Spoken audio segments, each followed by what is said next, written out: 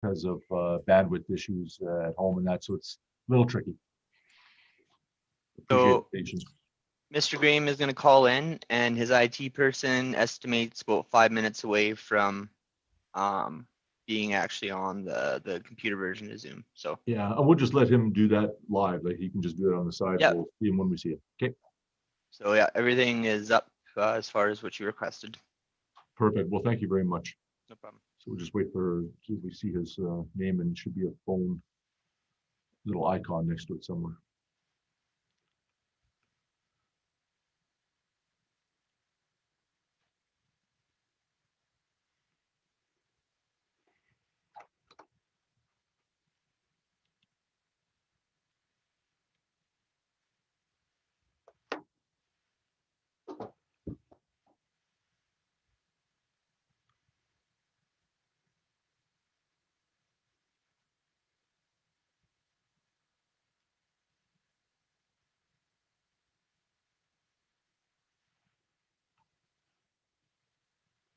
I'm seeing him in the waiting room, so I think we're good. We'll see.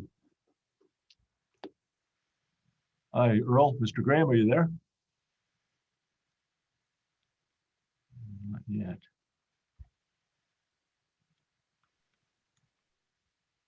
It can take the audio a few seconds to connect. Oh, okay. So All right.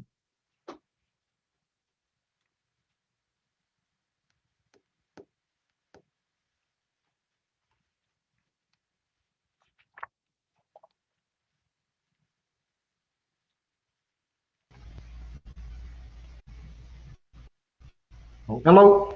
Oh, look at that. We've got both. Oh. All right. Good morning, Mr. Graham. How are you? So I'm good. The audio's not good right now. Can you hear us? Can you hear me? Hello? Yeah, we can hear you now. Okay. Okay, so Sorry about that. well, we haven't quite got our bandwidth supernet across the province yet, apparently. So, okay. Well, I think. Well, Mr. that Graham, and Zoom is harder than my computer. right. Okay, so let's get started then. Mr. Graham, if you can hear us, I think we're ready to roll. So welcome this morning, everyone. And Ms. Brandt, we could be on the record and begin. Does anybody have anything this morning, any preliminary matters?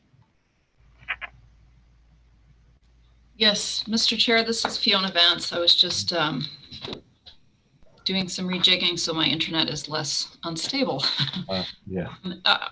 We have a response to the undertaking that you asked yesterday afternoon. The undertaking, I just saw the transcript, was to advise if there is any reference or guidance in the approval policy for approval officers as to when professional engineers should be on site during construction. And the response is there is not. Okay, thank you. Thank you for that.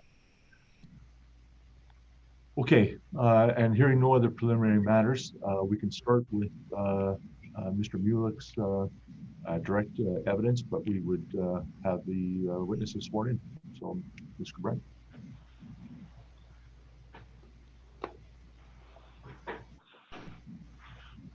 Start with Mr. Metherell. Do you wish to be sworn or affirmed? Affirmed. Please state your name. Cody Metherall. Do you solemnly affirm the evidence you're about to give in these proceedings will be the truth, the whole truth, and nothing but the truth? Yes. Thank you. Mr. Muilwijk, do you wish to be sworn or affirmed? Sworn. Please raise your right hand and state your name. Harry Muilwijk. Do you solemnly swear the evidence you're about to give in these proceedings will be the truth, the whole truth, and nothing but the truth, so help you God? Yes, I do. Thank you. Mr. Labazo. Do you wish to be sworn or affirmed? Sworn. Please raise your right hand and state your name, please. John Labazu. Do you solemnly swear the evidence you're about to give in these proceedings will be the truth, the whole truth, and nothing but the truth, so help you God? Yes, I do. Thank you. Mr. Is it Both? Both? Both. Both. Do you wish to be sworn or affirmed?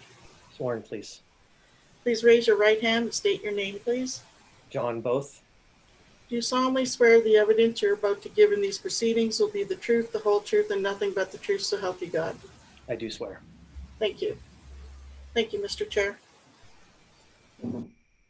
Thank you. So, Mr. Methrow, floor is yours.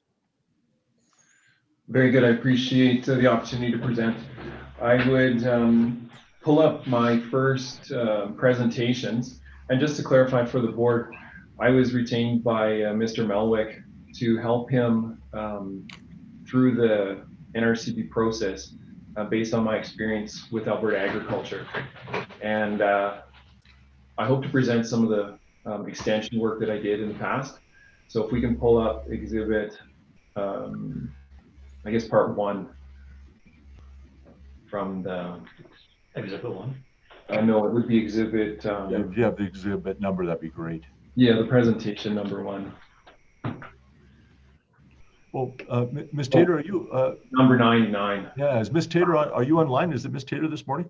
Yes, it is. Good morning. I just Wait, needed the exhibit number. I'm pulling it up now. Okay, thank you. And sorry, I should have said good morning earlier. My mistake. So nice to have you. Thank you. All right. Okay, so without a direct control of the slideshow, I'll just ask the file manager to help me go through this, and I'll just say next to advance the slides. Okay, so I received my ag engineering degree at the University of Saskatchewan, and I started my career in 2004 working for Associated Engineering. I spent 3 years in the city doing some concrete work with underground storage, and at the Calgary International Airport, building some of the large concrete aprons for airplane taxiing and parking. I then moved to some field consulting and remediation work in oil and gas, and then eventually on to Alberta agriculture. And I spent 13 years with those folks until the December of 2019, and now I'm working on my own as an independent. The next. My experiences though in Alberta agriculture allowed me to watch the growth of roller compacted concrete in our feedlot industry. We've seen extensive adoption. I would estimate between a third and maybe 50% of our feedlots in southern Alberta are installing roller compacted concrete in their feedlots.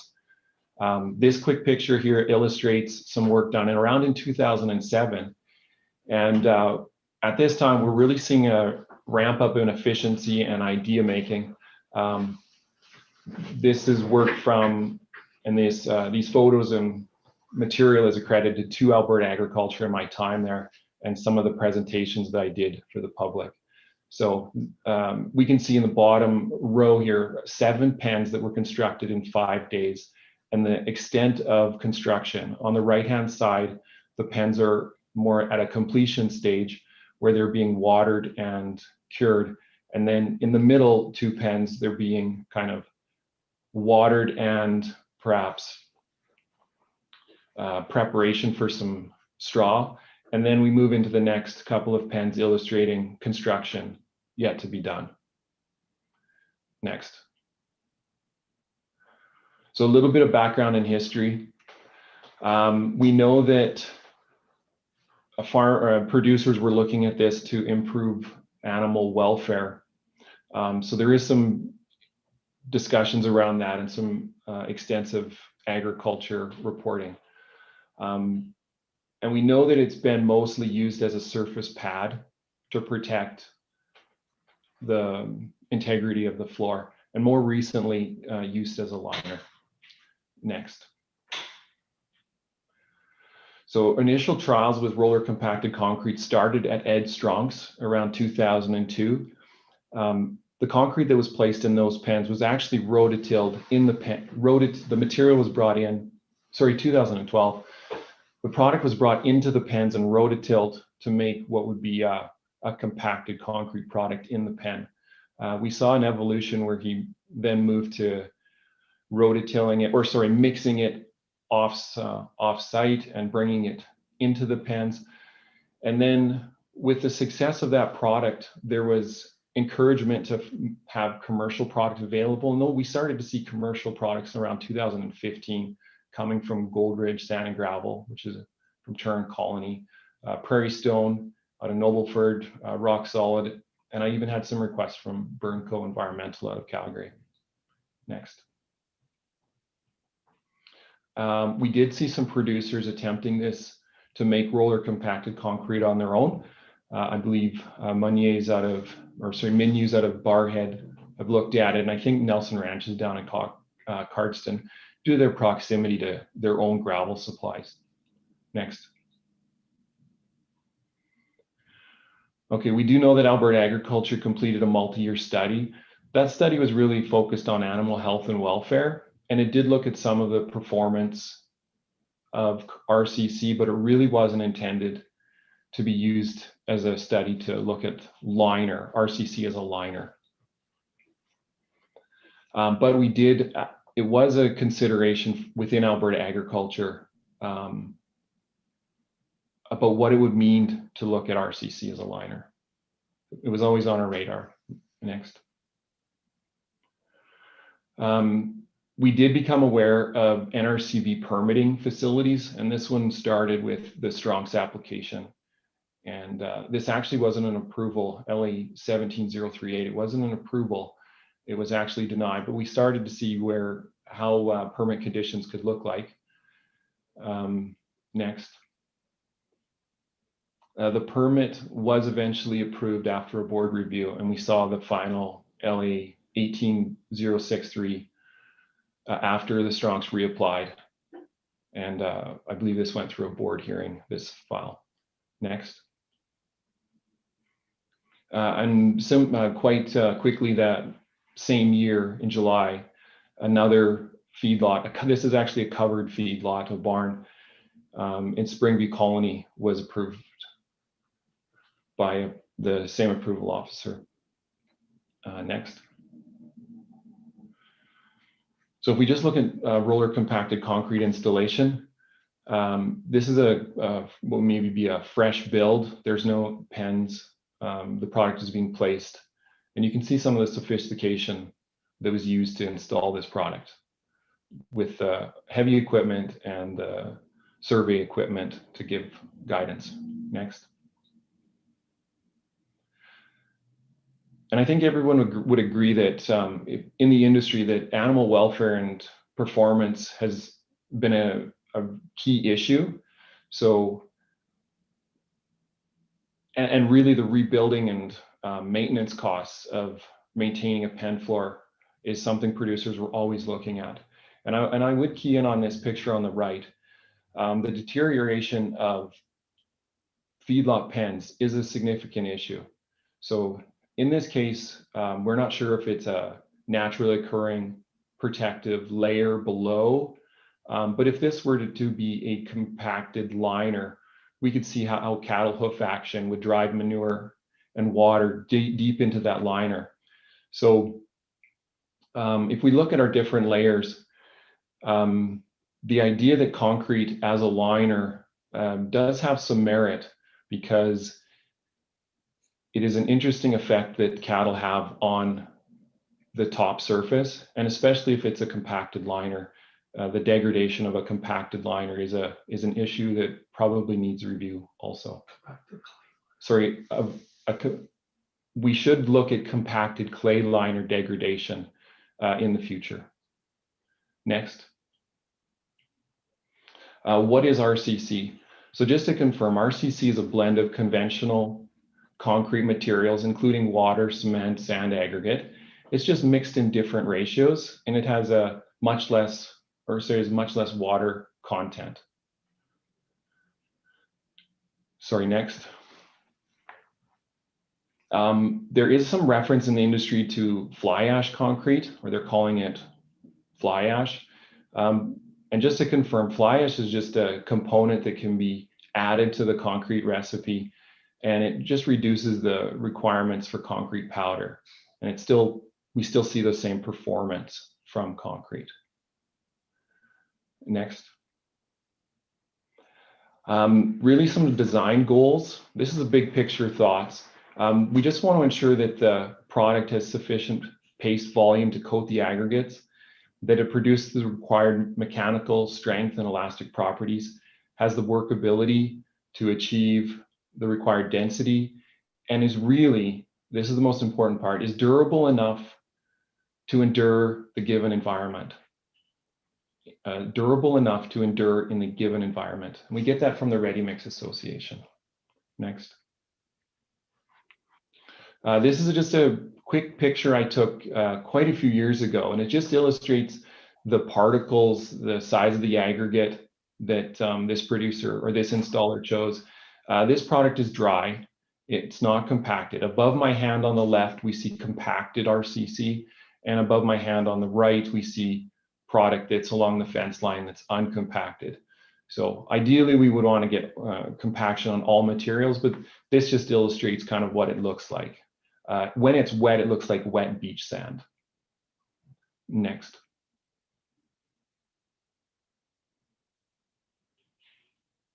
Next.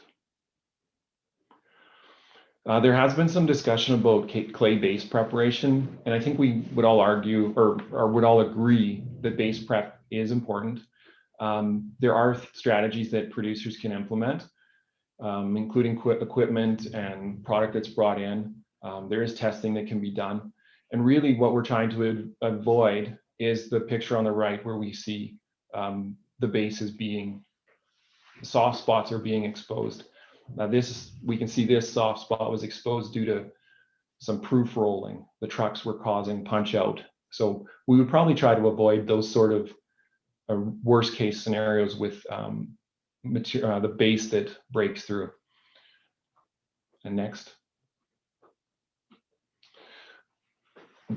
When we start looking at RCC installation, it can be placed in the pens using heavy equipment. It's spread out with dozers or brought in with loaders and spread out with skid steers and then compacted with vibratory rollers.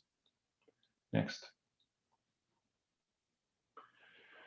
There are considerations around bunks and aprons, water bowls and fence lines, and other extrusions like lighting and dust control, meaning like sprinkler units. So we would have consideration for existing infrastructure and also perhaps for new construction.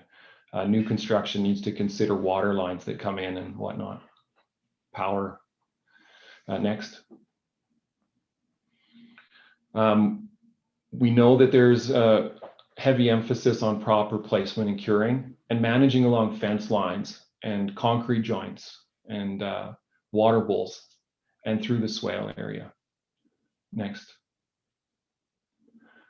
We can do testing. On the bottom left is a Schmidt hammer, and we can do things like pull cores. This is just I wish I'd put on a couple more pictures of cores. This is a picture of a concrete sample that was taken years ago. It's about, this sample is about 11 inches, and I don't think they're pouring concrete RCC in this fashion or to this depth any longer. Next. And we are looking at product failure. So I'll elaborate on this a little bit, but we do kind of have there are some things we should keep our eyes open for. Next. So we're just to illustrate, there's a large circle, and then the other one is a joint and the manure packing that occurs. Next. So that would conclude my presentation on what we're seeing in the industry from about 2012 to today. Thank you, File Manager. If we could jump to part 3, 101.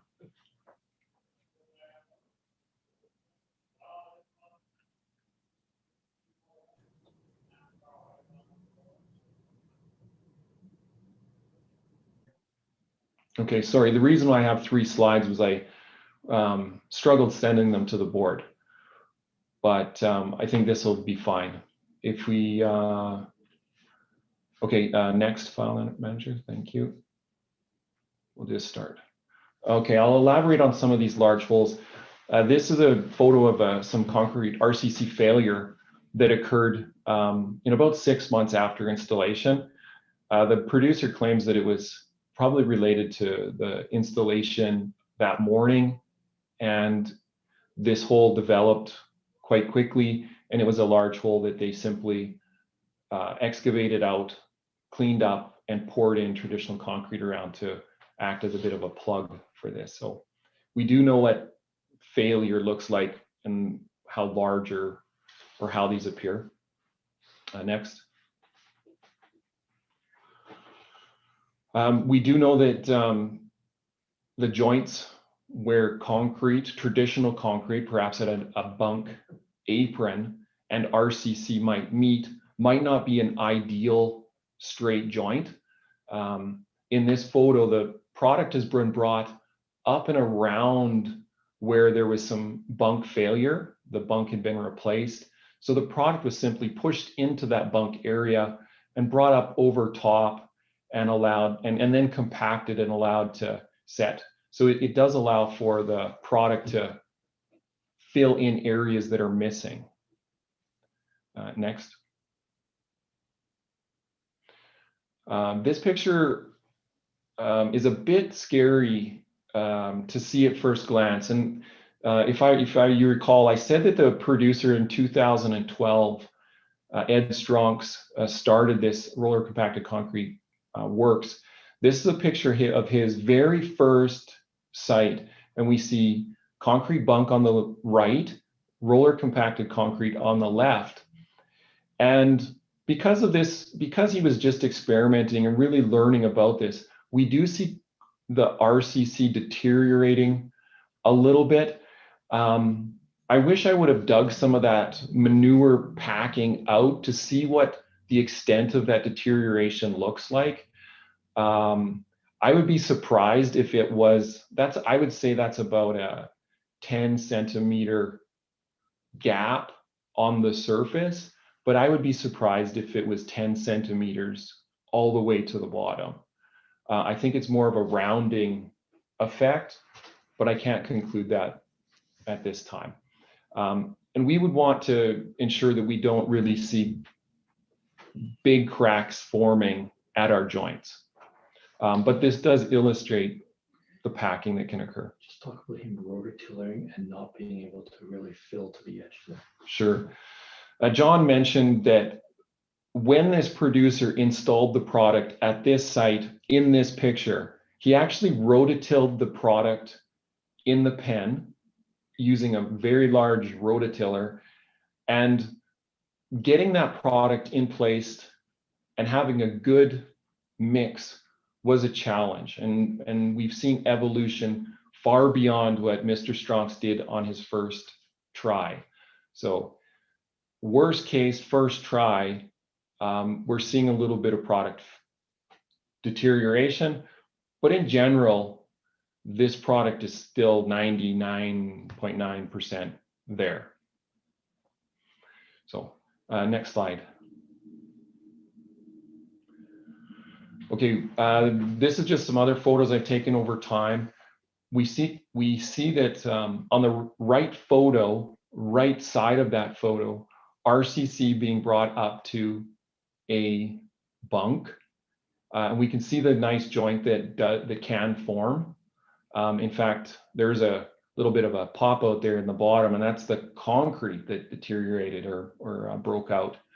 But still, that would be still a pretty tight joint. I don't know if that would be a millimeter wide.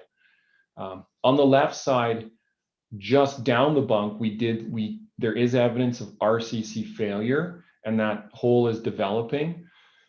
So we would want to look at something like this, have a repair schedule in mind, where we would cut out the concrete, remove the manure, perhaps repair the base a little bit, and have a solution to fill that type of hole, because this doesn't meet the needs, wouldn't probably meet our regulation requirements or fit really the concept we're proposing.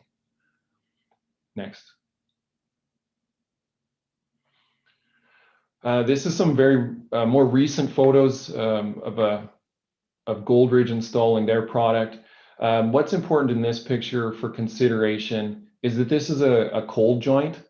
And a cold joint just means that there's been product laid down, there is an edge to that product, and it's drying out as the other stuff is placing. So for the installer here, as they bring material up, it's important to have a nice clean edge, bring some product over that edge, and then compact it.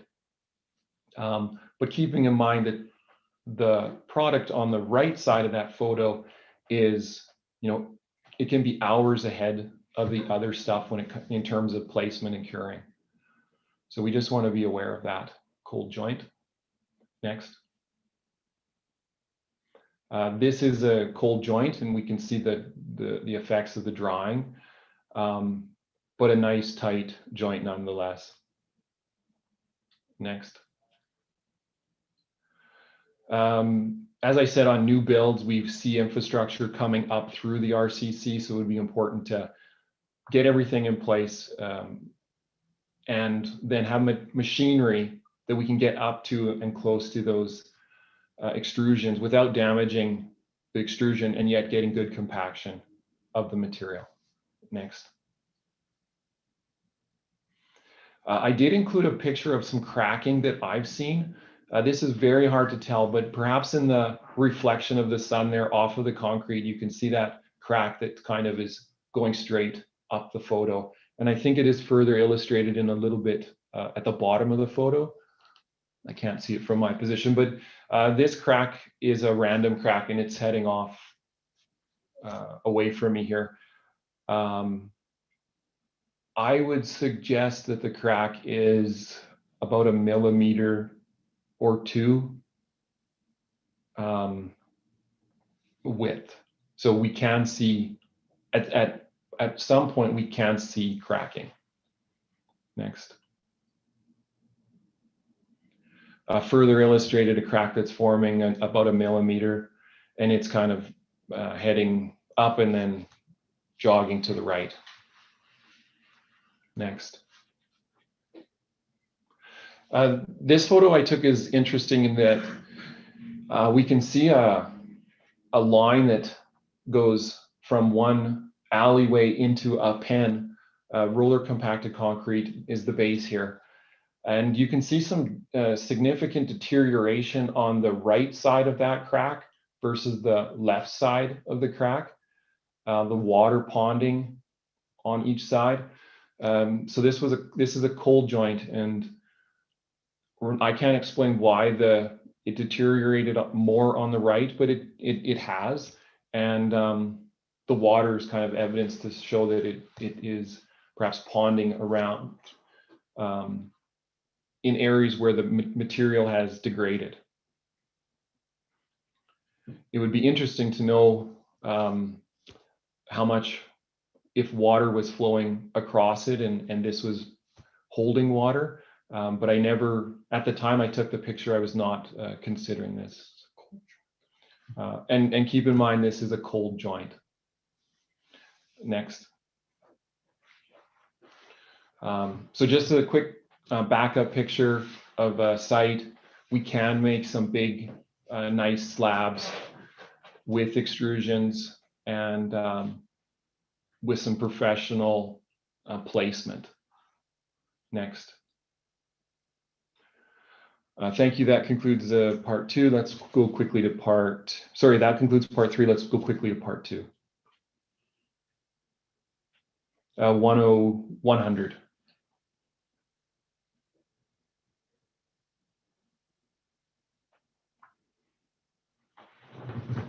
Okay, the next bit of slides here represents the Muilwijk site. So just to confirm, I was out to see Ari after the board approved the hearings. So I took some photos of his covered feedlot and open feedlot and catch basin. The lines on this photo illustrate slope, and the way the kind of the high point being where the water well is. The high point of the yard is actually maybe closer to the house and water well. Yeah, that's right. And the facilities are on the moving down a bit of a higher part. The next photos that I will show you is taken from the yellow star there. So this is a look of, on the right-hand side is open barn. You can kind of see the slope of the land moving away from the yard, and the feedlot would be, open feedlot would be on the left side of that photo. Next. So I'll go through a series of photos. The first grouping will be of the barn. I took a photo looking into the barn, and most of the photos are from the back section, the green part of the barn. Ari was able to remove some of the manure, pile it up for me just quickly, and exposed a portion of the barn. Covered pen. Yes, and this is the covered pen, the covered barn, covered feedlot. Next. The next set of photos looks at the open feedlot, and I'm just going to illustrate this as number 1. Next. 2 and 3, moving down the pens. Next. And then there was a photo taken from the catch basin. Next. And the last photos are from the water well area, and they're positioned, I'm about where the arrow is, looking both towards the covered feedlot and then towards the open feedlot. Next. So looking into the barn, we can see how Ari set up the pens with the cattle and some manure. I would agree that inspecting it with cattle and manure, I would agree with Mr. Cumming that this is tough to inspect when it's been covered. Next.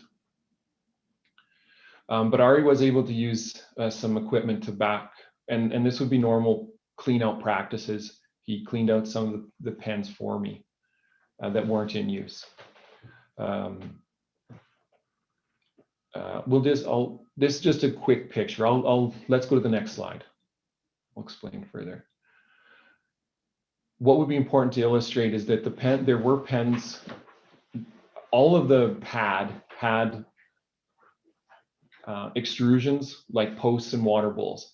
The important part here is that when the posts were placed, there was concrete poured around the posts that sealed both the post and the joint with the RCC.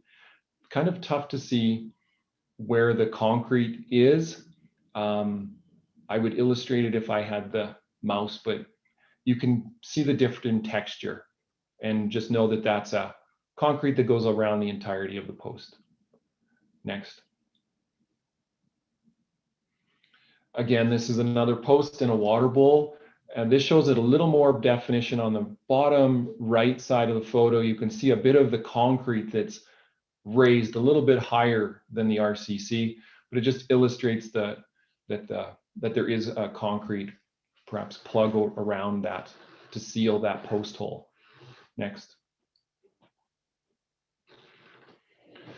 We do know that there's water bowls were placed, and this illustrates that the water bowls have concrete foundation and it ties on top of the RCC.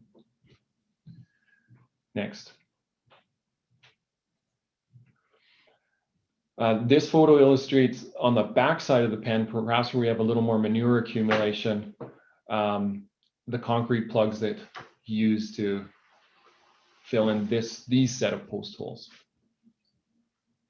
Next. The white speckling isn't anything from scraping or cleaning. That's actually just bird poop from the rafters. So to explain what that is, I was just able to, what Ari did for me was I could walk across this pad looking for what would be larger 1 to 2 millimeter cracking. And I think that's something that you can do with basic clean out practices. Next. There is evidence of the roller compacted concrete around the barn itself. On each end of the barn, there is, I'm going to say 1.5 to 2 meters of concrete on each end, and perhaps 1 meter of concrete on each side.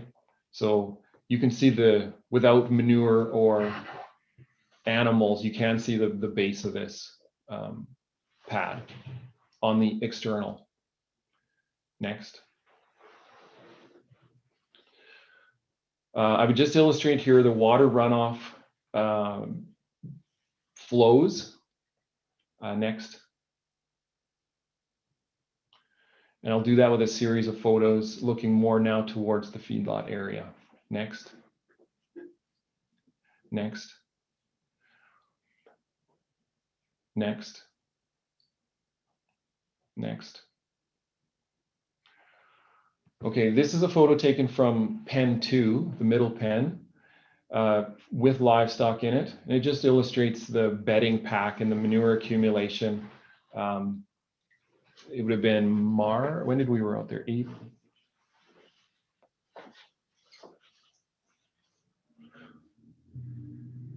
I would say we were out there mid-March. Yeah, anyways, this is kind of a spring conditions for him. Next. Through general cleanout practices, I was able to see some of the pen in certain places. In the drier parts of the pen, the equipment doesn't clean off as nice exactly. And it does cause us, there are challenges with manure sticking to the RCC. So between Ari and I, Ari's at the top, I've stepped off about a 10 by 10 meter square, and I can see it probably 40 to 50% of the RCC. And when I was looking at there were no obvious big cracks or failures. Next. We can get a little bit better cleaning when the RCC is, or when the manure is a bit wetter. This is in the back swale where there was a snow drift. So when Ari cleaned this up, it did come off the pad a little bit better. So again, Ari's about 10 by 10 square away from me. And I could see the floor a little bit better. In this picture, I didn't see any cracking. Next. I did examine the posts. These were put into the RCC was brought up to the post and compacted around the posts. Next. And we know RCC was brought up to features like the water bowl. In this case, the product was put in a little bit heavier, I understand. And if we were to core here, perhaps we might see 6 to 8 inches or perhaps a little bit more as we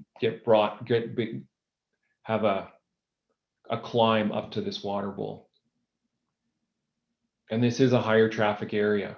So a little bit of concrete RCC in this area isn't a bad thing. Next. So I examined the joint between the water bowl and the RCC. You can see how the concrete was brought right up to the water bowl and is a nice tight joint that's probably has a little bit of manure kind of packed into the top surface there. Next. I also examined the bunks. Along the bunks and where the RCC was brought in, Ari removed some of those material to examine the wood and RCC interface. And again, there was no cracking along this. It appears like he got in nice and close to the bunk here with compaction. Next. I also asked Ari to kind of clean up an area in the back swale. So this is about a 5 by 5 meter little square he removed by hand. And I picked the back swale because this is where the water would be running. Next.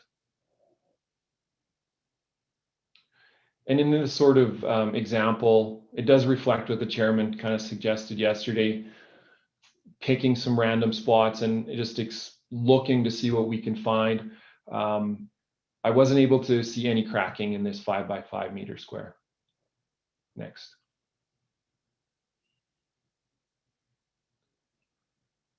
Just a quick zoom in. Next. We did run across some evidence of different surface texture. So when we cleaned this up, it became apparent that this wasn't a crack. This was actually a wheel mark from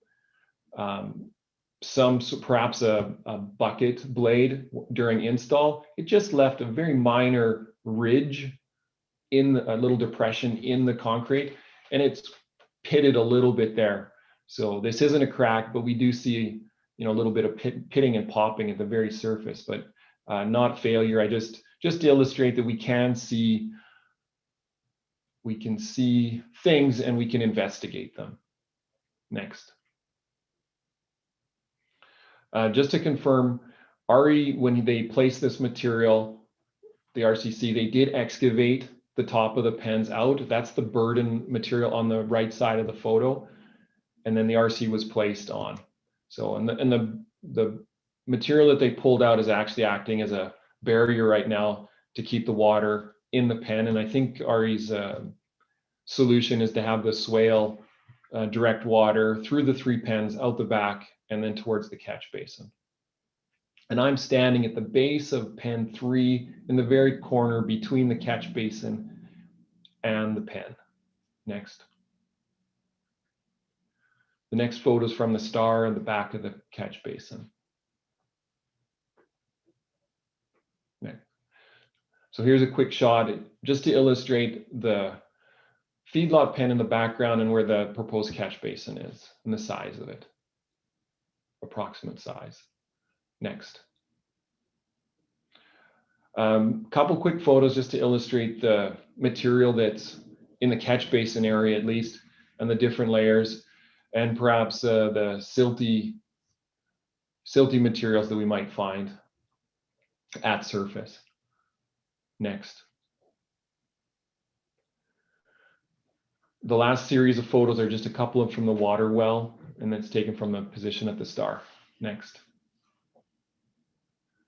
Quick photo to illustrate the yard. The water well is the brown cap or the brown steel feature, and you can see the green grass around it. There's some mounding around the well, and the barn is in the background. Next. Another quick view of the water well in the center of the picture with the bar, with the open pens in the back. Next. Next. The next item I have is a quick video. Mr. Chair, in the essence of time, should we play that video or move on? Has everybody on the panel seen the video? Yeah, I don't recall. I didn't find it that long. Okay, 102 would be a quick little installation video.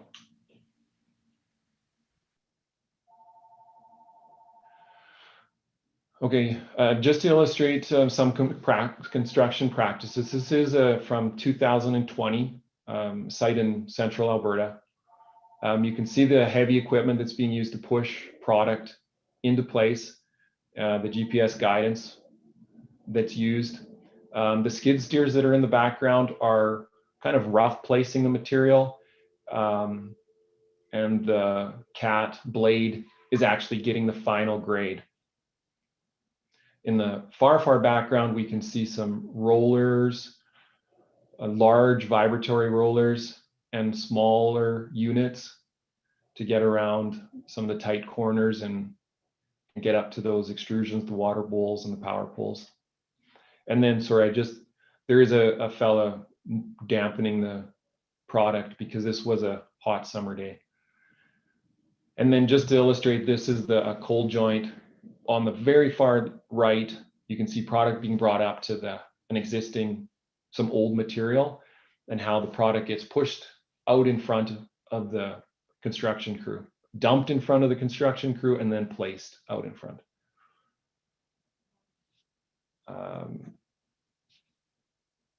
That would be it for this. And I would illustrate photos, the photos that are submitted, Exhibit 51.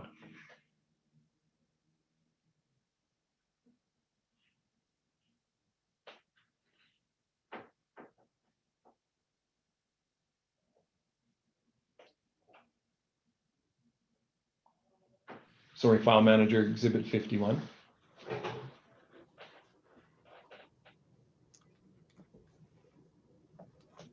Just maybe one moment.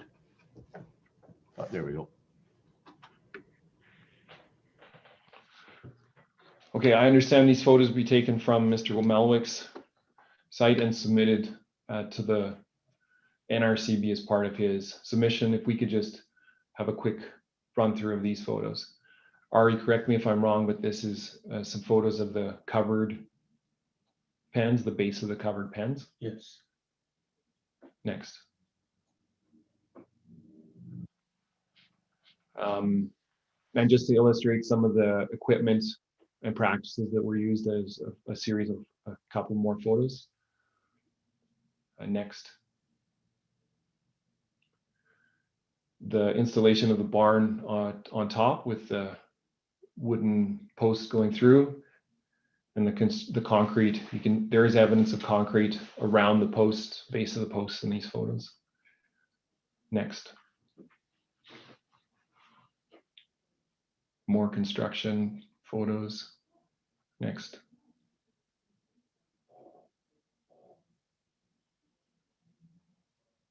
Next. Some construction photos from inside the pens.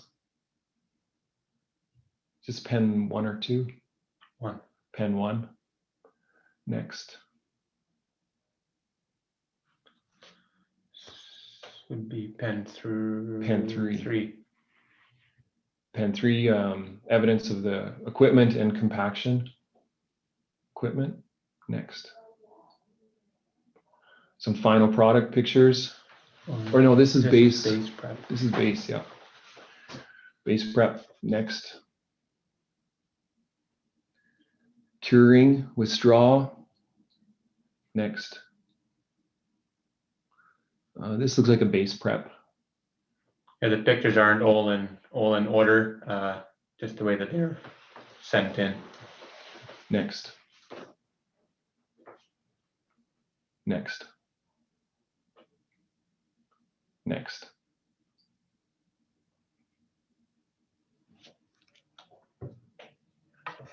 Next. Or is that it? Okay.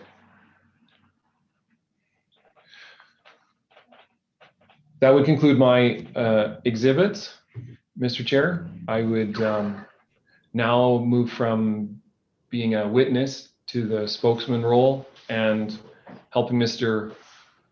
Labazu through his, or sorry, actually, Mr. Muilwijk through his material. Okay, thank you. And thanks for the clarification in the presentation, Mr. Metro. Okay, thanks, Ari.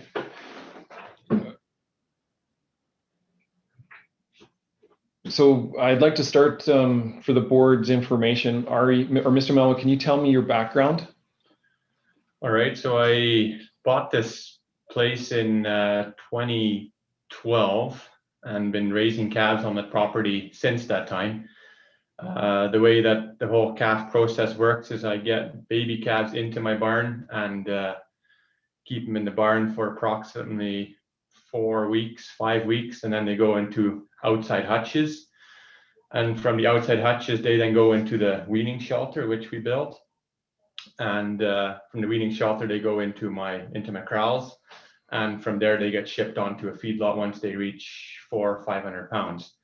I kind of started a new way of doing things in just when I started the permit, so that would be 2018, 2019. I started a different approach of raising animals. So that's when that weaning shelter came into place, and I needed, so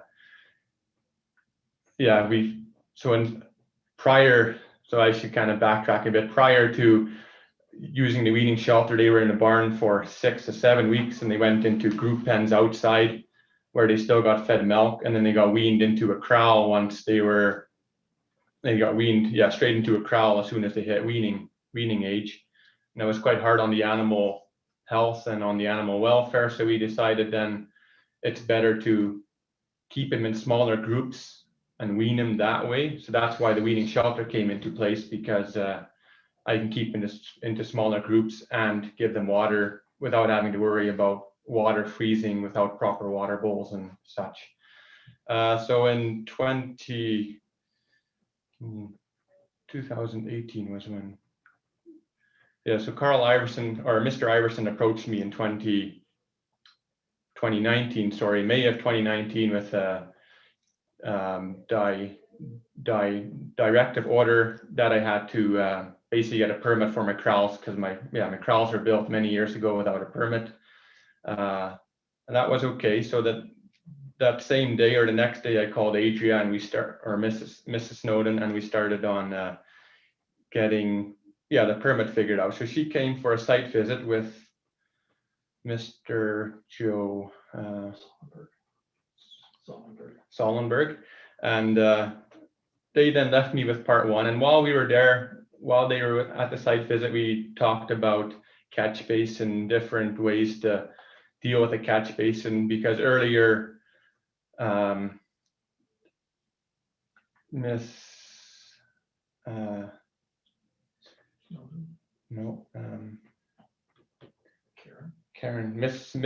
Stewart had been at my place a few years prior, and we had talked about a catch basin, possibly getting like a small catch basin behind the kraals and then pumping it from that catch basin into my existing storages. So we talked about that option at the time with Miss Snowden, and she wasn't very keen on it. She thought it would be better to have a big catch basin built. We talked about different options, so bringing in clay, packing it down, and I already had heard about RCC from other people. So it kind of was in the back of my mind, like, hey, RCC might be the product to go with. It's somewhat cheaper than concrete, but it's just as good of a product. So at the end of the day, she left me with part one, and we started filling it out. Then I went to her office a week or two later, and we finished filling out part one in her office, handed it in, sent it off. Then she left me with part two. Part two we filled in her office as well, because I was all new to the process. I had no idea what was going on. So entire part two of my application was filled out under Miss Snowden's guidance. And because I wanted to do RCC as a liner, she actually followed Strong's file. Basically,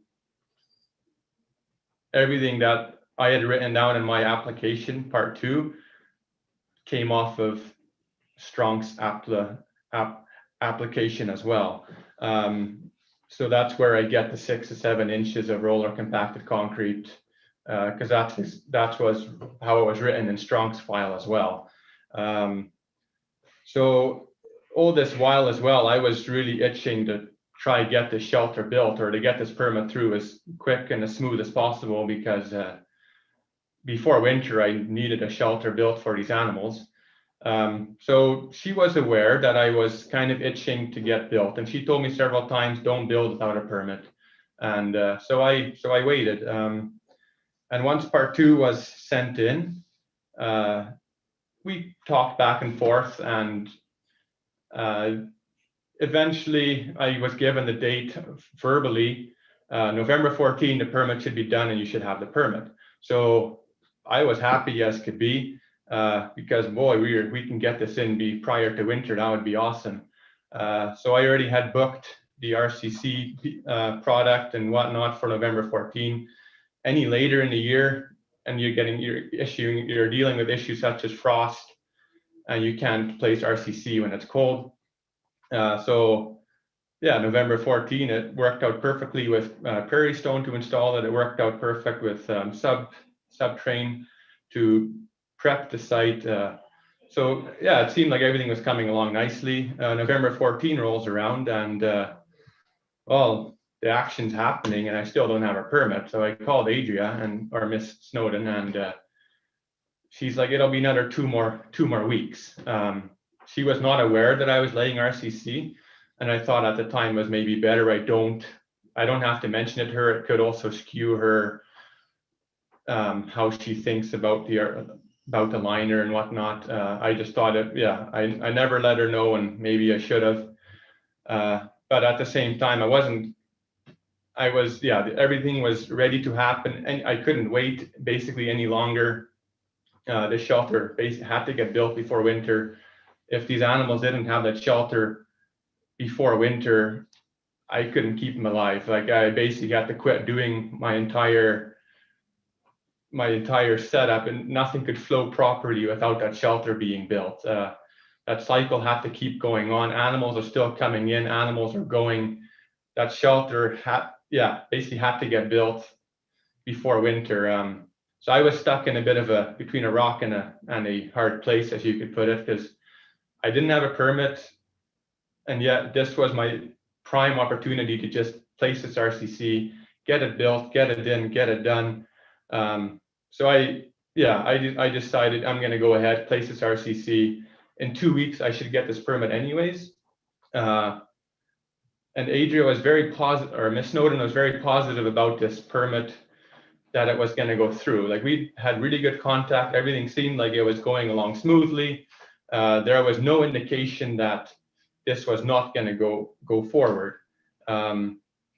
So yeah, having that positive feedback from Ms. Snowden, I felt quite sure that this permit's going to come. So then on the other hand, I didn't have my permit November 14, but what's 2 weeks going to make a difference? The RCC, I'm not going to be building yet. Just having placed the RCC doesn't mean that anything is built. There's no animals placed on the RCC. It was just placed, and I had to let it cure for a while anyways. So I thought, well, 2 weeks, I should have my permit and everything will be fine and dandy, and we can just move on along. 2 weeks later, I call Miss Snowden, and she's like, yeah, Harry, it's going to be another 2 more weeks. So, okay, well, 2 more weeks, whatever. I can deal with that. Again, I was kind of disappointed. I really wanted to get going on it. I'd waited all the way up till I was given a date by Miss Snowden, and so 2 more weeks. Well, whatever. Okay, I'll wait 2 more weeks, and then beginning of December, she called me and said, hey, Harry, I missed a deadline for handing some things in. It had to be in by December 12 or whatever it was for the Christmas break. So she's like, I'll have it all ready for you prior to the Christmas break. Okay, well, and I started building my weaning shelter at the time. Oh yeah, winter was coming. I had to do what I had to do. So just before the NRCB went on their Christmas break, she called me and she said, I'm not going to have it done yet. But I will hand the permit to you January 2. I said, oh, okay, great. I kept on building, and well, beginning of January rolls around and still no permit.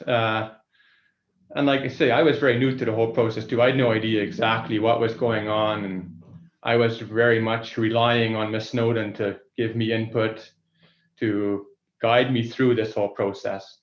And then starting of January, it seemed like things kind of changed. It was harder to get a hold of her. She wasn't answering phone calls. We emailed a little bit back and forth. For as good of a phone conversations as we were having prior to January versus after, it seemed like there was a bit of a disconnect. It went from very good talking back and forth to very hard to get a hold of her. And then, I was kind of, well, everything was built by beginning of January. Everything was done. There's animals inside my shelter. So whatever, now it's just a matter of waiting for the permit, yes or no. It's still, at the time, I thought, well, it looked like everything is going to go through. I had followed Stronk's file. Everything that they did is exactly how I did it. So I thought that, what they do to Stronk's is exactly how they're going to make me do it. So everything was followed exactly as to how Stronk's guidelines were set out. After that, I couldn't really get a hold of Miss Snowden as good anymore. So some emailing back and forth, and she felt bad for the time as well. And I mentioned in one of my emails, and I don't know if we have to bring it up, but I told her as well, like, you first told me it was going to be in November 14, and it's been now several months and I still don't have it. And she replies like, yeah, you know, she felt bad about it. So yeah, she was also stuck to following her policies or whatever. And in May, I get a call from Mr. Cumming that he's taken over the file. And then I also told him, well, everything is actually built, and I don't think he was very impressed. However, yeah, I couldn't backtrack on that anymore. So then he started to kind of ask me like, well, just how and what and when and where, and kind of explained to him over the phone what I did and why I did it. Anyways, he wanted me to somehow, he told me then in my application, and it wasn't clearly written how this liner was going to meet the OPA things. So he asked me either I had to get an engineer to approve it, 2, I had to follow the AgDex guidelines, either take this RCC out, put in clay, or put concrete over top, or something to follow those AgDex guidelines. 3, I can keep going with exactly what I had written down. So part 1, part 2, and Miss Snowden had already deemed it finished or complete earlier on. And but if I were to continue with the way it was written, he would give it a no. So we already had somewhat if this kept going the way it was, he was really going to wash it off the table. And my 4th option was to withdraw from the permit. Well, none of those options made sense to me other than getting this RCC liner approved by an engineer. So I contacted Mr. Lobazu, and he was willing to provide the documents necessary to get this material approved, especially because it wasn't like I was the first producer to lay RCC. And permit-wise, I was number 3. Install-wise, I was number 2. So it kind of struck me as well, like why, if Mr. Cumming was so new to RCC and he wanted me to provide all these documents to prove that it met the liner, why was that not done on Strong's file? So I was number 2 to lay RCC, and yet all these documents had to come out of my hands when it was already used as a permit liner in Strong's file. So it was kind of frustrating. I thought this would be quite easy because I was not number 1. I could understand if I was the first person to use RCC as a liner, that there would be questions. Well, what is this? Is this going to pass all the guidelines or whatever? But the fact that I was number 3 for permit wise and number 2 for installing, I thought this kind of would have been done, or that this was already taken care of, but obviously it somehow wasn't. Mr. Muilwijk, just to confirm, did you feel like you had been through a fair NRCB process? No. Considering the work that had done at Strong's and the approval process that you were seeing? Definitely not. Especially when I was asked to bring forward all these documents from my engineer to show that it met the OPA regulations, I thought to myself, this should have been done earlier. Why now? Why on the second time? It just, for as easy as Strong's file seemed to have gone, why does it suddenly become so difficult? And I get it, maybe because I laid the RCC prior to the permit, and that's my bad. Like I said before, I was kind of stuck between a rock and a hard place at the time. But throughout your process, Mr. Muilwijk, you relied on Mr. Lobazu to submit some reports. Do you remember how many reports you submitted or have paid for? How many engineering reports you've paid for? I believe we've sent in 3 reports, and well, the first report was towards Mr. Iverson to show that the RCC was complete. Second report was in October or July, and then we had to revise it, and then it got sent again in October. And then again, a report for the RFR document. So there's been several documents sent by a professional engineer to show that, look, what is done here has been done good and done proper.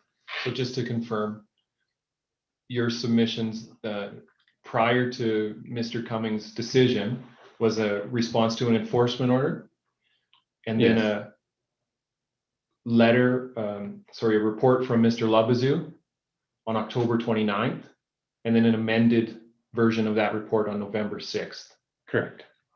And those were the submissions that were used for Mr. Cummings' decisions. Yes. Was there any other information that you sent to Mr. Cummings? So he did ask for to change the catch basin size. He asked for a site map for the boreholes. He asked for soil testing, the soil testing reports. That was all the information that he had asked. He did, sorry to clarify, he did ask or did send you the AgDex concrete documents? Yeah, several times. Several times. And he put some emphasis on your concrete was to demonstrate the particulars in that document? Yes, which I was kind of given the option, either an engineer had to approve it or I had to follow these AgDex guidelines. But then he seemed to me like he had to try to mix the two together. I mean, the engineer had to somehow prove that it met those AgDex guidelines, and that's where it threw me off. Does the criteria in the Strongs file, the Strongs permit, does it appear to you to reflect the criteria in the AgDex document? No. Did Mr. Cummings initiate any sort of correspondence after November 6th with you that he would suggest that he, as an approval officer, had closed your file and deemed your application complete? Could you say that again? Did Mr. Cummings ever indicate to you that he deemed your application complete, meaning he didn't need any more information? It seemed to me he had everything he needed, and he definitely didn't ask for any more information. Did Mr. Cummings ever issue a deficiency letter? No. A deficiency letter would have been an email or a letter that would have said information is missing. No, nothing. And I did email him toward the end under your guidance, just to ask to make sure that we didn't miss any information sending it in. Because on the November 4 in-person meeting, he had asked me to send the site or like the borehole information. I forget exactly what was all included in that email or in that. Yeah, I wasn't always sure. Maybe I'd forgot to ask of information. So then I emailed him in January 1 and I asked, like, I sent you A, B, C, D. Is there anything else that you might still need or that I missed sending in? And I emailed it several times because it seemed like I was not getting any real answer. I was just going in a cycle and we weren't getting anywhere.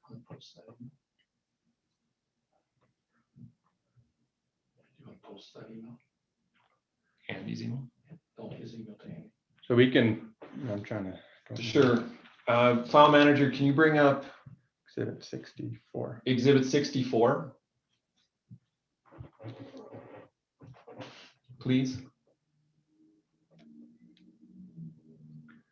You can maybe scroll down toward the bottom to my first email. This is the one.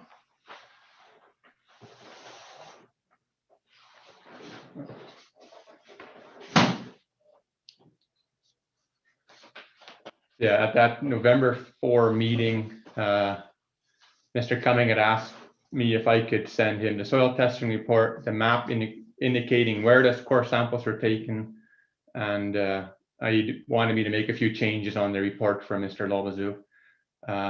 All of this was sent to him, and then in this email I asked, is there anything else that you need? Is there anything that you're waiting for? And his answer, as if you scroll up, it was more of a roundabout way that I couldn't. to the top of this document, please, file manager.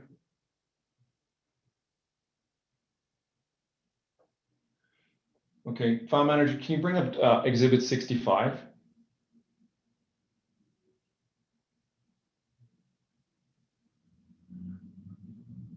Okay. Ari, are you familiar with this email here? This is from January 4th. Yeah. If we have a quick look at what this email says, or going to the bottom of the email first, file manager, please. Ari basically is asking for more information.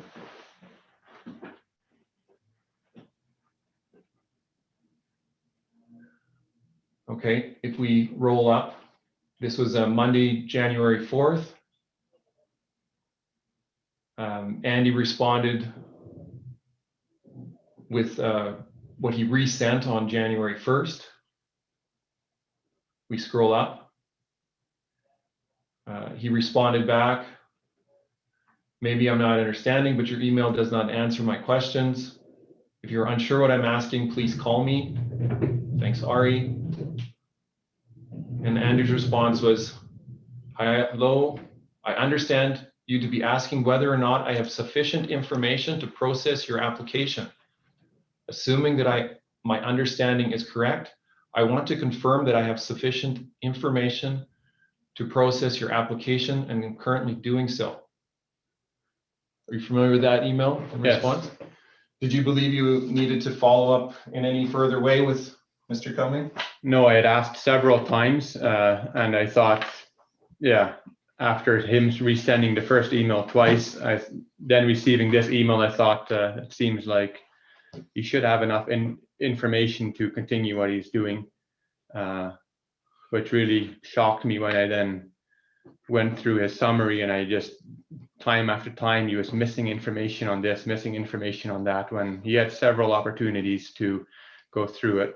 And that's one more thing I want to touch on with my story. He took the file over in May, and I kind of explained to him how I did the process with installing RCC.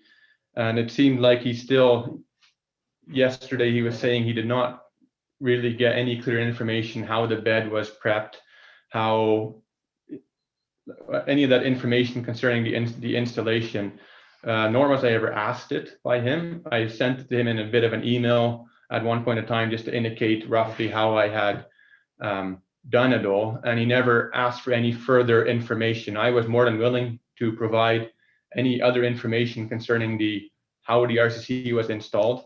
And as well, I'd like to relate one more little story, a little addition.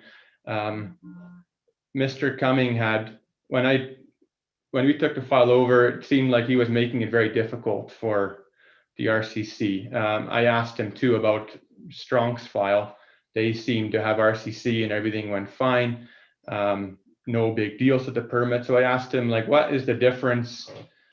What makes it so different than Strong's file? We were doing exactly the same thing. And he mentioned to me, Strong's, they have enough clay. Like they had already had an existing clay liner. So they were just placing RCC on top of the clay. So I thought, okay, whatever. And I just thought about that for a while. And I'm like, you know what, this doesn't make sense. And then on November 4, when he met me in person on site with Mr. Butskar, I asked him again, I said, you know, you mentioned to me that Mr. Strong's had clay as an underlying liner. So I asked, why would Mr. Strong's put an engineered liner on top of an existing clay liner?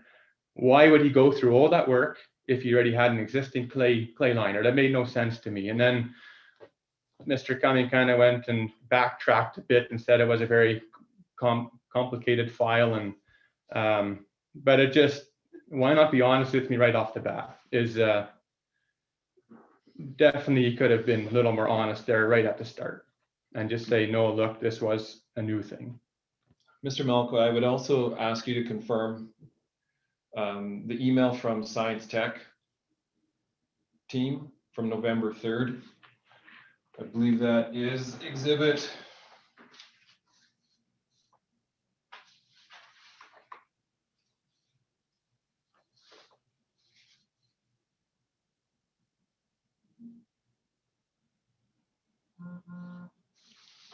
Sorry, I'll apologize. I'll find this exhibit first. Mr. Muilwijk, can you talk about the costs that you're experiencing from what you thought was in November, the fall of 2019, where you were expecting an approval, and starting at that time, what are the costs that you've seen due to the delays and the changes in the engineering work that you've had? Well, definitely I've had to provide several documents concerning these to show that this RCC is a approved liner. So Mr. Labazu has sent several documents which I've all had to pay for. And then going from basically assuming that this permit was going to go through in a short amount of time to where we are now in the middle of a hearing, the engineering costs have been in the tens of thousands of dollars. Never mind that all this time I've been waiting for a permit as well. I haven't been able to populate my facility to its full capacity, which is in the tens of thousands of dollars. I've lost income there because I've only been sitting at half. Instead of running, let's say 1,600 head, I've only been able to run 500 head the last few months, and that's all due to other issues too concerning my enforcement order and whatnot. And I agree that had to be put in place, and that's fine. But this permit had been granted as to when Ms. Snowden said it would be through. That's a year and a half now, since November 14, basically, to now, where things have been up in the air. I've had workers go through as well. It's been quite a journey. So there has been added expenses to Definitely. your operation. Okay, file manager, can you bring up exhibit 48? I found what I'm looking for here.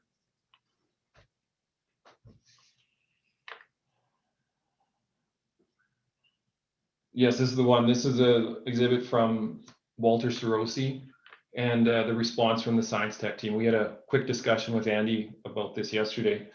If we look down at the bottom of this page, I'll let the board read this document. It's an exhibit introducing the wood report. That's good. Introducing the wood report from Mr. Labazu. We scroll up. A correspondence from Mr. Labazu to Ari, and then scroll up.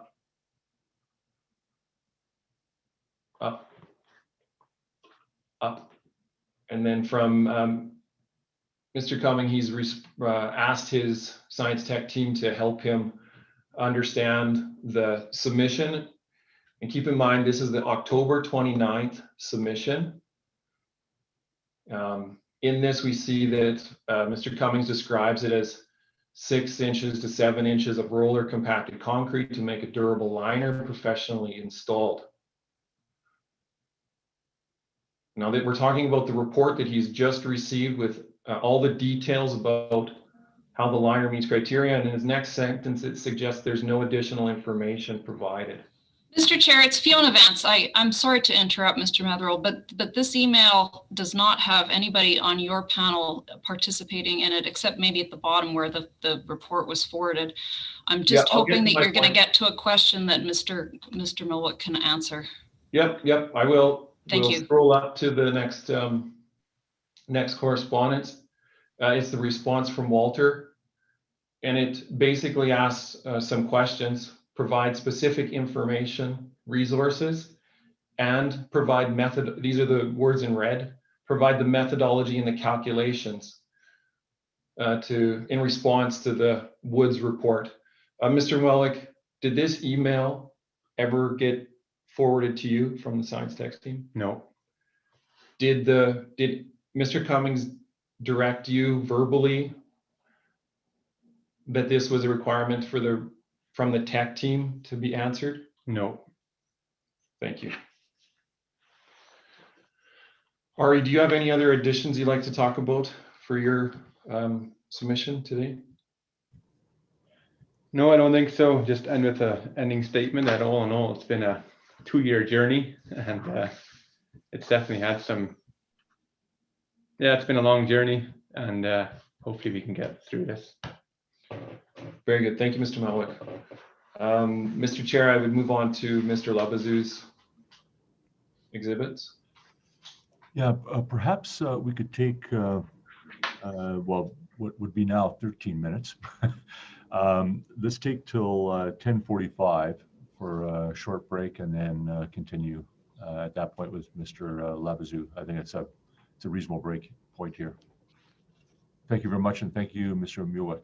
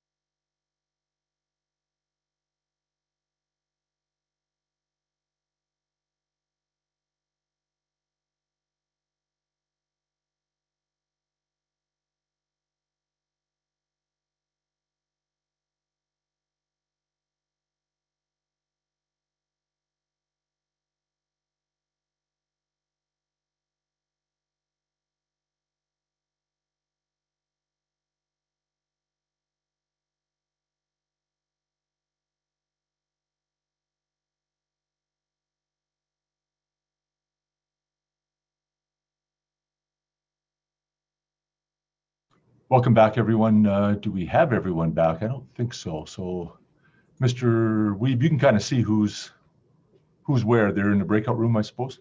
We're waiting on Mr. Prince and Mr. Graham.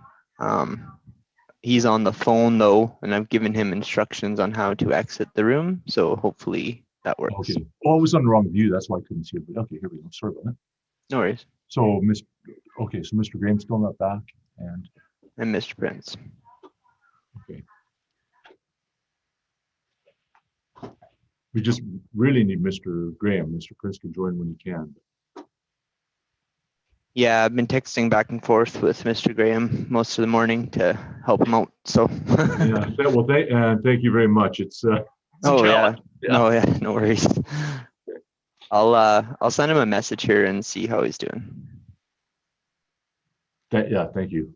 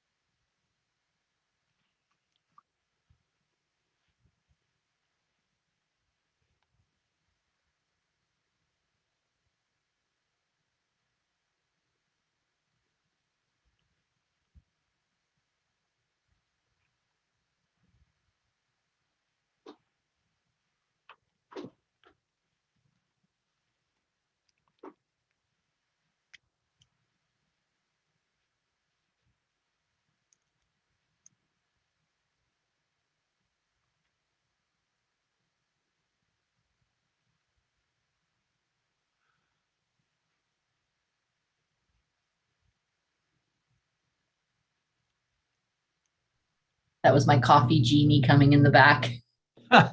It's good to have a 22-year-old daughter sometimes. Wow. Nora DeCosmo is in the office, and we've got a bit of a genie too.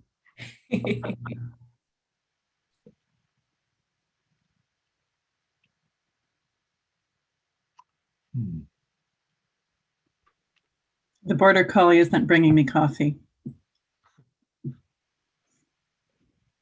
He's not barking too loud either. It sounds like, so that's good. No, he's been good. There he is. Speaking of the devil. Yeah, naturally.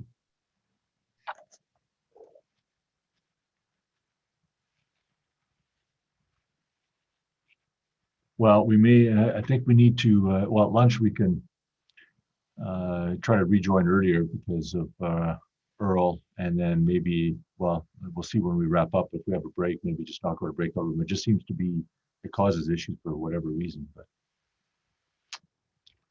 so I don't know if we are on YouTube. If we are, folks, we're just waiting for another board member to rejoin. So sorry for the delay, but we'll start as soon as we have our board member join us. Technical difficulties. It will take approximately 45 seconds for him to return.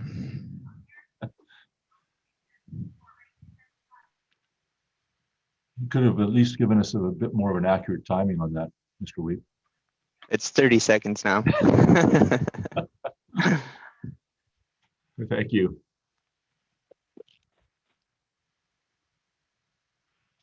Okay, we got him back. I always estimate over.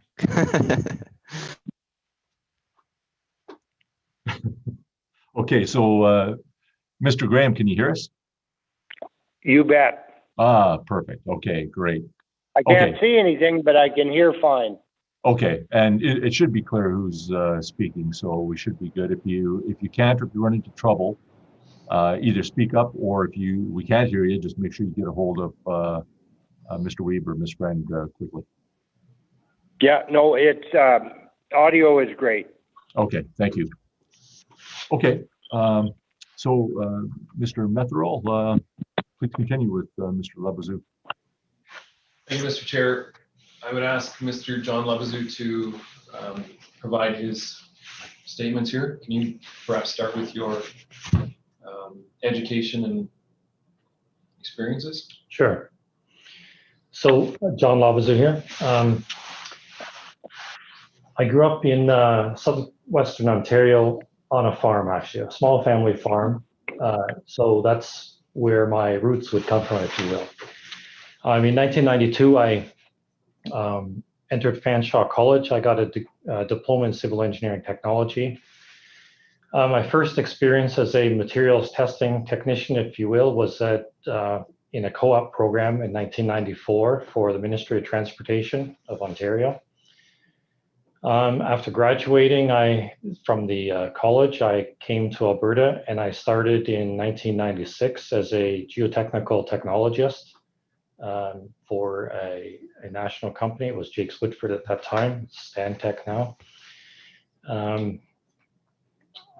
I was responsible in those days for concrete and compaction testing, as well as geotechnical drilling, logging boreholes.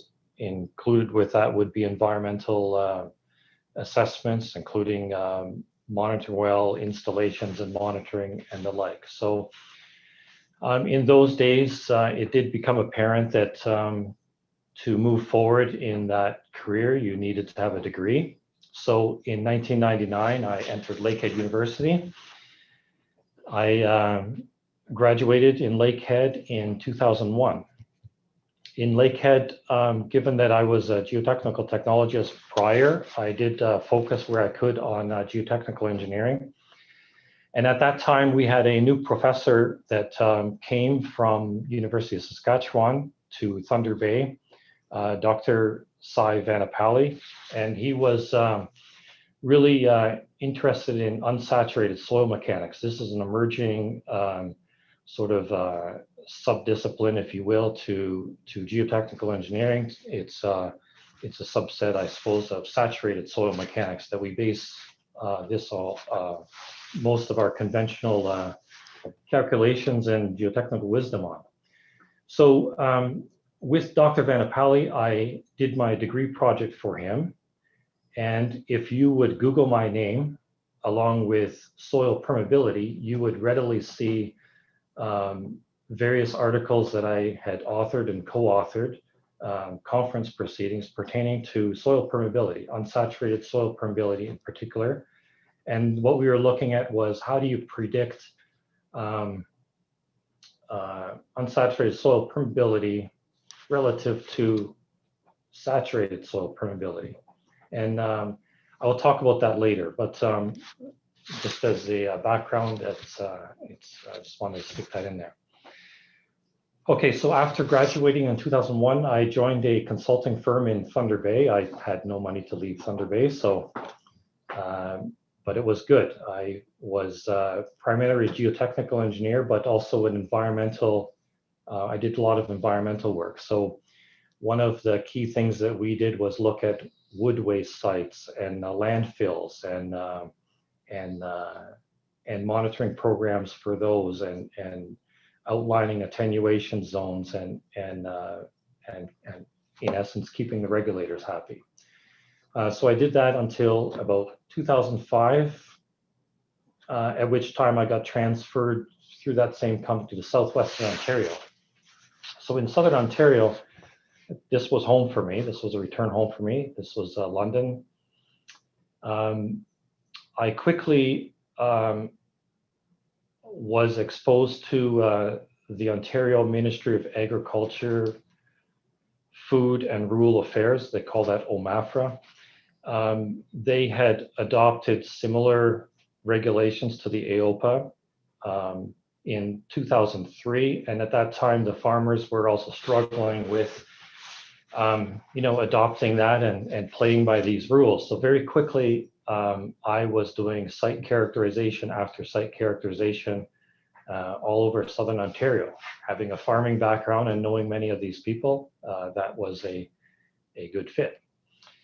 My wife is from Alberta, so in 2009 we moved home for her, and that's when I joined this office in Lethbridge, Alberta.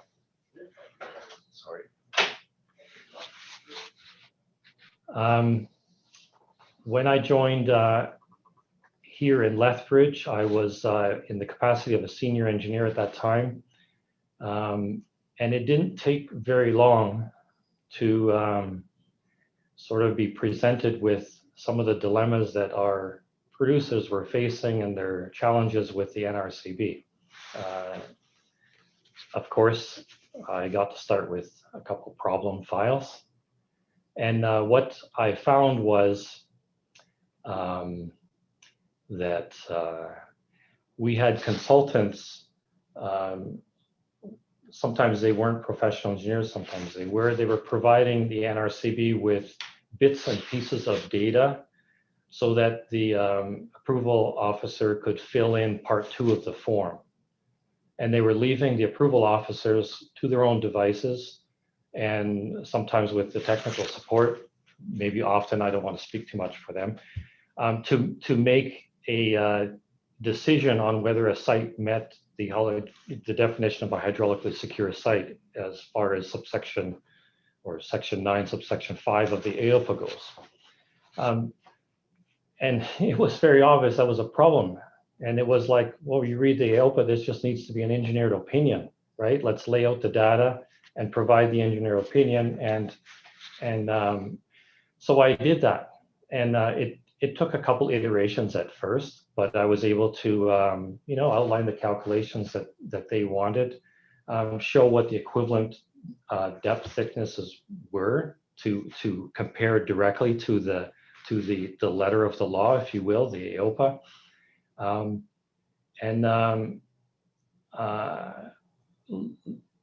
I can say in short, we developed very quickly a healthy working relationship with AOPA, where I could work with the farmers and on their behalf provide a engineered opinion to support their NRCB permit applications. So I think that's important just to understand how I would approach the view of the RCC being an acceptable liner, right? The AOPA provides the criteria, and they offer the opportunity for the engineer to make his opinion, provide his opinion on whether this meets or not. So this is the mindset that I go into. So when I write a letter providing that opinion, I expect that carries weight and satisfies the AOPA requirements. They, again, there has been back and forth between these previous submissions, and I'm always happy to clarify and provide NRCB with what they want. That's the relationship that I have developed with these approval officers. I need to move this along. Yep. So perhaps, can you tell us a little bit about your experience with concrete? Sure. Okay. So when I joined this Lethbridge office, one of the staff members here was a 40-year veteran of a technician. He had extensive experience in concrete mix designs, issues relating to concrete, and I had the privilege of working side by side with him for 3.5 years. After which, unfortunately, he did pass away. He got me into creating mixed designs and identifying the problems with mixes, problems with placement, different challenges that we have with our aggregates in this area. It was a wealth of expertise that I could start with. In this area, we have, as you may well know, numerous Hutterite colonies, and many of them have their own concrete batch plants. So there is ample opportunity here to provide different mix designs for different materials for so many different providers. When I was in the previous cities in Thunder Bay or in London, for instance, you only got your concrete from a handful of places. That was it. And Lafarge had all of their own people. Inland had their select crew.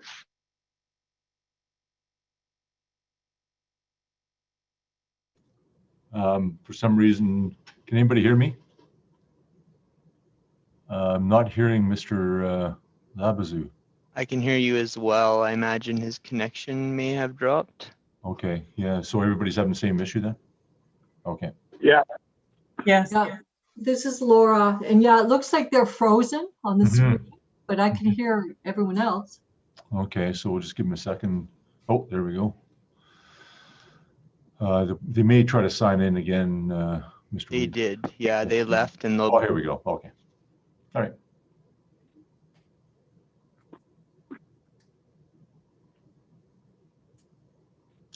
Welcome back. Cody. Oh, there we go. Perfect. Welcome back. Yeah, something happened. A little drop in your signal, or? Any idea where we ended? Yeah, so Ms. Gabret?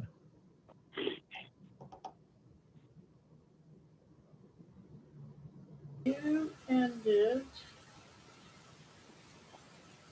when I was in the previous cities in Thunder Bay or in London, for instance, you only got your concrete from a handful of places. That was it. And Lafarge and all of their own people. Inland had their select crew, and that's where it ended. Thank you. Yes, thanks.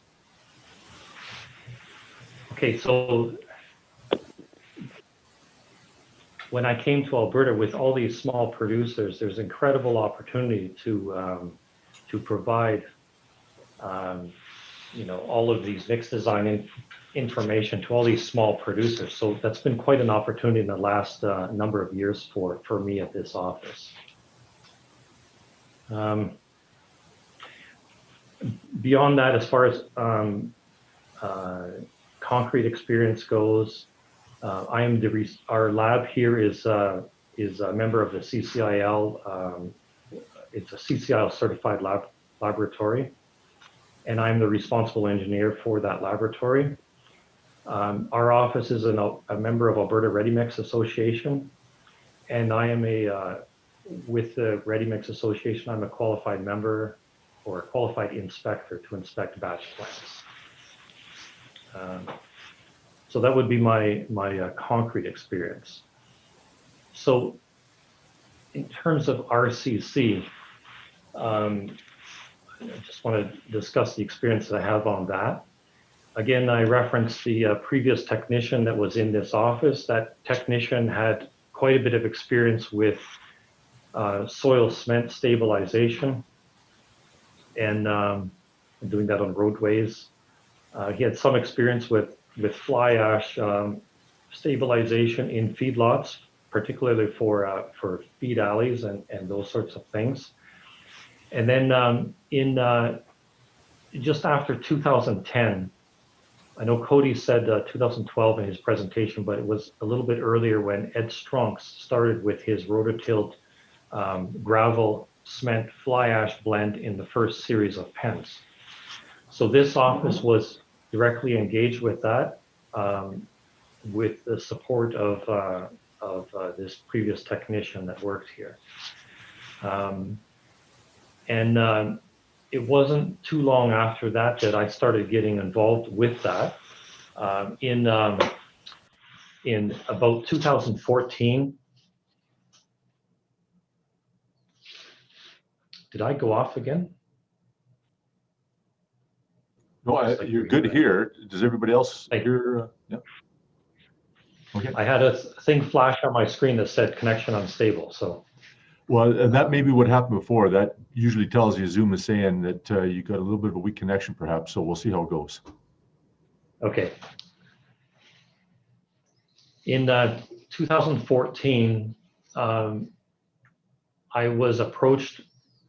So after Bronx did his initial in-place compaction of RCC, Strunks moved to blending it in an old tub grinder at the edge of the feedlot and bringing that material into his pens and doing it that way. And this office had some involvement with that as well. My understanding is that that was not a real feasible approach for Mr. Strunks. So then he went to look for a supplier to provide this material for him.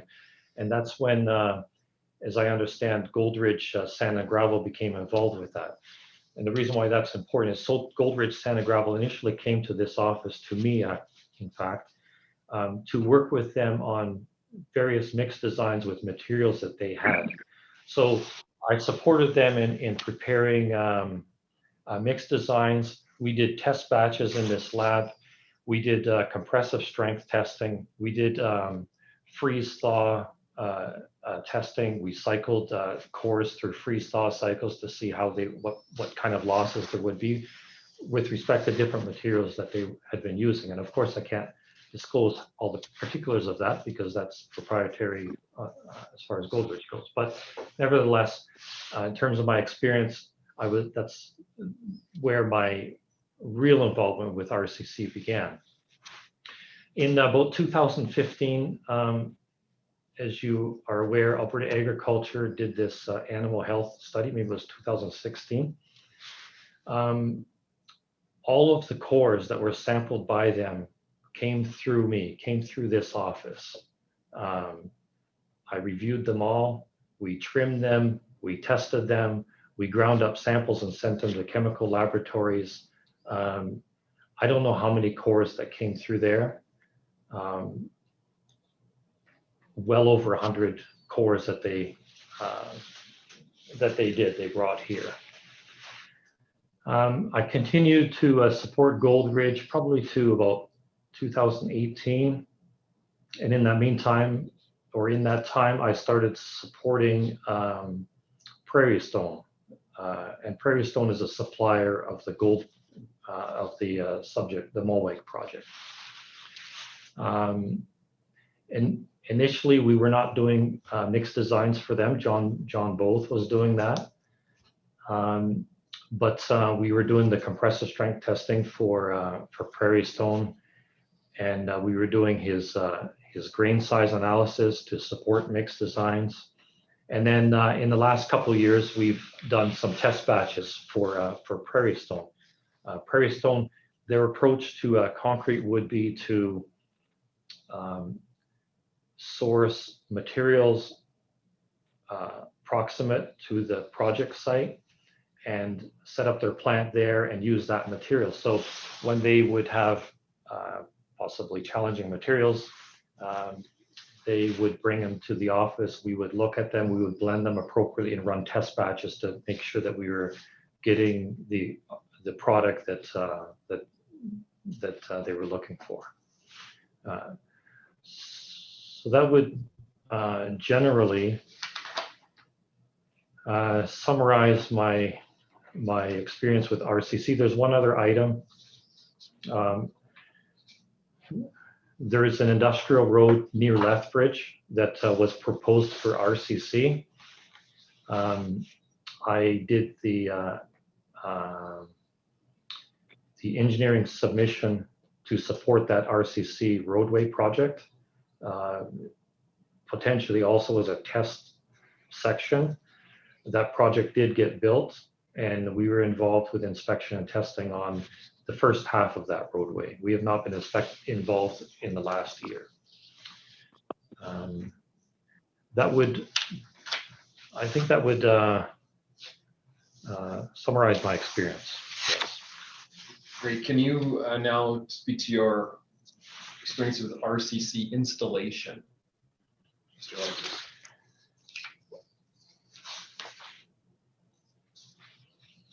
Okay.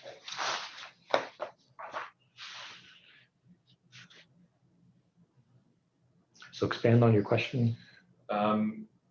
Just talking specific, give us some quick examples of the producers you've worked with for RCC installation and the Strunks permit that okay, you guys supported. Okay. I think where this is leading to is my involvement with the Strongs project, and I think that's important for this discussion. With the Strongs project, the way that we would start a project, the way the producer would start a project is he would contact me. We talk about, does your site meet natural occurring protective layer? So when things initially started at Strongs, at least my involvement was when the driller went to site to drill the boreholes and prepare permeability test wells to support an application. Basically what happened is the driller phoned me on that project and said, he's not going to be able to set up test wells. It's not going to meet hydraulic protective layer. So my next involvement on that was during the actual installation. I had a discussion with Karina, maybe 2 discussions with Karina Weisbeck, that's Ms. Weisbeck of the NRCB. She was the approval officer, but really limited involvement with the actual part 2 of the application. We did get involved when the RCC went to construction. So at that time we had technicians working for Subterrane during the placement to monitor compaction and then make sure that they were achieving their densities. And we were referencing, of course, the NRCB permit for that. And to confirm, Mr. Muilwijk, or Mr. Levazu, the concrete supplier was? The concrete supplier was Prairie Stone. Prairie Stone Concrete. And the installation crew was? The installation was done by Subterrane. Subterrane, is it excavating? Subterrane. Yes. And the RCC mix design was? I understand that was provided by John Both, but I did not provide that. Okay. Where I came in was I was the one that actually signed the substantial completion report. I provided the stamped engineered letter in accordance with the permit conditions on that project. So that would be my experience there. Okay, if we move to your experience at the Muilwijk site. Yes. What can you tell me about Ari's site and the work that was completed?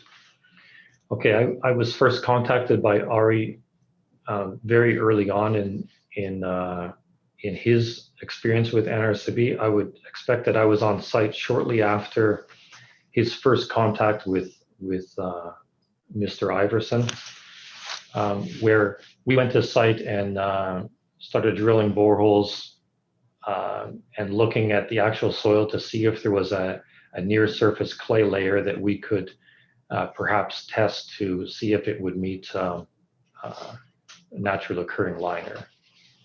That was done in conjunction with some drilling that Shelaco Drilling did.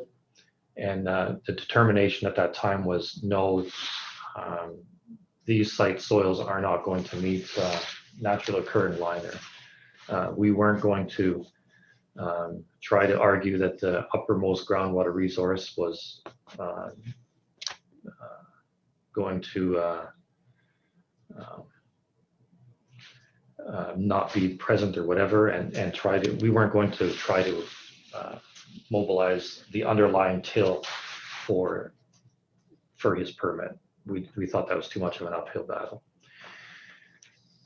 So the next time that I got involved was when they started discussing RCC.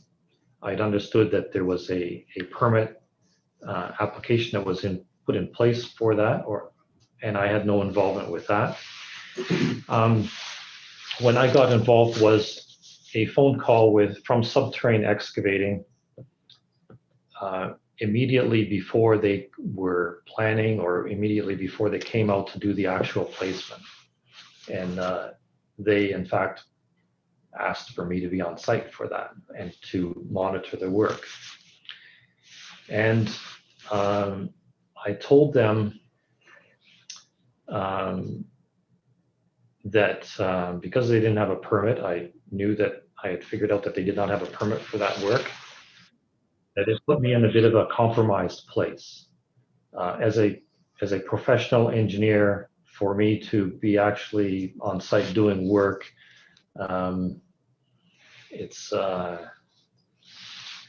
perhaps not the ethical thing for me to be doing when there's not a permanent place and when I know there's not a permanent place. So I chose not to be on site for that. Nevertheless, I did have a discussion with Subterrane and also with ARI, obviously about the risks with working without a permit, but also I relayed the permit conditions that came with the Stronks feedlot. At that time, I understand I had recently completed their substantial completion report. I was fully aware of what the NRCB requirements were for RCC, having just been through that. So I relayed that information to them. I talked to them about subgrade preparation. I outlined that once they have their grade achieved, they need to take their compactor and move over it and check the base. And if there was any soft spots, they would need to sub-excavate those and reconstruct to make sure that the base was solid moving forward. I had been on site doing my own shallow boreholes, and I had also reviewed the shellac drilling reports, and I generally did not have a concern that the subgrade would be an issue. The subgrade there was reasonably well drained. The site is it's on a bit of a hill, if you will. There is a significant relief from the site. The soils are structurally suitable for this sort of activity. I knew that. So I didn't have any concern. Nevertheless, I did discuss the way that the subgrade should be prepared with them at that time. Help me, Cody. Can you also talk about some of the other features about the concrete, the curing, for example? Okay, so the curing condition, if you will, that had been placed on the Stronks was also relayed to the Muilwijks, to Ari Muilwijk and the crew.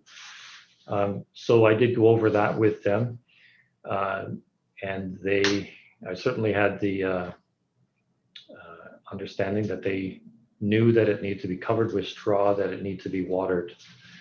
The pictures that I was provided did show that they put a significant layer of straw on that RCC pad, more than we had seen at the previous installation, in fact. And how about sulfate resistance? Okay, that's a little bit of a topic in its own. So sulfate resistance is the need for sulfate resistance in concrete stems to the potential for sulfate attack from the soils. So in the CSA, it's document A23.1. It's the binder, if you will, that outlines all of CSA requirements for concrete. They provide in table 1 a long list of the different exposure classifications for concrete. There is a series of A classifications, and they pertain to concrete exposed to manure gases, silage gases, and the likes. With all of those A class concretes, there is no requirement for sulfate resistant cement. Sulfate resistant cement specific comes into place where concrete is against soils which contain elevated levels of sulfate. And that would be the S class of concrete. The note in the table also indicates that the concrete can be both an A class and an S class.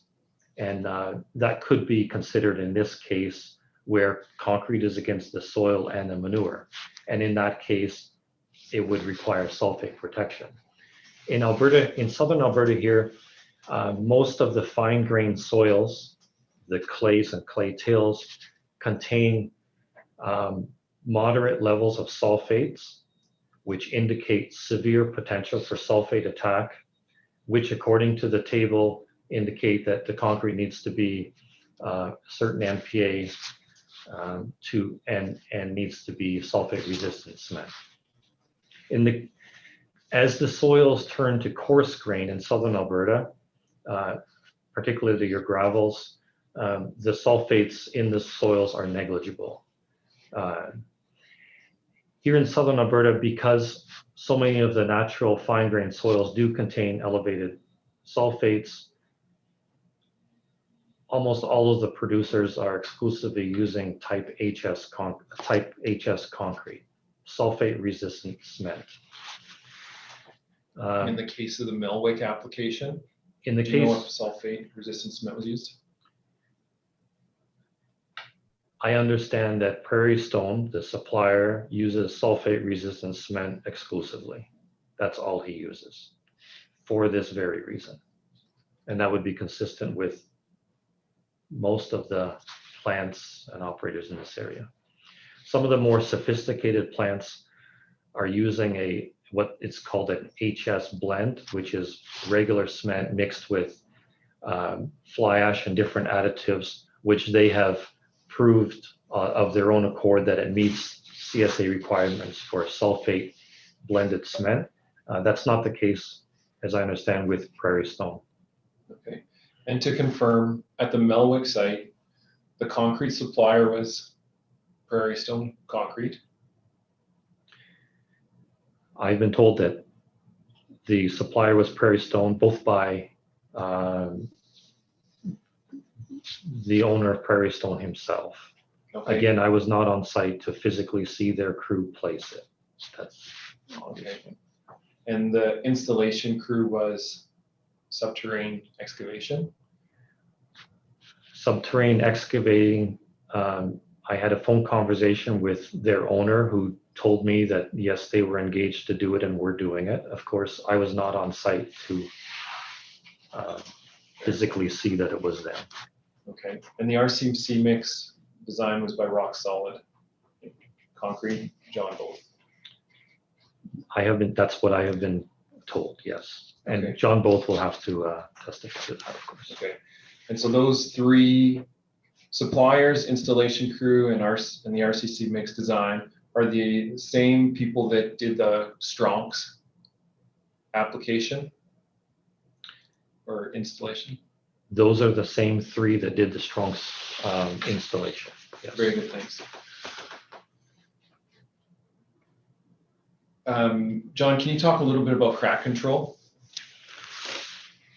Sure, my favorite. So there are different ways to look at crack control. When you look at exhibit number, and we don't need to pull exhibit 77, but when you look at category A and B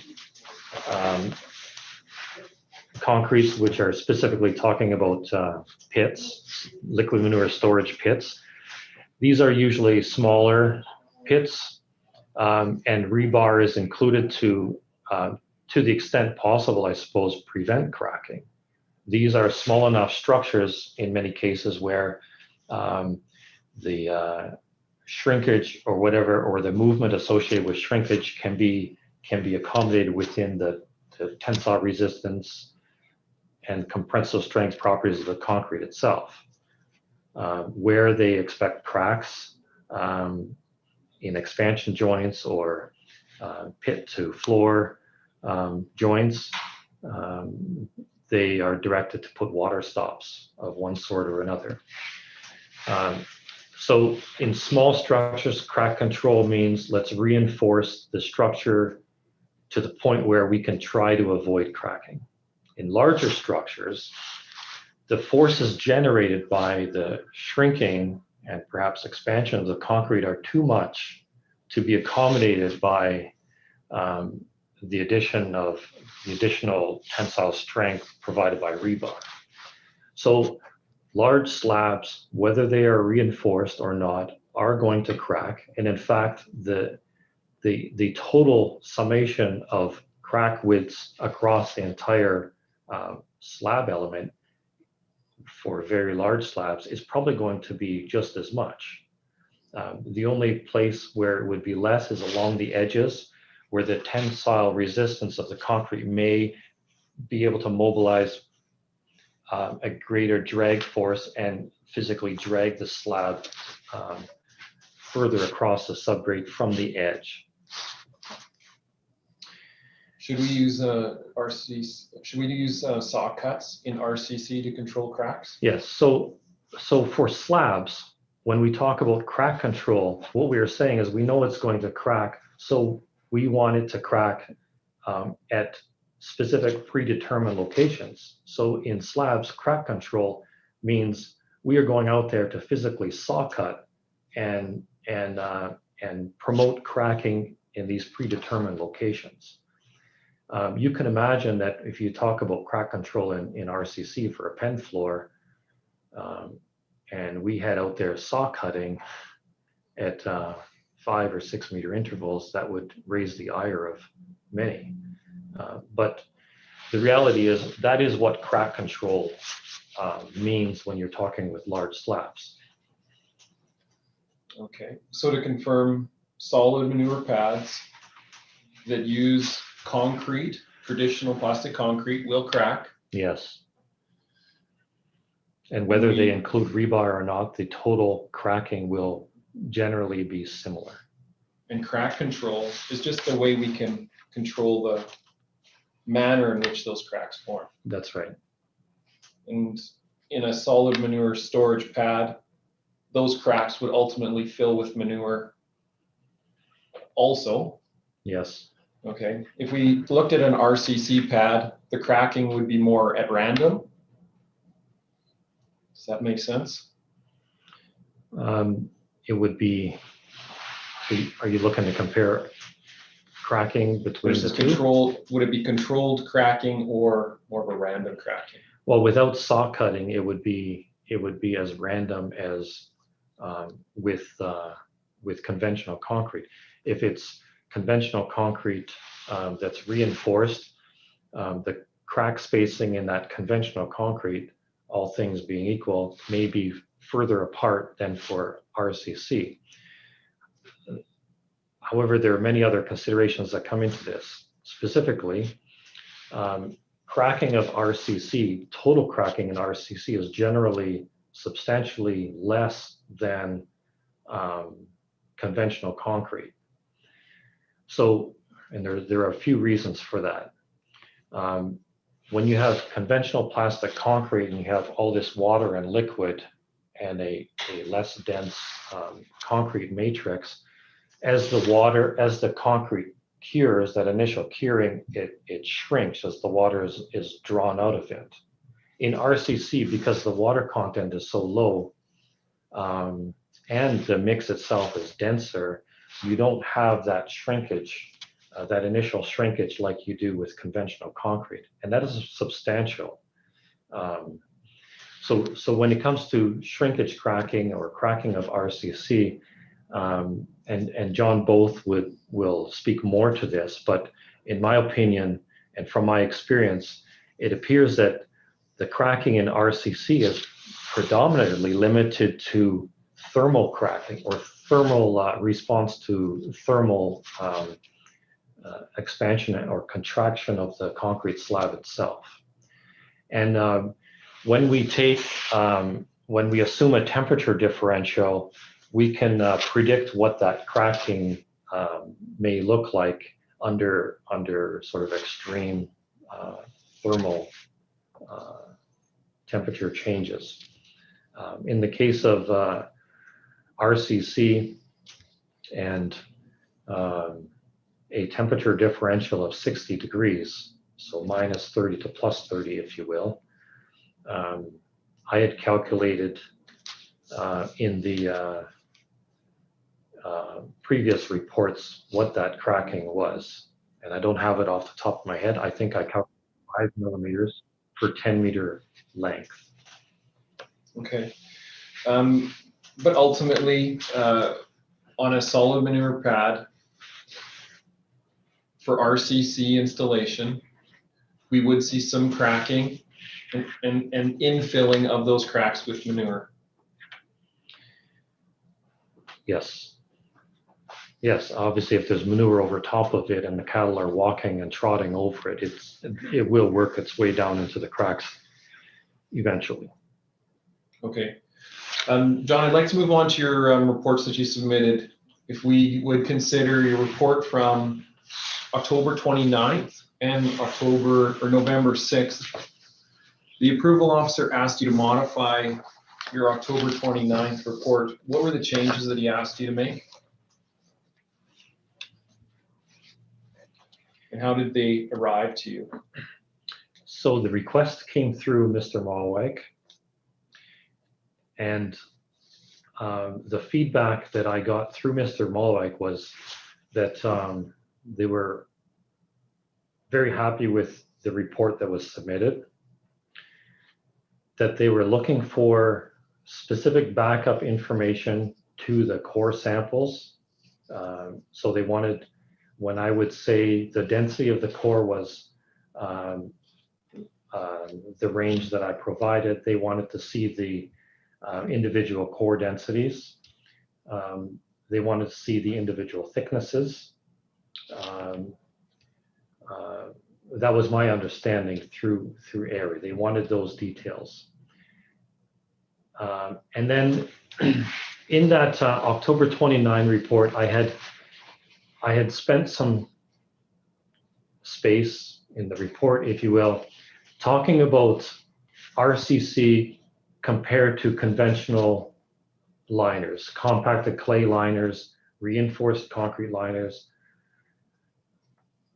high density polyethylene liners, steel liners, if you will. And one of the arguments that I made was that when a feedlot has a compacted clay liner, there is no mechanism for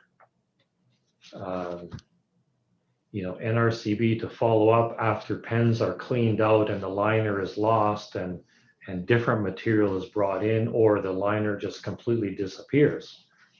So my argument was, on that basis, the RCC was much, much better. It was much more robust.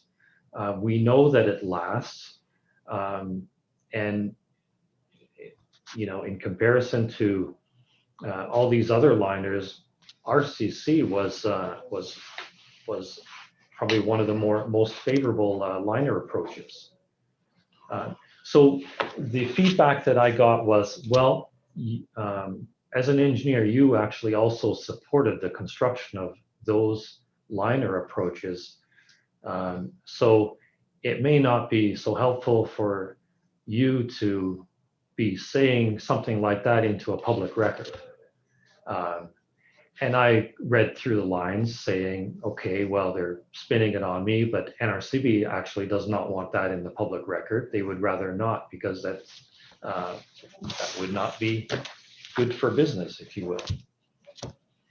So just to confirm, the modifications were some additions, but also removal of a couple parts of your report. Yes. Where you were just asking or bringing to their attention that multiple liner types may have different inspection or repair and maintenance plans. Yeah. Okay. And the key there really for me was to promote RCC as a favorable alternative to these other liners. Right. You're just promoting RCC. Okay, very good. We've really worked on this this idea of the calculations and the methodology being missing from that October 29th report. Do you have the calculations available? Yes. That you did? And if they would have been asked for, you could have reproduced them or produced them? Yes. If we talk about the Woods report from 8, this is the submission that you again supported for the board review. What was your approach there with that report? You're referring to the April 8th submission for the board. You provided some more calculations and some more illustrations. What was the purpose there? In response to the decision where it became apparent that they were looking for the actual calculations for one. Yeah, that was the intent. Just to better illustrate the calculations, yes, and help us move through this, the mathematical piece of what the regulations say and how the calculations could be worked out to show how roller compacted concrete can meet the liner. Is that accurate? Sure. So the approach that I took initially was, in essence, I was looking at the proportion of RCC relative to the proportion of cracking. So in 100 square meters, what was the area of cracking, or what could be the area of cracking, and what was the area of RCC? Mr. Cunningham laid his calculations out yesterday, and my approach, my initial report was slightly different, just in the thought process, in that all I was looking for was a proportionate or a composite permeability. Mr. Cunningham stepped through how he got to that level through Darcy's equation. Darcy's equation is an equation which allows you to calculate, well, it's the relationship between quantity of water, if you will, and the coefficient of permeability and the area. And it includes the, and Mr. Cunningham talked about the I, or the gradient, as well. In this case, the AOPA simply talks about the coefficient of permeability, and that's what I was after, along with the area. So our thought process to get to that point was slightly different, but the net result was Mr. Cunningham was doing the pretty much the exact calculations that I was. Okay. Can we have, file manager, can we pull up the Wood report from April 8th, exhibit 98? And the page number.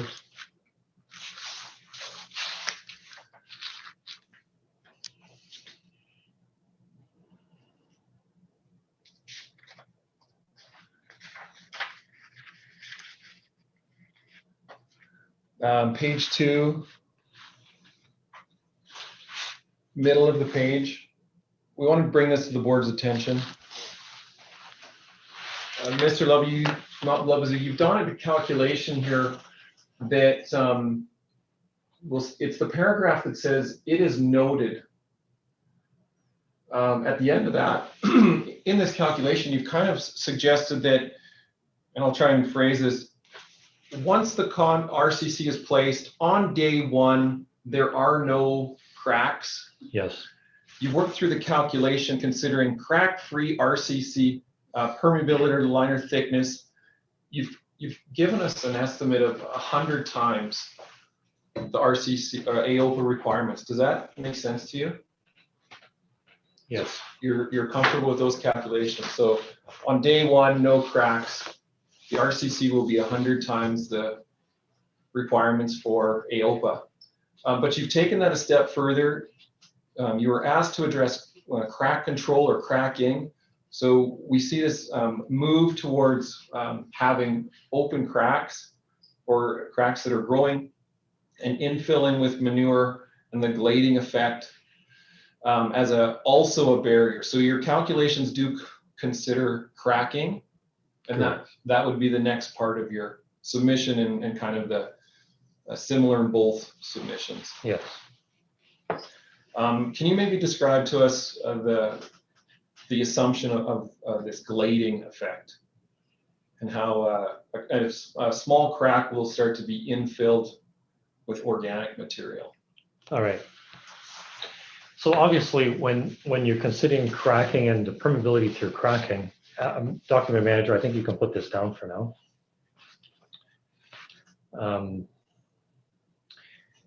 There are different approaches, and initially I was looking at the permeability of the assumed permeability of the material under the slab, if that material would work up through the crack or somehow get in the crack, what would the permeability be of that? And looking at those permeability numbers, and I thought, nah, this would be more of a manure approach. And how could we look at that? What is glading? Is it actual manure, or is it broken down material? And I did defer to this report that Jim Miller and others have done when they explored in southern Alberta permeability through the base of various pens. So I'd like to talk about that a little bit. What was happening was that people were observing that underneath a manure pack in sandy or sites that did not meet the AOPA, there was this black layer, this slimy layer, if you will, that the pervading opinion was at that time that this layer was sealing off the soil to prevent groundwater from going down. And that layer, should it be considered as a liner perhaps to meet the regulatory requirements? So there was testing done on that, and the net result was that it did improve permeability characteristics of the subsurface soils, but not to the point that it could be considered as a liner material in and of itself. That being said, obviously that research was very important. I looked at glading, and maybe I can discuss a little bit what glading and what they mean with glading. So glading would be manure, I suppose, that's being worked down, and but also breaking down through chemical action. So anaerobic action or different activities that are happening is pretty much turning this manure into what we have observed as this black slime almost. And that's what the report was after. Like, does this black slime, this goop, this whatever you want to call it, politely, does it, what are the permeability characteristics of that? So that study is very important because it actually provides permeability data for broken down slimy manure, if you will, mixed with sand or silt. So in the absence of trying to bring manure into my laboratory and do permeability testing on it, this was the approach that I deferred to. And in my reports, I provide the range of that.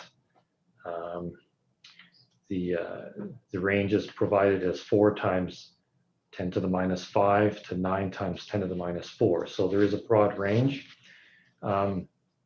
When I did the actual calculations, I did end up settling at sort of the midpoint of that range provided.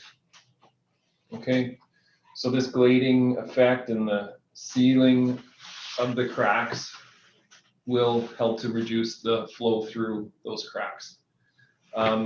There's some concern that the cattle might deteriorate that self-sealed area, but we're talking cracks that are no bigger than 15 mils at max, 15 millimeters at maximum, and a hoof wouldn't penetrate that. Would you agree with that statement? Yes, I mean 15. When I initially looked at this, I kind of took the approach of what's the absolute maximum cracking that you could even ever comprehend, and that's where the 20 millimeter wide crack in both directions came into play in the November 6th submission and the October 29th submission. To clarify, I know this will come up, so let me address why Mr. Cunningham could not reproduce my numbers. The frank reality is that when I was preparing that, there was many drafts that I was going through. The number was provided in error. I had a range of permeabilities I was looking at, a range of cracks that I was working through, and the permeability that I had used for the crack in that case was about half of what was provided in the report. So that's where the discrepancy came. And I'd just like to talk about that in the context of the importance of engineers dialoguing with other engineers when they run across these problems. I mean, this is laid out in the ethics document provided by APEGA for all APEGA members. I have the luxury of working with a past APEGA president in this office and a past member, long-term member of the discipline committee as well. And so this morning I talked to him about who's exempt from those requirements. And he was very forthright and said that applies to all APEGA members, that as a courtesy and as an obligation, that when we are reviewing others' work, we inform them of that, and certainly that open dialogue between members can easily resolve these kinds of issues which may arise.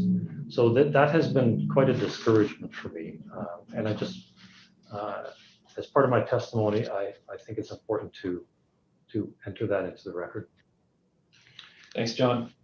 We'll move on a little bit here to the idea of RCC failure. I showed some pictures that illustrated large holes, and then even moving from bigger cracks and deterioration. We're not talking about that. In your report, you would suggest large holes or failures would not be acceptable. That's correct. So large failures would be a maintenance issue, and a in accordance with good practice, those areas should be appropriately repaired. Yes. Right. Okay. I would ask you about the last part of your report on the composite calculation. Oh, yes. So further, I know in our discussions there was this.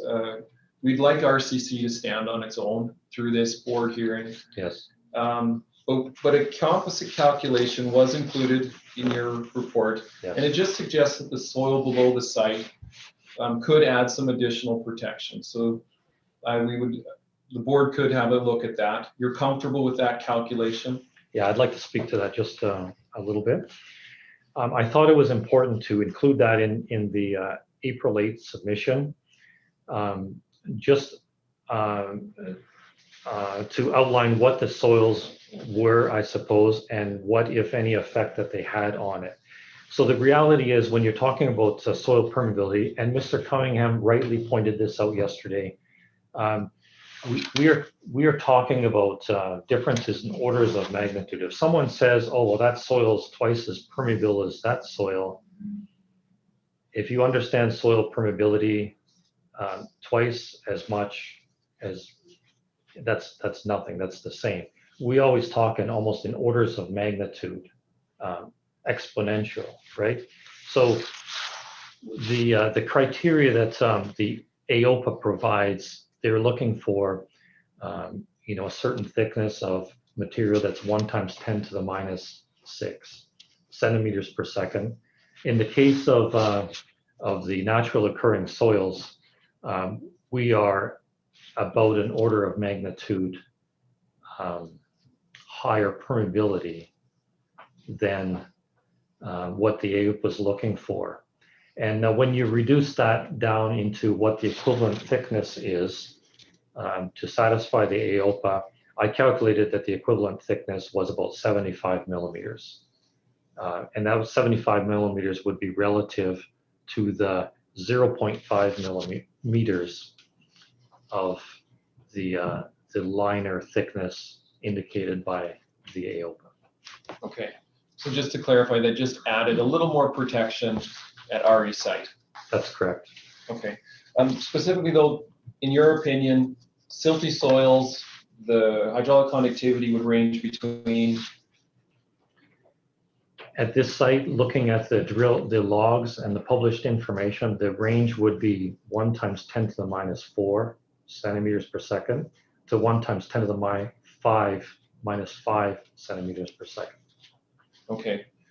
So on that note, for the board, when we were looking at the ERST, risk screening tool calculations, we did some correcting. We did correct the water,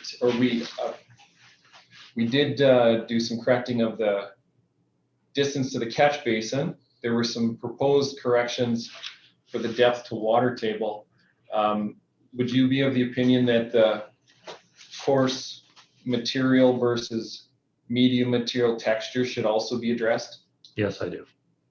And changing it from a coarse grade to medium would be appropriate for the risk screening? It should be a medium. And maybe we should look at Shelaco's drilling information on that? Yes, can we pull up the Shelaco? Is that exhibit like 1 or 2, page 88? I'll find it. This is Fiona Vance. I might help, but in Exhibit 3, it appears in a number of places. I believe page 33 is one of them. Okay, good. Thank you. Don't ask me why I know these off by my heart. You're the best.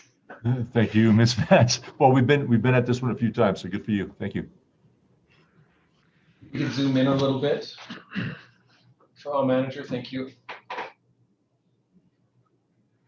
Did he zoom Sorry, out? zoom in a bit. There we Okay, go. thank you. So if you look at the texture, the way the texture is listed, and file manager on the bottom of the page, if you could just scroll down there, oh, it's not on this one. Or okay, keep going, please. Yes, keep going, keep going. Here, no, keep going. There we go.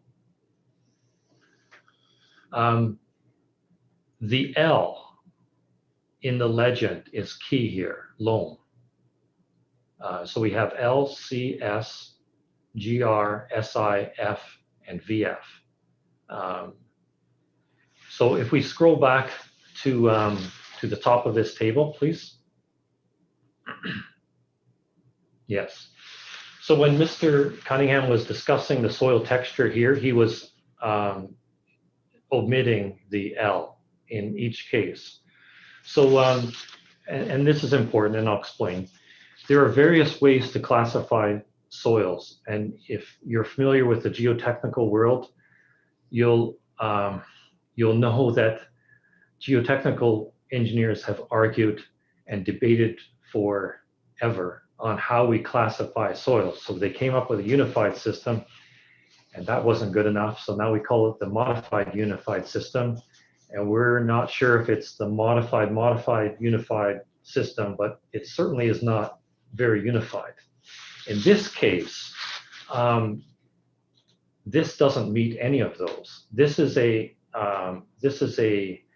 approach, a texture classification that you would see in documents like Alberta Environment's code of practice for septic field design. In the geotechnical world, we would call this a more agrology type approach, where you would describe things in terms of loam. And simply what loam is referring to is this this blended material. So when you would say very fine sand on the very top line, sand loam, you're saying that we're very fine sand, but we're on the siltiest side of that sand, or we're heading toward the clay side, but we're not really sand where we have a fair amount of silt in it. So if you go through all of these things, you see loam on all of them, which pushes it into the siltier material zones. So while Mr. Cunningham said that the remarks are only a bit of a descriptor relative to the actual texture, when you look at say that first line again, very fine sand loam, and then he writes silty on it, the person doing the log here is suggesting that this is as far to the edge of what he could call very fine sand loam, because beyond that it would be a silt loam, say. But he wasn't comfortable calling it a silt loam, so he carried it as a fine sand, but with a descriptor. So when you compare that to the table, this says page 91. Can we scroll down to see if it's... Is it page 91 of this document? ERSTs. Yeah, file manager number 91, if it's the same. Oh, beautiful. Thanks. So when we see silt and silty sand here, we are certainly pushed right to the left side of where it would say silty sand, and we would be more in the silt zone. When I compare the shellaco logs to my own information, it does put me exactly in the range of where it says 10 to the -4 to 10 to the -5, right in that range. So it would be my opinion as a geotechnical engineer that the soils there would be appropriately classified as medium texture. And you can take that down now, Mr. Document Manager. Or thank you. Thanks, Mr. Lovesey. Do you have anything else you'd like to add on this discussion? Okay. There was it seems to me that a lot of the submissions that were provided in the attempt was to cast doubt on RCC. And the one thing that stands out more than about anything else is this idea that RCC actually is so pervious that we should use this, and people are using this in parking lots to facilitate drainage from the surface down through the concrete matrix and out through the subgrade. And yes, that is a practice in other jurisdictions, particularly in southern climates where frost heaving and the related is not an issue. What I'd like to point out is that can be accommodated by the gradation of the material, where you have coarse aggregate and you have minimal to almost no fines, but just enough cement paste to bond the edges of the coarse aggregates together, thereby creating this porous matrix. And what you would see in that matrix in terms of relative density is something that's of a much lower density than you would for a non-porous RCC matrix. So for instance, the range of density for a porous RCC would be in the range of about 1,550 kilograms per meter cubed to possibly 1,850 kilograms per meter cubed. In our reports, our density results, we used a target density of 2,400 kilograms per cubic meter. that density, so you can see that the two densities are very different from one to the other. They're not even close. To expand on the density of the concrete, if you look at conventional concrete, the density of conventional concrete ranges from about 2,250 kilograms per cubic meter for air-entrained concrete to about 2,350, maybe 2,400 at the high end for non-air-entrained conventional concrete. In the case of our compacted concrete matrix, yeah, we see design densities in that 2,400 range, which is generally at the extreme upper limit or higher than conventional concrete. And the testing results at the Muilwijks demonstrated that this is the zone that we are in. Also, as far as the target density of 2,400, yes, I took that as an assumed density for this RCC mix. This is very typical. So when you would say that something is compacted to 101%, that means that in the field, they actually were able to exert more effort than we would in a design situation, than our target design. So that's why you see densities that are higher than the target. With more effort, yes, you can achieve higher densities. So I just wanted to clarify that is why we see slightly high densities, higher than 100. Very good. Thank you, Mr. Labazou, for your Mr. Methro, yeah, you just might have to move the mic sort of towards you, just so we can hear you. We would thank Mr. Labazou for his testimony. Much better. So you had Mr. Both that, and that's your last direct then with Mr. Both. Okay, so yeah. how long do you think you'll be with Mr. Both? Do you know? My question list is quite a bit shorter. Okay. 20 minutes. 20. Okay, perfect. Well, why don't we can do that after break though? I think. Let's break for 45 minutes. So that would be 12:45. Come back at 12:45 if that's a bit shorter, but if that works for everyone, and we can wrap up after that. Because we obviously need to move to questions from field services and board panel and staff. So, okay, thank you very much. See you at 12:45. Thank you. I can't read it. Is that share screen, record? You might want to put yourself on mute.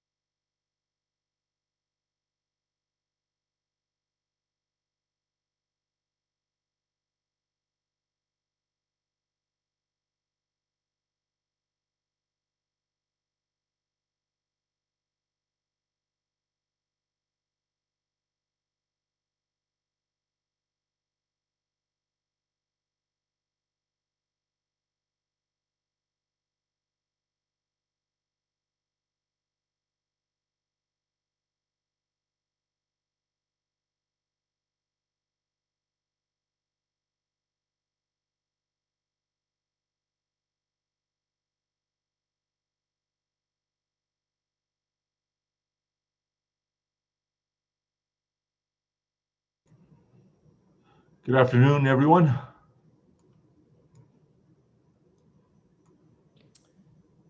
Hello, Mr. Chair. Hello, Mr. Weeb. Who are we missing? Mr. Graham, can you hear us? He will be here in Oh, here we go again. yeah, a few seconds here.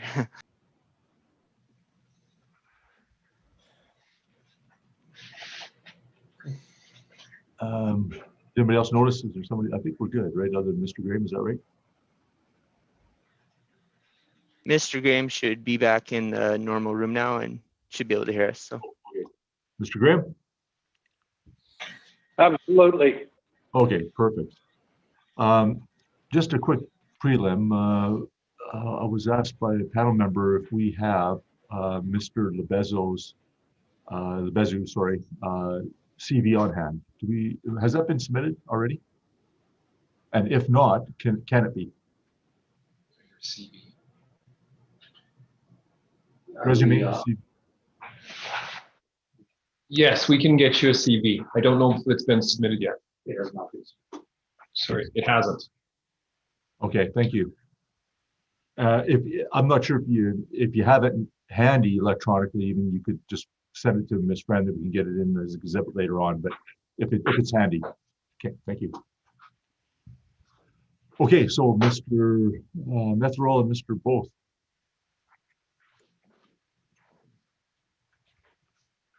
Yes, thanks, Mr. Chair.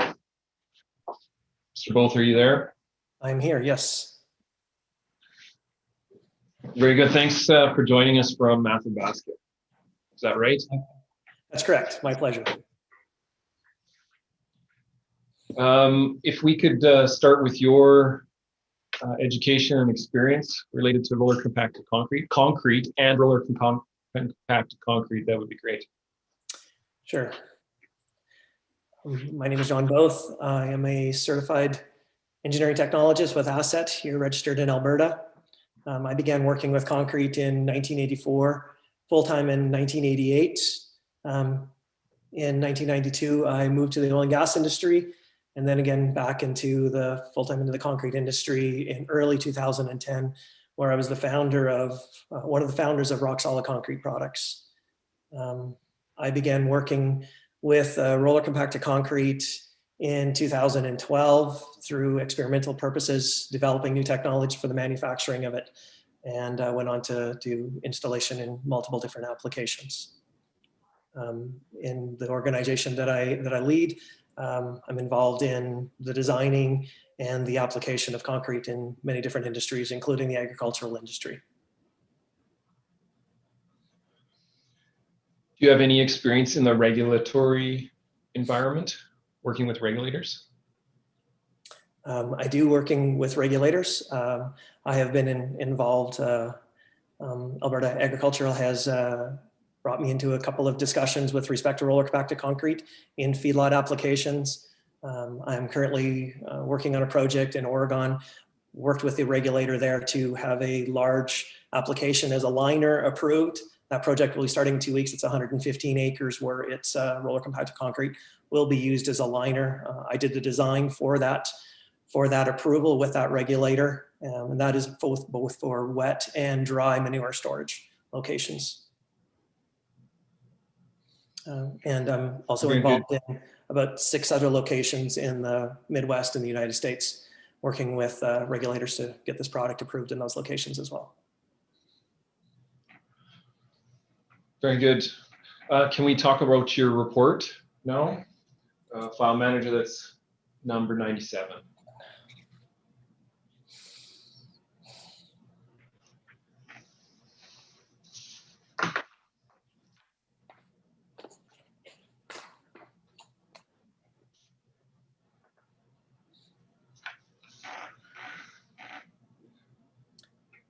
Sure. Do you want me to give you some summaries? Mr. Wolf, can you yeah, go ahead. Yes, sorry. Can you give us a little bit of summary of what you're identified here for the board? So my intent with this report was to demonstrate the predictability of cracks, shrinkage-related cracks within concrete, and to make the statement that compacted concrete and regular concrete perform very similarly. My intention was to demonstrate a few of the summary points that as shrinkage cracks get further apart, the distance, the space of those cracks will be wider. The crack thickness will be wider. The reason is because we need to have a total amount of shrinkage, or there's an assumed total amount of shrinkage within that area of that concrete, as Mr. Labazou has already referred to. I wanted to demonstrate that cracking was due to mass loss. So mass loss due to chemical change taking place within the hydration reaction that's taking place within the concrete, and the loss of moisture as the excess moisture is leaving the concrete. And then wanted to also demonstrate when cracking should be anticipated and how much cracking should be anticipated in its early life versus later in its life.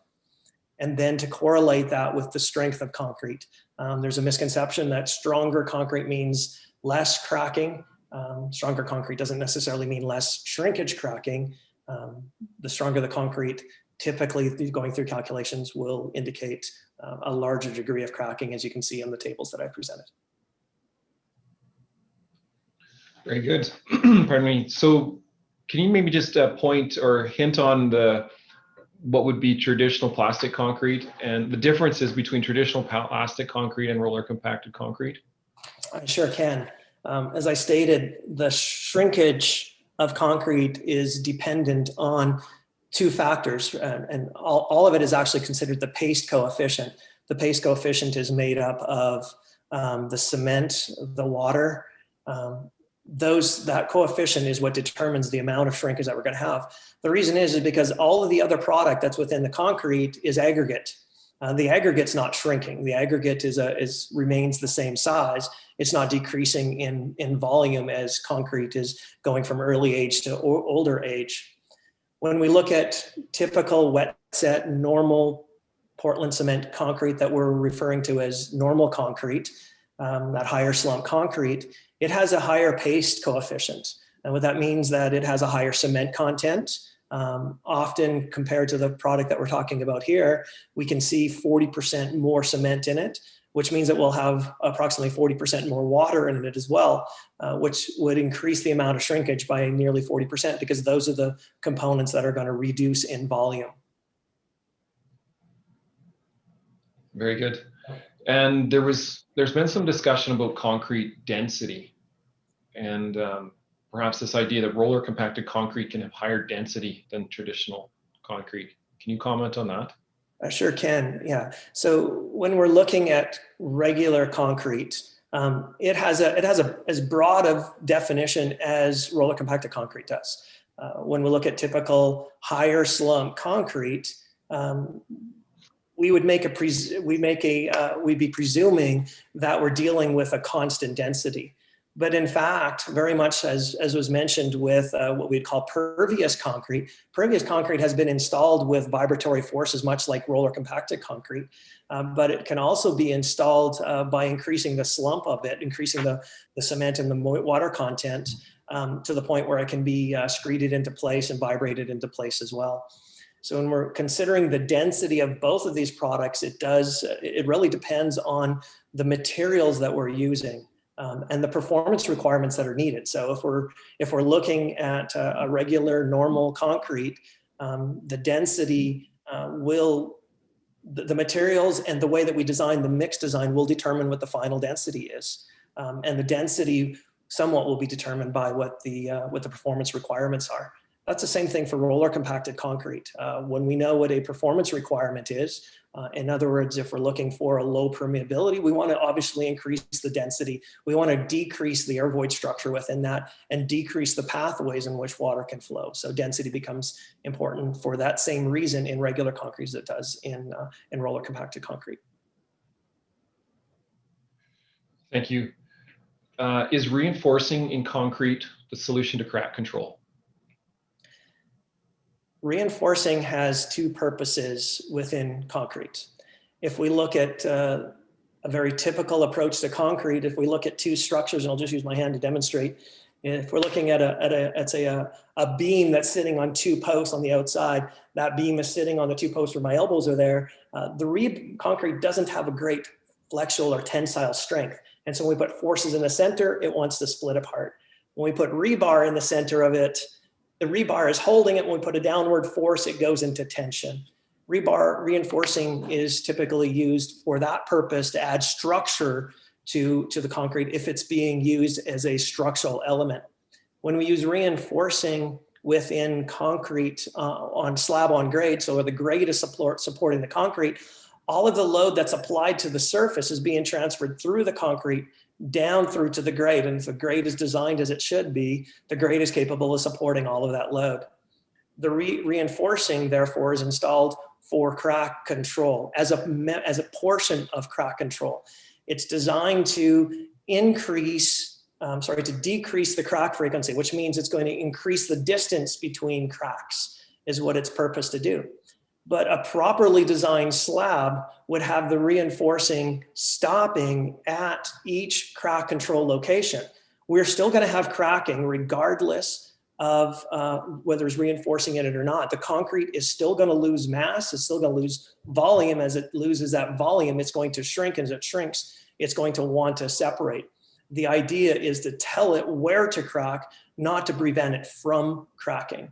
When we're using reinforcing properly on a slab on grade such as that, we would stop the reinforcing at those crack locations, and we would install dowels, and those dowels would be installed in such a way that it would promote movement at those locations. So when we look at reinforcing on that slab on grade, just to summarize that, it will serve only to identify or to direct the cracks to certain locations, but reinforcing will not stop. Well, I shouldn't say will not. It typically will not stop cracking depending on the side of the slab. So if we have a smaller slab and a slab that's say 5 meters by 5 meters, if we put reinforcing in that, that'll help to ensure we have no cracking within that small slab, because that reinforcing is providing enough tensile strength to allow the outside edges to be drawn together. And so the center portion will not need to separate. But if we magnify that and we go by a factor of 10, or even we go to say 30 meters by 30 meters, I'll use that example.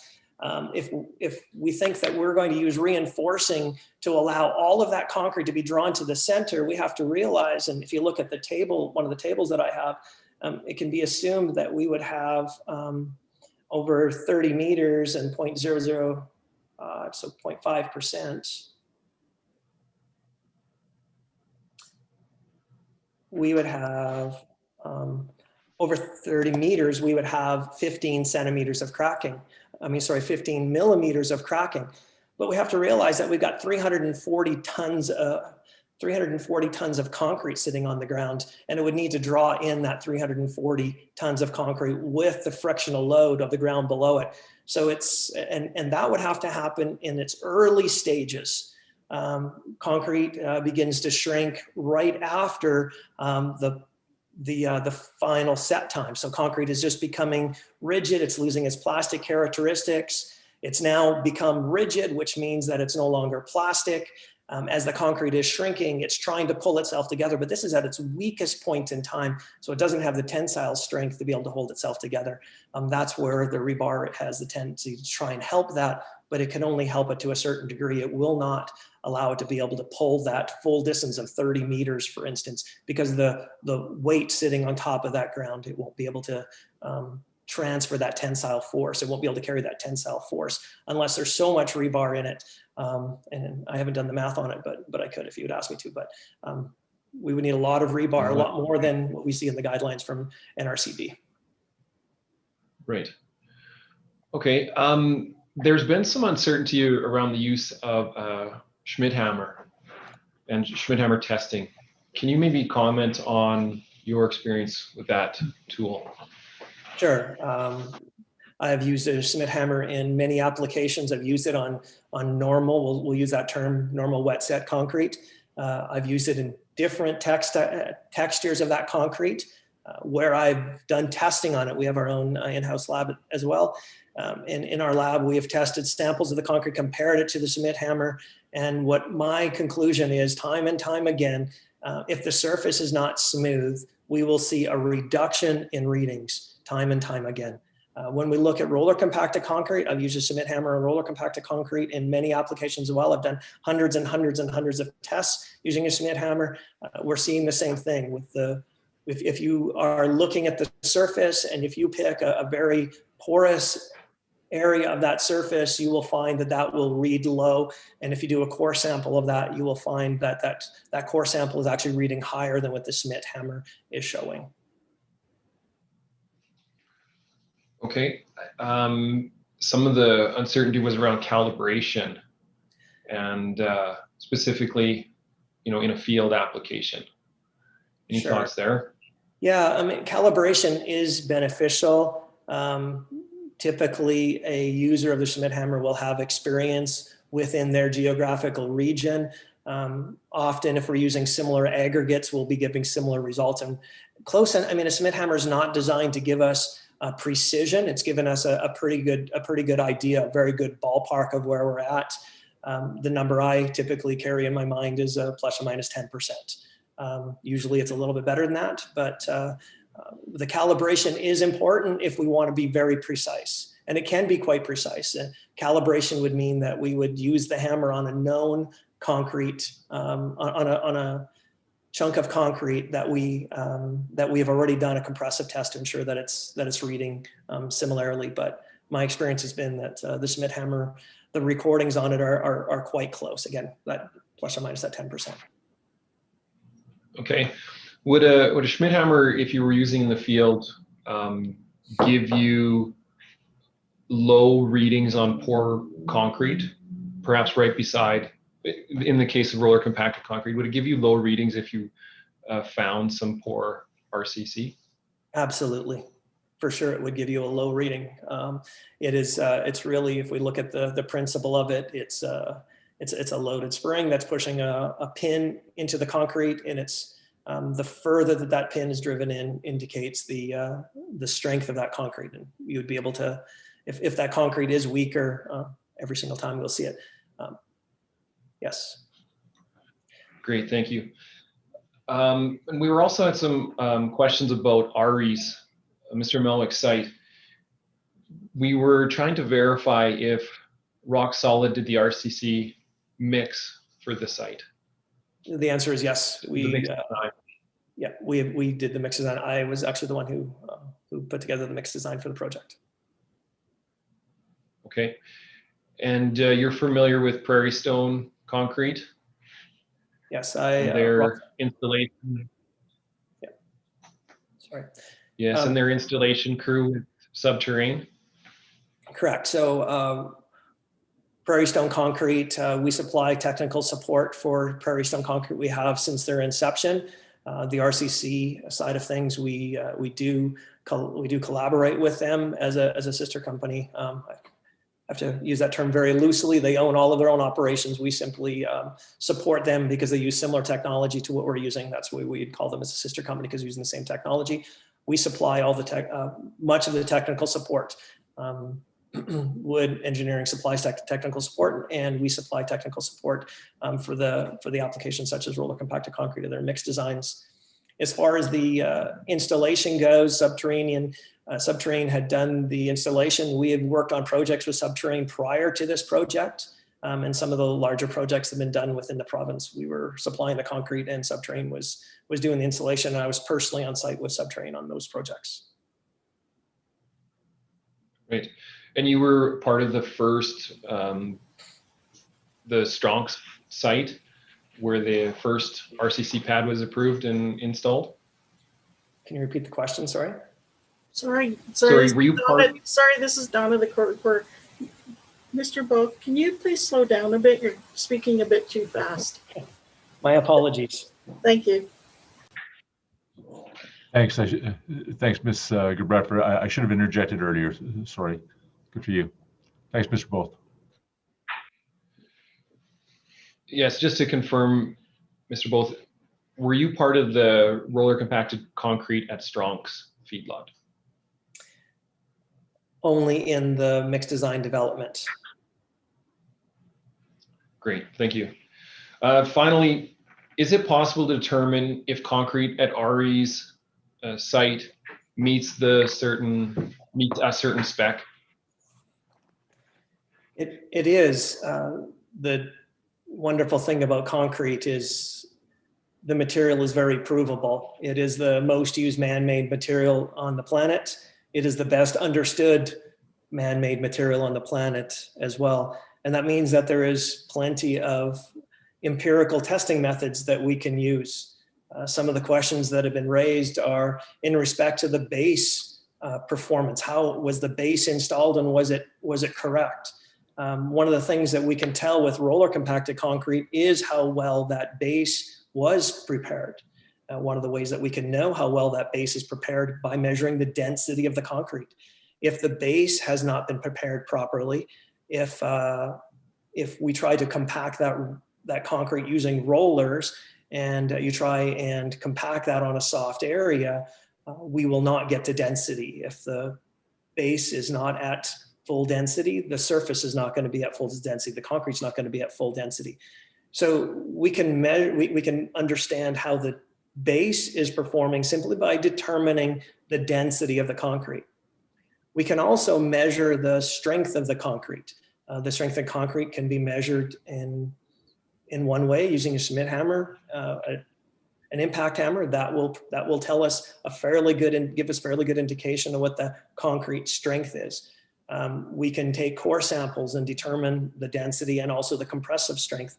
If that is Mr. Both, sorry to interrupt. You're still a little quick. I just want to check with Ms. Brandt. I mean, we've got to cut her a little bit of slack here. It's a tough job. So, Ms. Brandt, would you like him to slow down just a little bit more? I'm doing okay, but a little slower would help. Yes, thank you. Thank you. All right. Thanks, Mr. Both. And I welcome the correction. So thank you for that.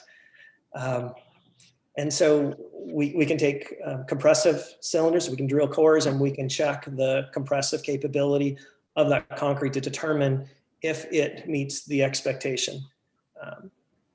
We can also determine if we have had curing practices. If we don't have proper curing practices, and for those that are unfamiliar with curing practices are designed to ensure the environment of the concrete is positive and ensures good, proper chemical reaction hydration. For example, if the concrete is allowed to dry out, that means that excess moisture is evaporating. If that excess moisture evaporates, there's no more moisture to hydrate, to continue the chemical reaction with the cement grains. So curing will ensure that we have sufficient moisture present for hydration. Curing also ensures proper temperatures. We want to make sure that the temperatures are positive and that we're in a temperature environment where that chemical reaction can continue. The lower the temperature, the slower the reaction with concrete. So curing is ensuring that the environment is there. We can ensure that the curing environment was correct by simply looking at the final product. We're looking for a compressive strength. We're looking for a density. Both of those can be measured from that concrete. The density needs to be drilled and cored in order to determine its density. But compressive strength can be measured with non-destructive testing. If we didn't have proper curing practices, it would be very predictable that we would not be meeting the performance criteria of the project. So if we're meeting the project performance criteria, we should be able to determine through the performance of that product whether we met that project expectation. Thank you. Do you have a feel for when a poor quality roller compacted concrete would first show itself? Would degrade and cause failure? Yes, I do. And I wish it would be so much nicer if I could say no to that. But as a concrete producer, what's that? I'm sorry, Cody? File manager, can you close that screen down for us? Go ahead, John. Yes. So as far as when we would be, when is it predictable that we would see failures within roller compacted concrete?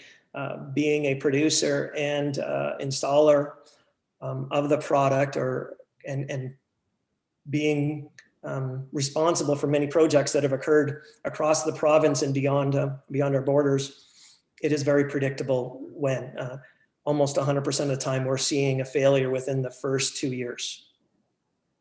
And most times it's within the first year.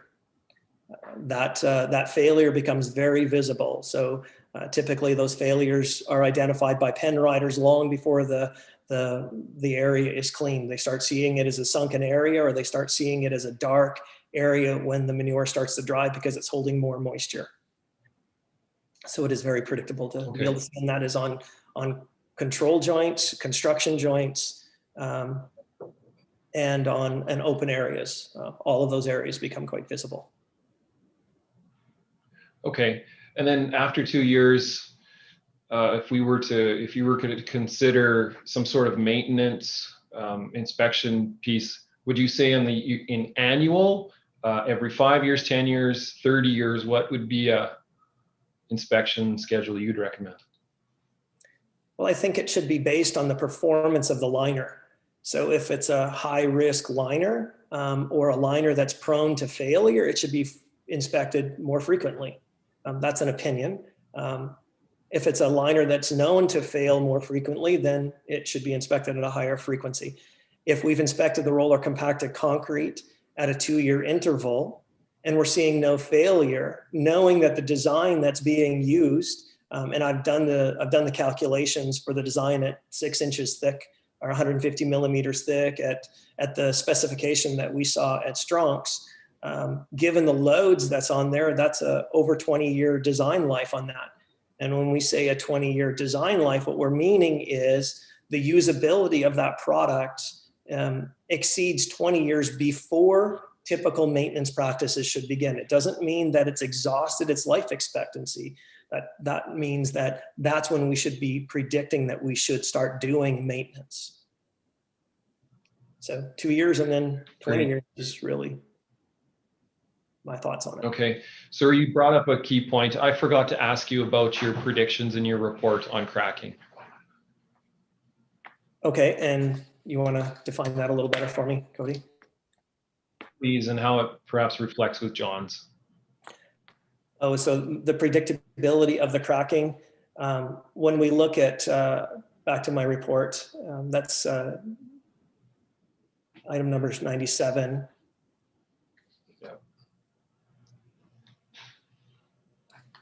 And we go to page 3 and 4. Scroll down, please. Document manager, thank you. We can stop there. What we see is calculations for shrinkage, predicted shrinkage over the course of time. We see day 28, it would be calculated for 0.025% shrinkage. We see 3 different, starting with the third column, we see 3 meters between cracks. We see a crack width of presumably 0.41 millimeters. And to the last column, 1.65 millimeters. That is dependent on the crack spacing. Again, it just proves that the further apart the cracks are, the wider the cracks are.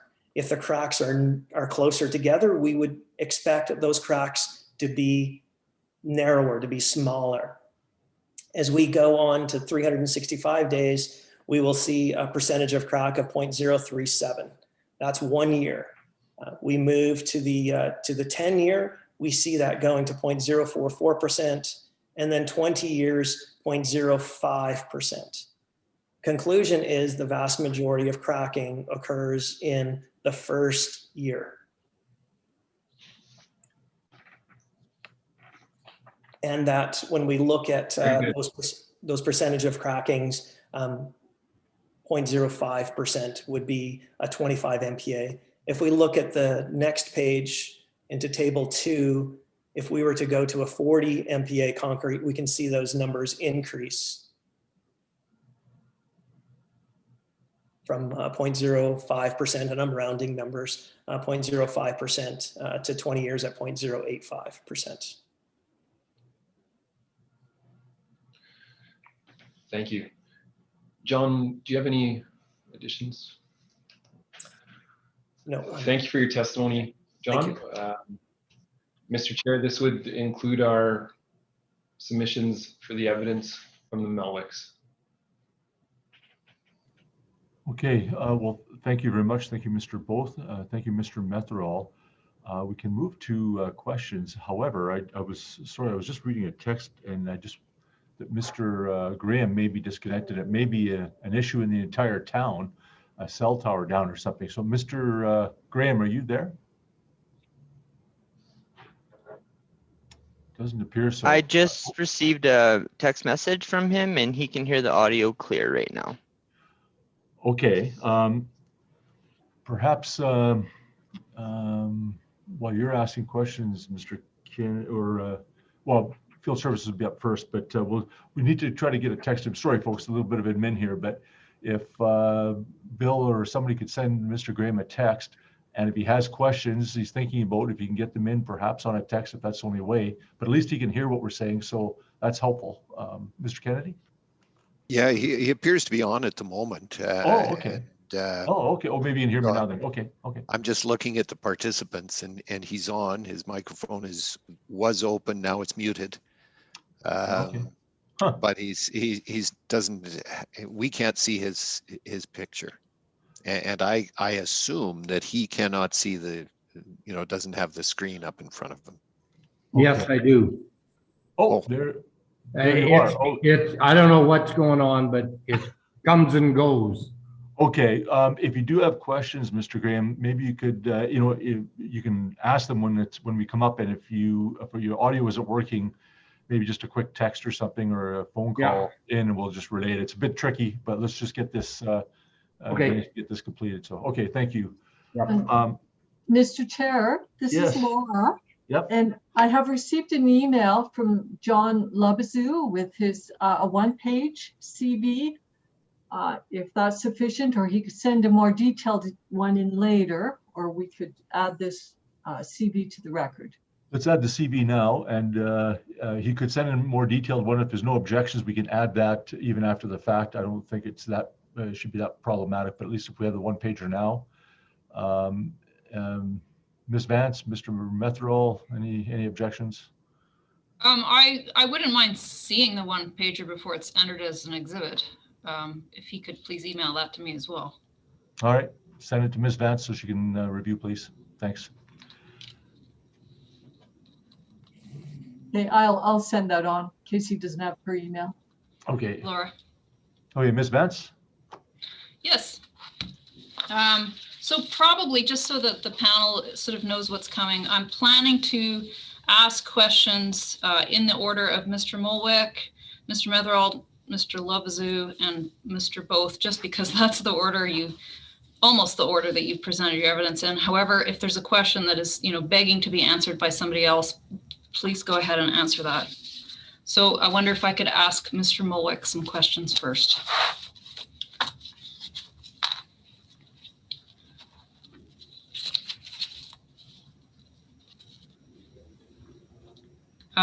I wonder if we could just start with Exhibit 28.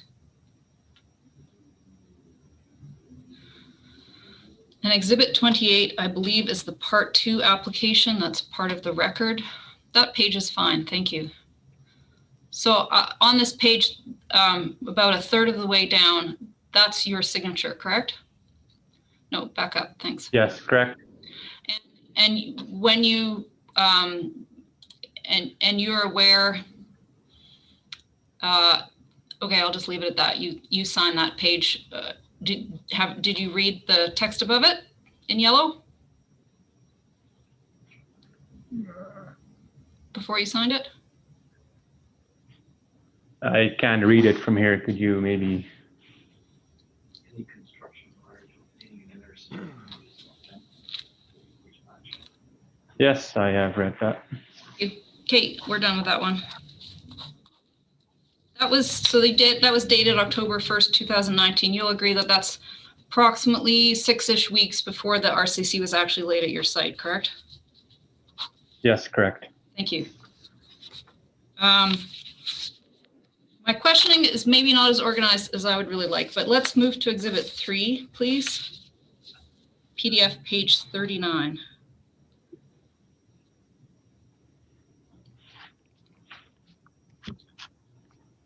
Okay, and if you could kindly scroll down a little. Thank you. So I believe on other pages, and we can scroll up if you need to see them, there's pictures of straw laid over parts of the site. So my question relates to the bottom right-hand picture, which appears to be, and obviously correct me if I'm wrong, this is when the covered pen was being constructed. Is that right? Yes, correct.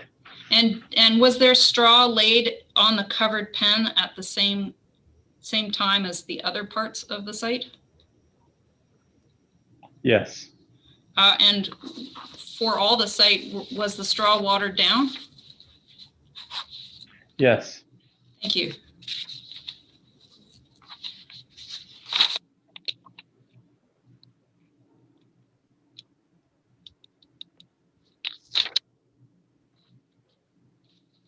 Exhibit 4, please.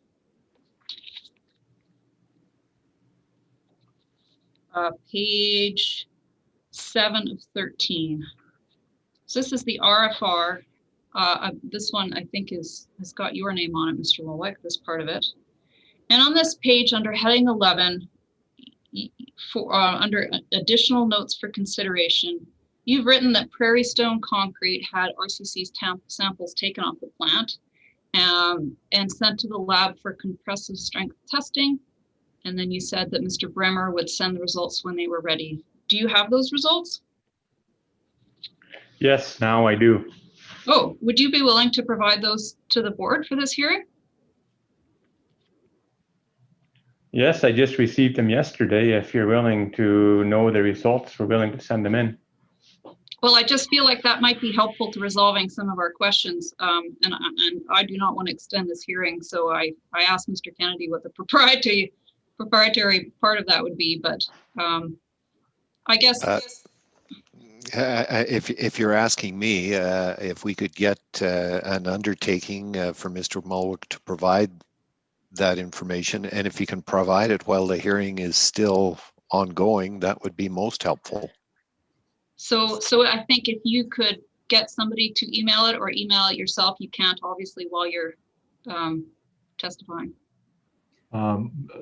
It's really not the opportunity, Mr. Both. I will accept a quick question, but this is not really the time. But go ahead, real quickly.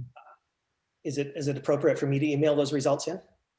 I see. Yeah, but I guess, it's nice to have them at the hearing, but I'll weigh in now. I mean, none of us have had a chance to review them. So I guess to the extent that, we may make some conclusions on those or questions today, but we're sort of kind of past that as an undertaking. I think the board is prepared to review them. I think we can figure it out, and we could likely use that in our deliberations. But I guess as you, Ms. Vance, were wanting to see a one-page CV before accepting this exhibit, I'm a little anxious about us now getting into a protracted debate on these results or discussion when none of us have reviewed the results. So you can send them in, but I guess to the extent they can be used today, I'm not clear on that yet.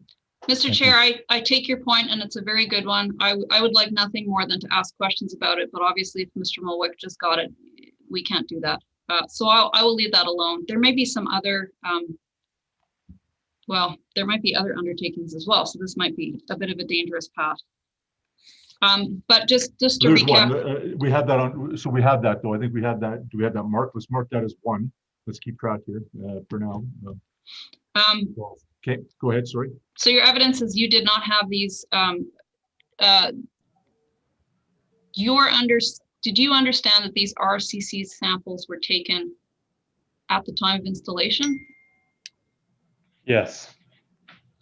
Okay, and you just got them yesterday? Yes, so I'd asked Mr. Bremer boy, at the time of basically when I wrote this document is when I'd asked him for it, and he was going to work on it. And then when we were going through it all yesterday, I remembered I never received the documents concerning these samples. So then I texted him and he sent them to me yesterday. So. Okay, there's nothing I can do about the timing of that, but you did not provide these samples, obviously, to the approval officer prior to January of 2021. No. And Exhibit 4, page 6, so it would be the prior page. Under heading 6, this is about base preparation. Subterranean excavating used laser-guided dozers to dig out the corral to the correct slope and grade. Did you get any documentation from subterranean excavating to this effect? No.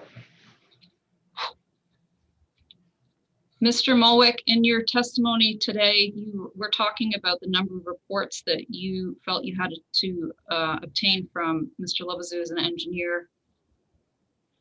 When you met with Mr. Cumming on November 4th, 2020 at the site visit, did you have an opportunity to discuss the October 29th report? Yes, we talked about it. And you'll agree that it was your choice to have Mr. Lebezieux revise and submit a new report? Yes, under Mr. Cummings' effort, he basically asked, could you revise this document? And it was up to me, but he is the one who brought it forward, like, can you please do this? And he said, sure, I will do that. Okay. As recently as, and we can take this document down, thank you. As recently as November 17, 2020, didn't you make amendments to your permit application? And we can bring up a document if that would assist. As of which date, sorry? November 17th of 2020. The only changes that we made would have been the catch basin size, I believe, and perhaps the lagoon between yes, because on the site visit they thought it might also just be better if we take that out. It might also be beneficial for the permit as well. Just I'm adding a catch basin, but if we also get rid of one that we're not using anymore, it looks better. Okay, thank you. Those are my questions for you, Mr. Metherall. I have a few for you. You provided the board with, I would say, 4 parts of presentation. So there were sort of 3 PowerPoints and 1 video. Yes. Okay. Yes. And confirm for me that the only portion of those presentations that actually contained photographs from the Muilwijk site was part 2. Is that right?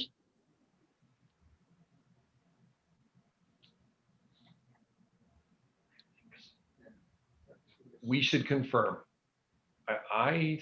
Which order did you did 1, 3 was your additional ones, and then you went back to 2. And I think that's the pictures. The one presentation that is completely Muilwijk's illustrates his yard and barns and corrals. And just for clarity on the record, is that exhibit 100 labeled as RCC part 2 maybe? I think it's part 3. Can we have the document manager pull it up?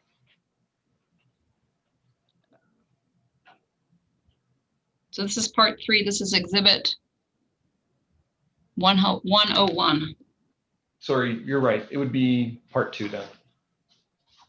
Okay, so part 2 was the only one of all the photos that you showed us in evidence that were actually from the Muilwijk site? Yes, part 2. And where were the rest of the photos from? The rest of the photos are from my historic work, both at Alberta Agriculture and in the past year, my work as an independent consultant. I would say the majority of the photos were from old presentations and yes, old presentations that I did, which would have been public record. When you were part of agriculture and forestry? Yes, when I was an engineer for Alberta Agriculture and Forestry. So you did not supervise the work that went on November 14th, 2019 at the Muilwijk site, correct? That's correct.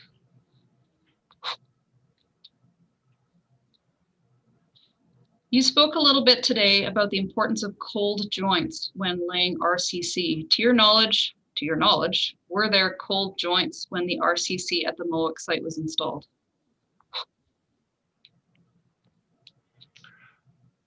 I wouldn't have any information on that. I wasn't at site. Okay. Could we please? But I think I understand Ari could answer that question. Okay. If you.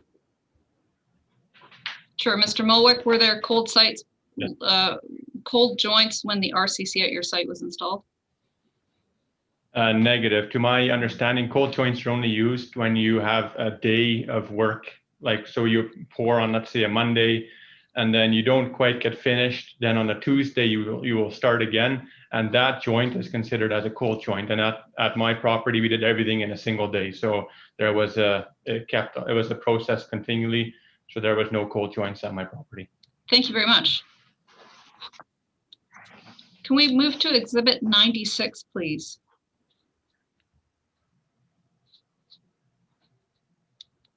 So Exhibit 96, I believe, is your written submission, Mr. Meverall.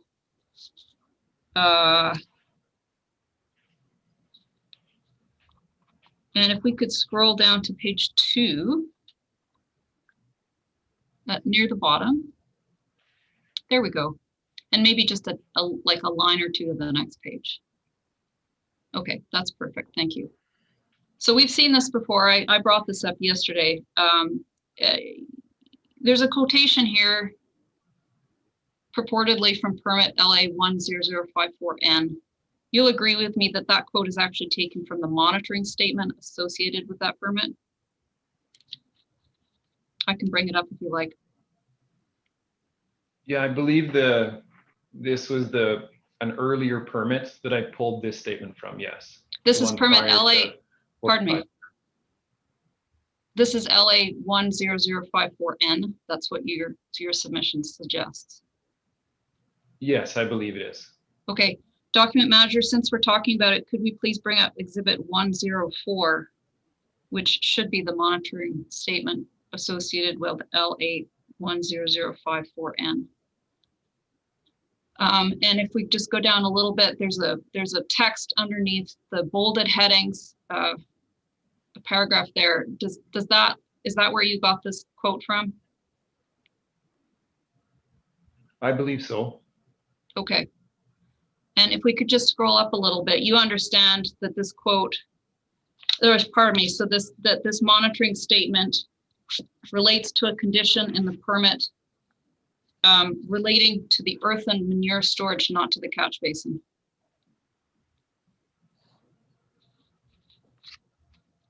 We can look at the permit. Repeat that question. You understand that this monitoring statement relates to a condition in that permit that relates to the earth and manure storage, not to the catch basin. Yes, that makes sense. Okay, we can pull up the permit if you would like.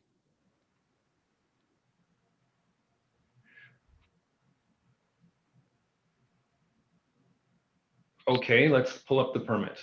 Okay, so the permit is in evidence at Exhibit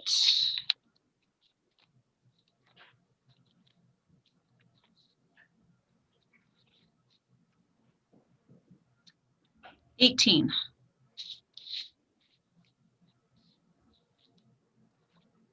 And if we could scroll down to condition 3, please.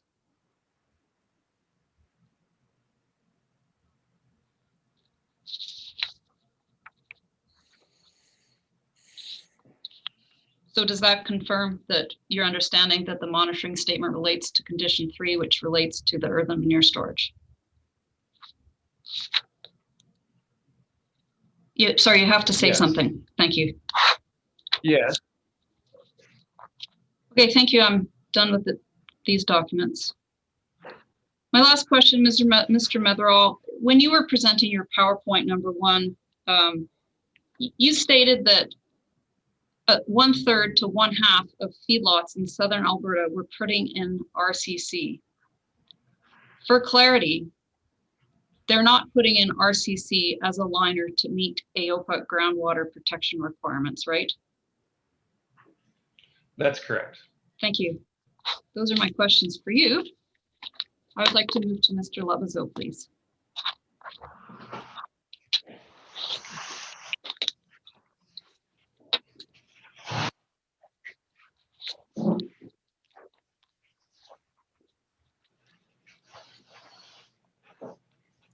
Mr. Levazo, when were you retained by the Muilwyks on this file?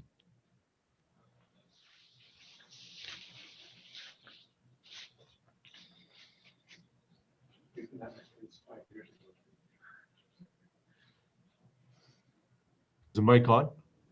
It is on. I'm Oh, thinking. okay, sorry. Okay, I'm sorry. Just I making was sure. retained by the Muilwyks well before any RCC took place on this site. Okay. I think it was in relation to the initial visit by Carl Arderson, which happened maybe a year before this took place. I can't recall, but it's okay. Several years ago.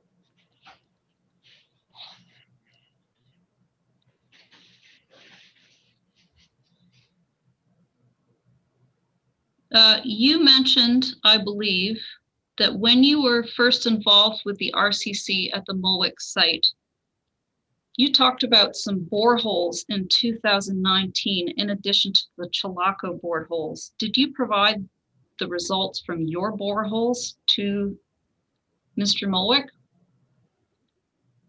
No, I did not. Oh, did I?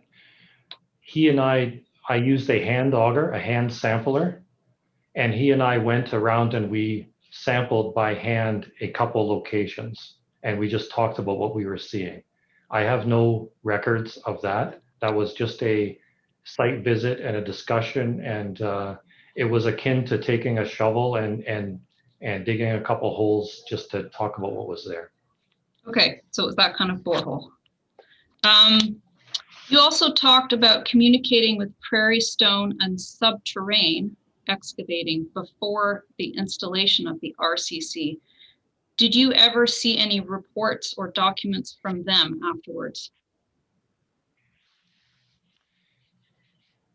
No. The only report that I've seen from Prairie Stone is the recent compressive strength report for the product installed at the Muilwyks. The one that Mr. Muilwyk received yesterday? Yes. Thank you. You spoke a little bit about your experience with mix designs. Did you design the mix for the Muilwyk site? I did not.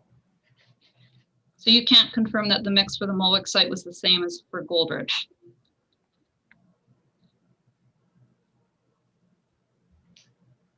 I cannot.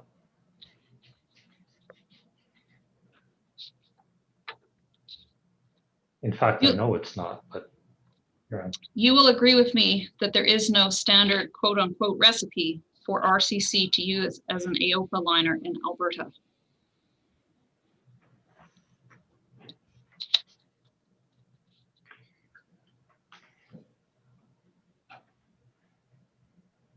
You would have to rephrase your question. Would you agree so with there is me? No standard. Okay. Go ahead.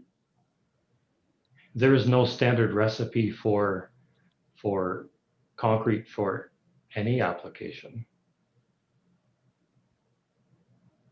Okay, and that includes RCC.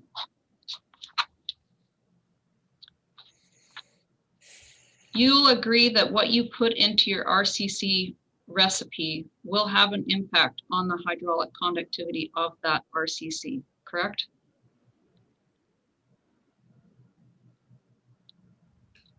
Yes. And it will have an impact on density. Yes. And on compressive strength. Yes. And on durability. Yes. Thank you.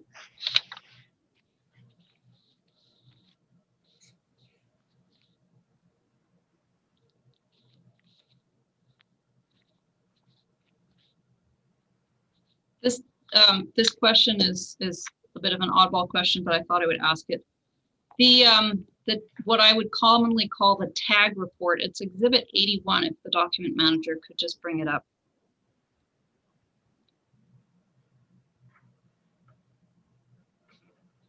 Have you read this?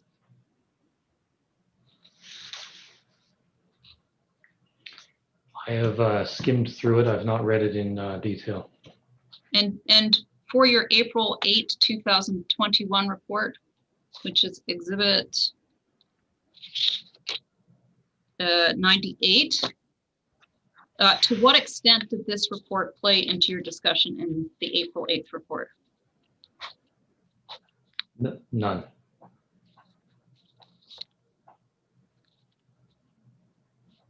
There's been a lot of discussion over the last day or so about about opinions from professional engineers.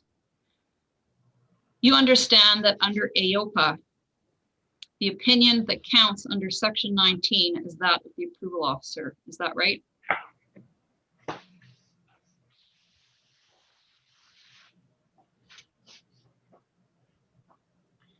you want me to bring up? I'm not familiar. I'm not familiar with the section number and the specific wording of that, but that is my understanding. Okay. That it is the decision of the approval officer. That is my understanding. Yes. Okay, and it's actually the opinion of the approval officer.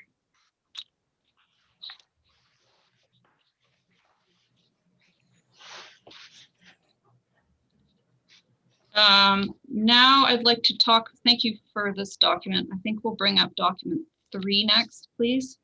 So I'd like to talk about 2 of your reports. We sort of have 4. There's one dated June 18th, 2020 at Exhibit 86, one dated October 29th, 2020 at Exhibit 47. We have a November 6th, 2020 report, which is in this document at starting at page 40. And then we have the April 8th, 2020 report at Exhibit 98. Now, I only want to talk about the November 6th, 2020 and April 8th, 2021 reports, because the November 6th, 2021 is the one the approval officer ended up relying on. And, you know, the April 8th, 2021 report is one that the board may have to grapple with. So if we'll start with this one, one of the areas, well, so maybe we could move to,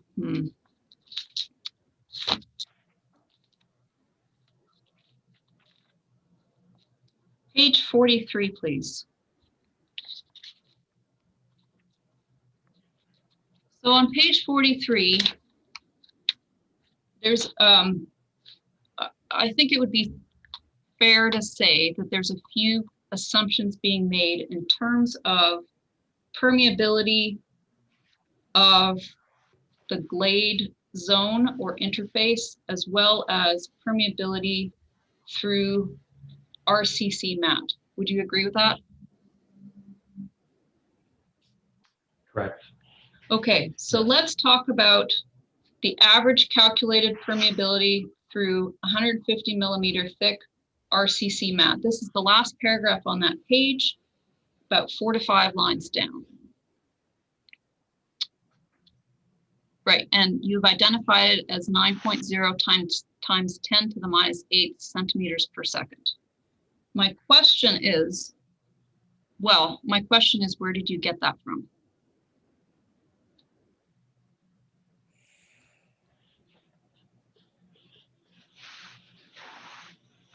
So I testified to this earlier because I knew this would be a question. So 9 times 10 to the minus 8 took into account permeability of the RCC mat of 1 times 10 to the minus 9 centimeters per second, as indicated. The crack area assumed a permeability of 2.2 times 10 to the minus 5 centimeters per second. As I recall, I'm going by memory. As I stated in my earlier testimony, I had numerous iterations of this calculation that I was working through. And I had been also in those iterations using permeability values characteristic of silt, as if those cracks would be silt filled. So as I testified earlier, the combination of these 3 values for that crack width was not correct. Okay, and I'm not taking any issue with that. Thank you for that testimony. What I want to explore is where a couple of the assumptions came from. So in the second line, first sentence, second line of this paragraph at the bottom of page 43, I believe that you were using typical permeability through RCC at around 1 times 10 to the minus 9 centimeters per second. Correct. I am guessing that that is related to just a minute. Well, I won't guess. Tell me where you got that number from.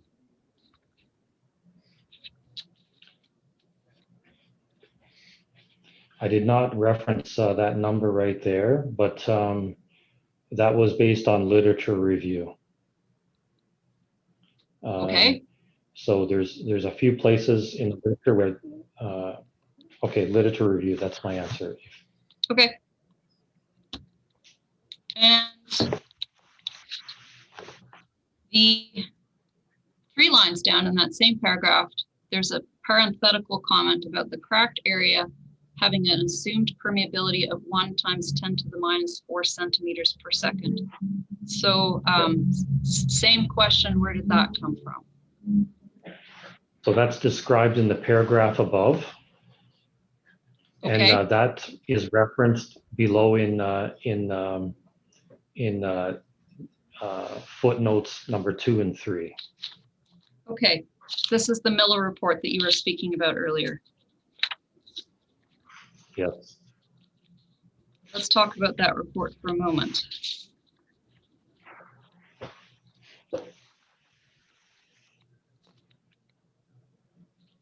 This is relating to permeability of the cracks. So I haven't read this paper. Can you tell me what the general scope of that paper was? You covered it a bit this morning, but I would like to hear it again. Yes. So to be clear on that, I haven't read that paper again since the time that I wrote this report. So this is however many months ago that is. Okay, so the gist of that report, or the purpose of that report, was, as I testified earlier, was to explore whether or not the glade interface between the manure and the soil below for sites that do not meet the AOPA constraints, if you will, to see if that glade layer would improve the soils enough to meet those our AOPA constraints. Okay, thank you. That was the general purpose of the study. Thank you.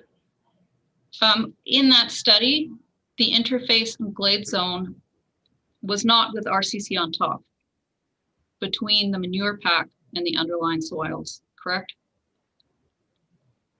That is correct. This was directly, it was a soil-based feedlot pen, hooves directly on those soils. Correct. And you would agree with me that in a feedlot with RCC, you are not going to get soils on the underlying, or pardon me, hooves on the underlying soils. I hope so. Or else that's a bit of a crack. Please repeat your question or your Okay. comment. You'll agree that in a feedlot with RCC, you are not going to get the hooves impacting the underlying soils directly. That's correct.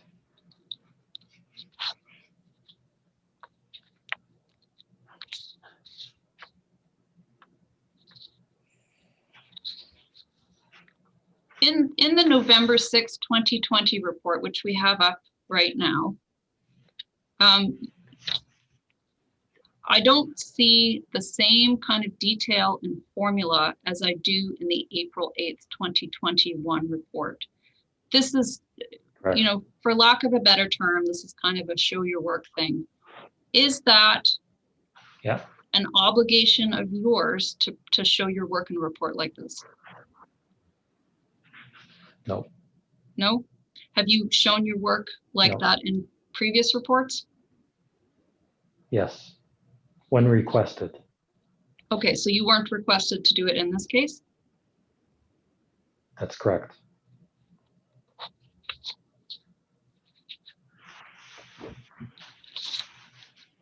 Same exhibit, I think 2 pages earlier. So page 41, please. All right, here's a list of things that you talked about. There's a number of points, for instance, point 2, 4, and 5, where you referenced photographs. Which photographs are these? These photographs were submitted by RA2 Andy. Did you see the photographs? Oh, yes. Okay, so these are the same ones that appear elsewhere in the technical document, the 12 photographs that Mr. Muilwijk submitted. Yes. Okay, but you did not include them in your report. No, and I discussed that with Mr. Muilwijk, and he said, I have already submitted those pictures. So in the interest of time and for not duplicating, I knew that Mr. Cummings already had them, so I did not include them.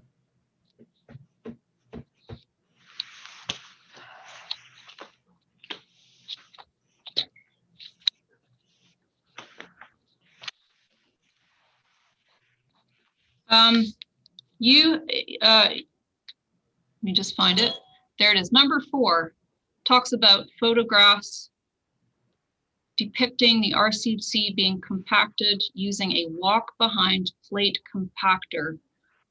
I wonder if you could kindly direct me to which photograph that is. And for document manager, I think we're probably looking at pages 37 through 39, if that would assist. If you could just stop us when we get to the right photograph.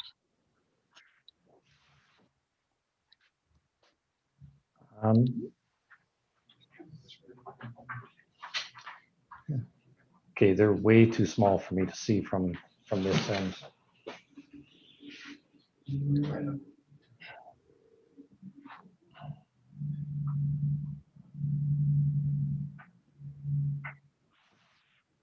Okay, stop.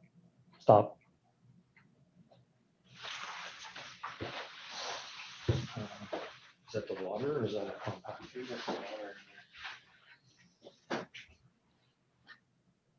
If Mr. Muilwijk would be better to answer this question, I'm happy to take an answer from him. But I just asked you because you have it in your report.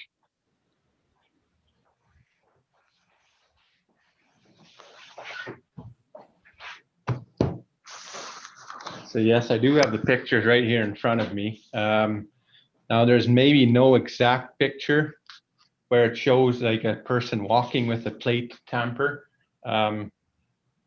we are able to see like the big packers, and especially on the covered shelter, there was just pipes on, and you can see that in picture. Scroll down a little, or up, I suppose.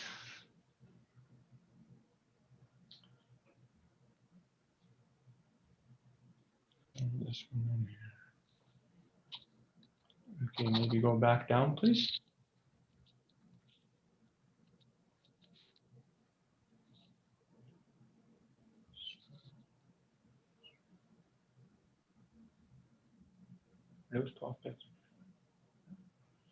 Okay, you can see it kind of there. There's those white, yeah, right in front of the skid steer, you'll see it like a white post.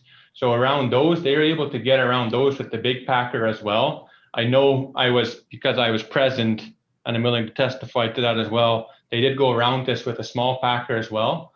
But we also poured a concrete pad on top of this RCC liner, as that's where the water bowls sit on, and that's like a 4-inch concrete pad that we poured later on top of the RCC mat. And as well for the corrals, a lot of these pictures I took more out of the sake of just taking a picture of the work than actually using it as a proof document. So had I known this would have been so important, I would have had 100 pictures or more. But yes, I know for a fact, plate tampers were used around all the fence posts, around all the fence lines, around all the bunk aprons. Yeah. Plate tampers were used, and then the big rollers were used for the general area of the pen. Okay, thank you. I'll go back to Mr. Levezou.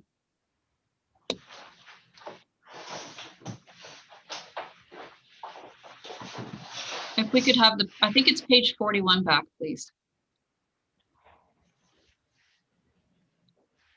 So after listening to Mr. Muilwijk, I have to ask why you wrote number 4 about the photographs of the walk behind plate compactor.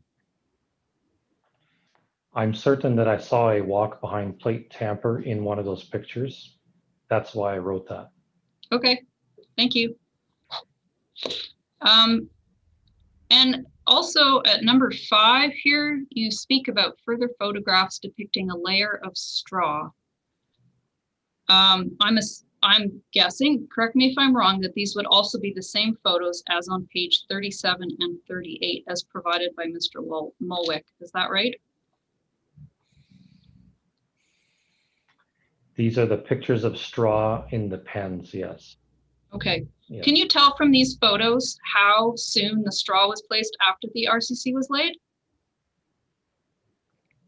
No, but can you tell how long the straw was there? And I'm sorry if you needed to finish your last response, please do so. I'm happy just to answer the question. Thank you.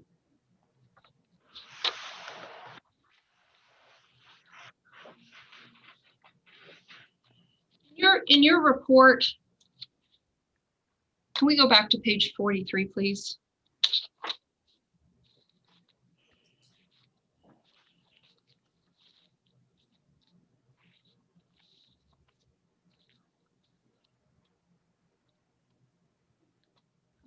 Down, please. There we go. So I believe that you said that the permeability for the cracked areas assumed at 1 × 10⁻⁴ centimeters a second came from the 2008 Miller report, correct?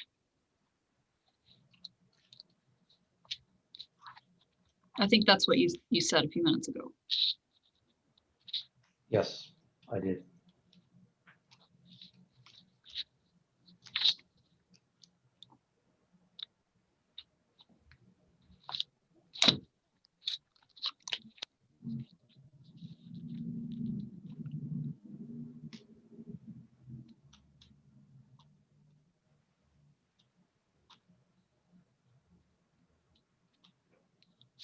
All right, can we bring up Exhibit 98, please? So this is the April 8th, 2021 report. And just to be clear, I'm asking these questions in an attempt to understand this new evidence. Of course, this was not before the approval officer at the time. You understand that? Yes. Thank you. So in this one, I understand that at near the end of this paper, or maybe the focus of this paper, is sort of an averaging theory. I think Mr. Metherall called it a composite. Just so the board is clear, this is not what was proposed in the Muilwijk's application, right? This is new.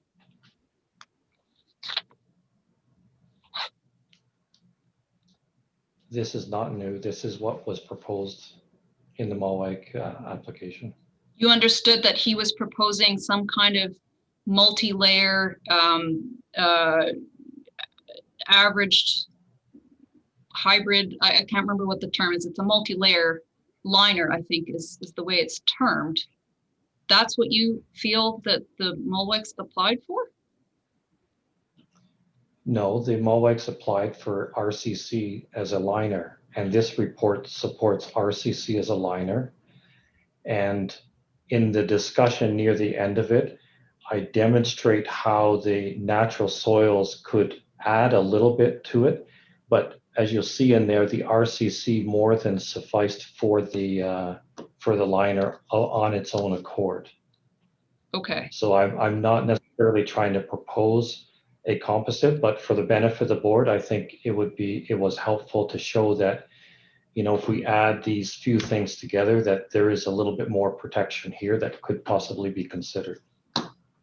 Okay, that clears So it I up wouldn't for call me. it, okay. Because I felt like it was a new kind of proposal, and so what you're telling me is that it's not a new proposal, it's maybe just additional information. Correct. Okay.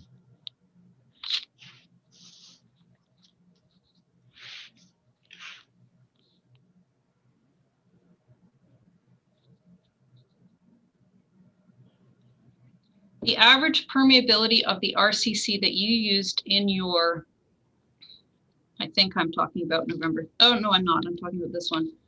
In this report, those numbers are not actually from the site. Are they also from literature? The permeability numbers indicated for RCC is from the literature. And in this case, I actually referenced the literature. Perfect. Or one of the literature. And is that, maybe we could just move to that. Is that the Portland cement paper from 2006? Yes.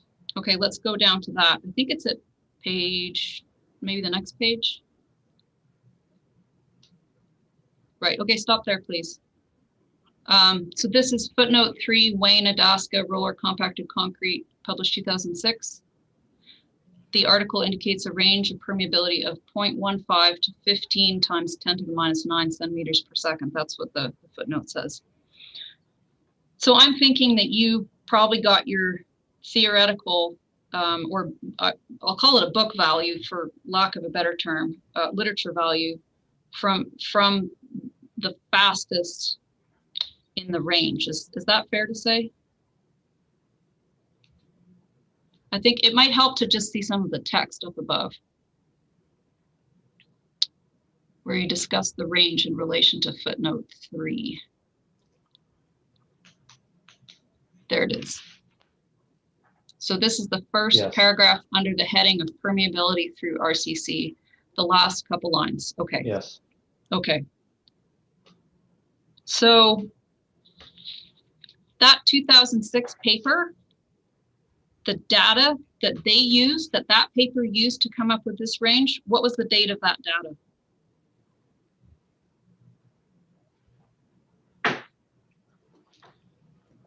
The date of the data from the I can ask it again if Can it you would help. rephrase the question? Sure. Yeah. So you've told us that this publication by the Portland Cement Association indicates a range for typical permeability values through RCC. And they give a range, and your footnote also talks about it. So my question is, in that paper, what is the date of the data that they used to come up with that range? It was not provided. It made reference to one other paper but I cannot recall the date of the paper that it made reference to, but it made reference to this paper as, they said something different, but so that the date was not provided in that paper. Could it be 1999? Oh, sure, yes. Okay, you did read the paper, I presume. Yes. Ms. Vance, maybe I could ask a quick question. Sure. And at the very beginning of yesterday, you indicated that, of course, the approval officer takes no position on whether the board upholds or overturns the approval officer decision, and most of your direct and cross would be related to the record of which the approval officer made his decision. This is now, most of this that you're asking about is de novo, and I don't believe your approval officer is in a position to make a decision now. So, I showing a lot of deference, but in fairness, I think, probably Mr. Kennedy is going to be asking in the panel some questions. You're going to some detail, some of it helpful, to be fair, but I think to some degree, I think we need to be careful about really, the roles of you as a counsel on the approval officer side and Mr. Kennedy, and perhaps a quick caucus between you two might be helpful or not. But how much more did you have, in particular on the new elements of the submissions made by Mr. Muilwijk's team? Yeah, I completely take your point. I'm just trying to figure out where Mr. Labezoux got his. We can go back to the November 6th paper. I believe there's even less information there. We can go back and talk about the permeability in that paper if that would be more on point. Yeah, and like I said, I think we've shown a fair amount of deference. I mean, this is, we don't have to cut the razor thin line on where that is, but it just seemed like maybe we're starting to get a bit further over than we needed to be into Mr. Kennedy's role versus yours. But okay, I ask one question, follow up on this point. Yeah, please. That hopefully will address your concerns. This 2006 paper, is this the same source that you used to come up with the RCC permeability for your assumption in the November 6th report?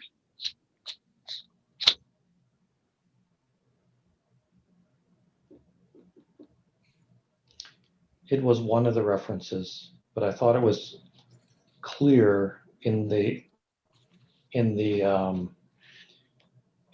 publication by the Portland Cement Association, and I thought the Portland Cement Association, given that they are the Portland Cement Association, carried more gravity than maybe some of the others that I was referencing.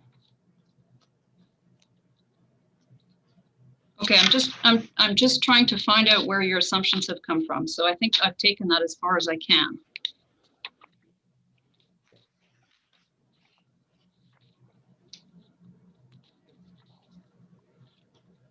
Do you know what the water cement ratio is for the RCC at the Muilwijk site? I've been told what it was designed to be.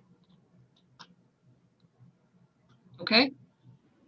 Do you know what the aggregate mix is at that site? Yes, I do. What is the aggregate mix?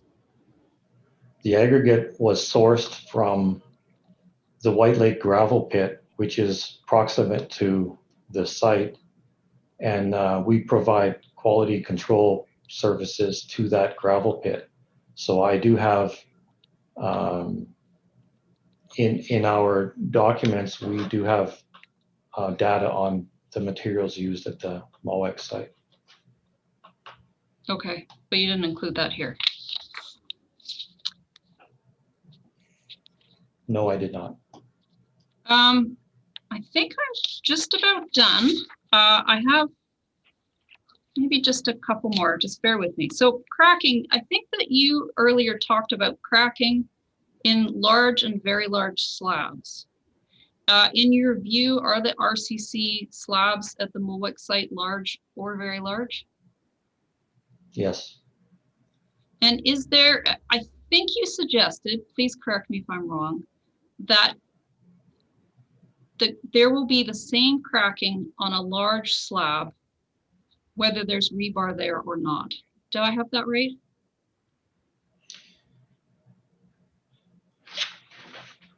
As I testified earlier, the sum total of the crack widths would generally be the same, whether there's rebar or not.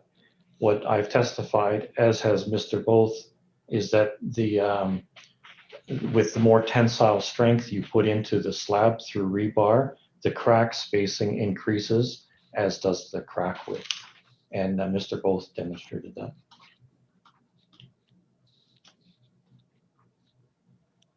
So in your November 6th, 2020 report, which is Exhibit 3. Yes. One of your assumptions was a 20 millimeter wide crack going in both directions. Yes. And then, so where did you get that assumption from?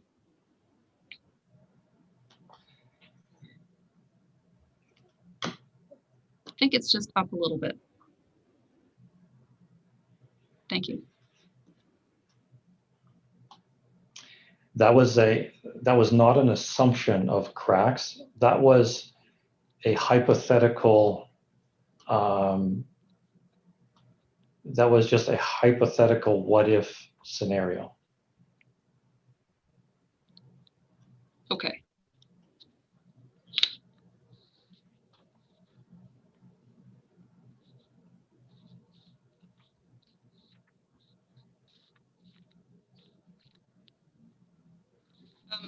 And not to wade too far into the new stuff, but I believe that hypothetical changed to 15 millimeters in your April 2020 report. Can you just confirm that?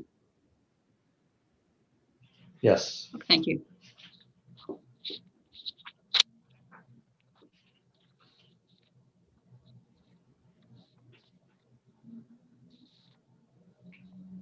I think those are my questions for Mr. Lobazu. Thank you so much for being patient. Thanks. And I just have a few for Mr. Both.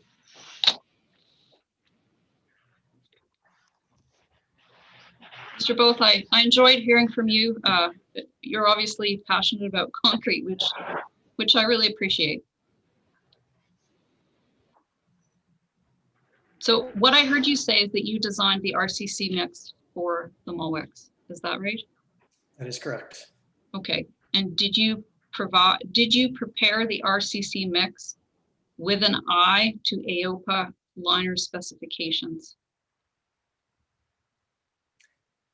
I did it with an eye to what was prescribed for the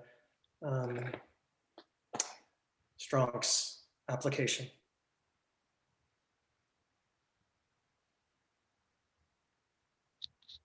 Performance-based criteria. You talked about early life cracking and later life cracking, and I think maybe I understood near the end of your testimony what that means. And I was going to ask, what's early life and later life? Is it fair to just kind of use your tables there to understand that? Okay. Yes, ma'am. There's no like black and white time where it changes from early to later life. It's a gradual process, correct. Okay, thank you.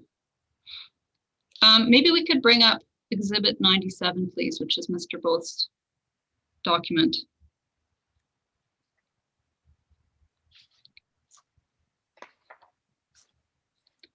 Yes, that page actually, thank you, page 4.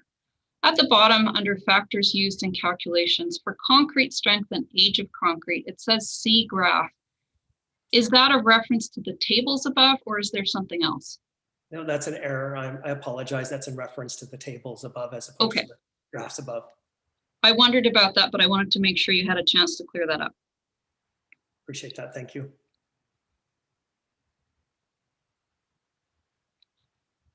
You spoke about concrete being very provable. and some empirical testing methods.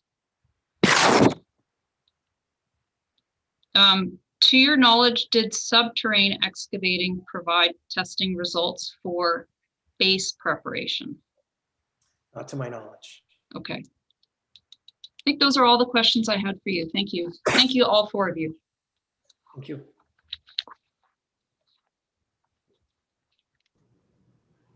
Thank you, Ms. Vance. We'll move to Mr. Kennedy and then on to panel members.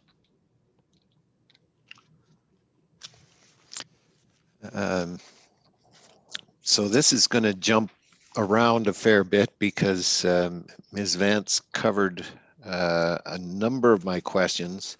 I was going to ask if you had any left, actually, Mr. Kennedy. Well, some, and some of them have been partially answered, but perhaps a little more clarity might help.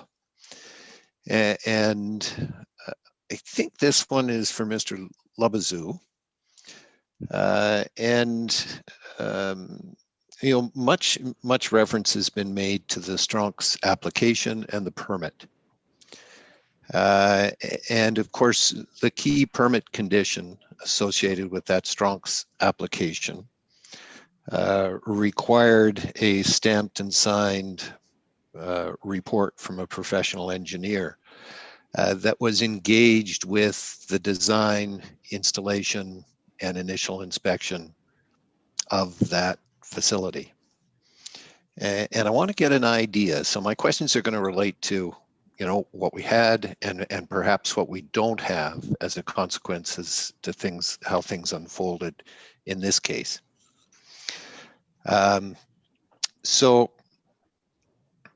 With that, do you understand the background, Mr. Labazou? You know, just in terms of, you know, the introduction I gave, so the context within which I'm looking for you to respond. I think so. Okay. So, and the first premise is, how helpful is it to have that professional engineer report during the design, construction, and immediate post-construction inspection? Are we referring to the Stronks again, or? Well, in general. So, I mean, this is a condition. I mean, much has been made about the similarities to the Stronks facility. Yeah. So the role of an engineer, what can you contribute if this is done? Yeah. So what can I contribute and what did I contribute? Maybe those two to compare. So what we can. What's missing? You know, what do we have and what's missing? Okay, good. Yes. So in the Stronks permit, one of the conditions was to provide a engineered stamped letter, and I'm going by memory here. And it identified a series of bullets that they wanted covered. They wanted me to, the engineer stamping to specifically speak to at a half a dozen points or so. So in that case, I spoke to those very specific points. It did not include an engineer's review of the mix design per se. So to answer to your question, one of the things we could contribute is an engineered review of the mix design itself to start with. Yes. Okay, so I'm going to stop you there because I'll take you through the individual bullets. Okay. So Can we put the bullet? I'm sorry. Sorry to interrupt. Can we put it on our screen for review? Oh, sure. It is exhibit. I think it's part of exhibit 94.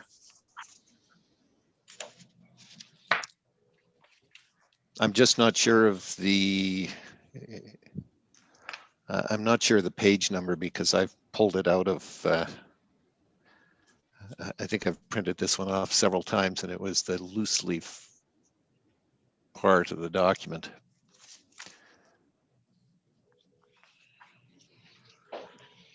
Yeah, it's the approval document itself rather than the decision summary. That's a spring point one too, by the way.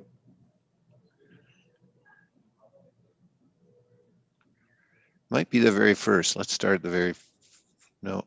Oh, this is it. This is it. So, and I'm looking at page.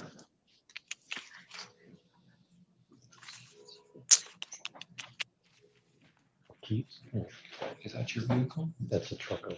No, mine is not mine. Page 3, perhaps, of this of the approval. There we go. Sorry, I have to get pretty close to the screen to read my text if I do it there.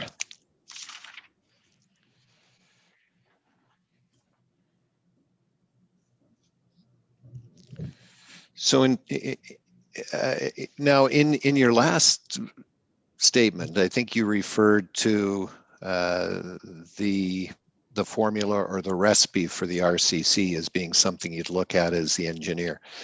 And do I have it right that you have never seen the recipe for this application? I have not seen the specific recipe for the application. I mean, they're generally similar between concrete to concrete. And I was told what the water cement ratio was and what the moisture content would be. But I have not seen a written out recipe. So okay. Your answer is yes. But I think I understood, and that you said that would be an important thing for you to look at if you were doing the Strong's review with your certification. I think for RCC as a liner, yes. The answer is yes. I mean, it would provide there would be benefit to NRCB. For that, yes. And would the recipe make a difference in terms of the permeability of that RCC? The RCC that's being designed around here would all have similar permeability characteristics. So variations in the recipe would not necessarily substantially change the permeability character. So maybe I go back, rather than to guess as to why you would think it would be important to see the recipe. Why don't you tell me? For a more complete package, if we look at the use of HDPE liners, for instance, the NRCB usually is interested in shop tickets or some sort of verification that the thickness was what it needed to be, and the properties were whatever they needed to be. So maybe that same logic could be applied to RCC. I'm suggesting that, and the provision of a mixed design would maybe parallel that a little bit better. But at least in the Metherall case, you were able to reach a number of conclusions in your report and affix your stamp without understanding the recipe for the RCC? Yes, because I was on site looking at it, doing the Schmidt-Hammer testing, taking the cores and observing the concrete itself, and it appeared to be a appropriately, properly proportioned, dense mix suitable for that. Okay. So I was able to get the information from the core itself without review of the recipe. Okay. Is there and maybe this question is for Mr. Both, is there a problem in just providing the recipe that was used? Like, I mean, the easy answer to the question is no, it's not a problem.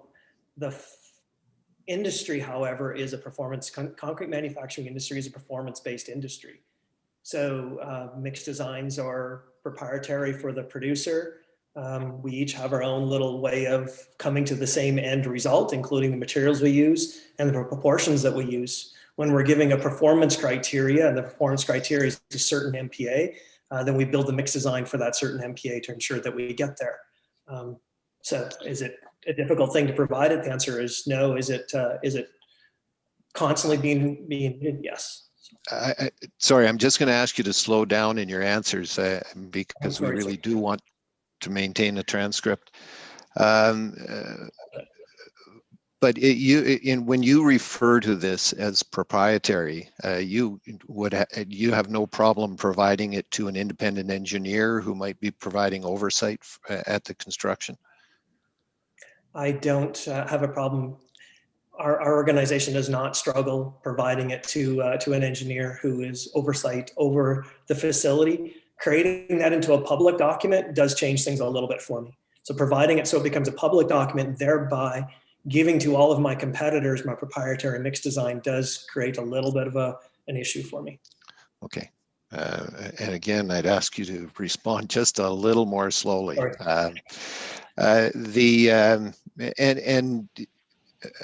Is that why we haven't seen the recipe in this instance? In this instance, we were never asked for the recipe. If I were to ask now, can it be provided? Yes. Yes. Thank you. And I don't know whether that will be helpful for the panel or not, but perhaps if I can have your undertaking to provide that recipe. Mr. Kennedy, so I'm just as I'm listening here, so that would be provided in conference though, or so it won't show up in our public documents, or how does it work? To be clear, if you undertake to provide it, it's going to go on a public record. So if you are reluctant to do that. I just wanted to clarify. So, and this is a very good point, and this is why we have good discussions like this.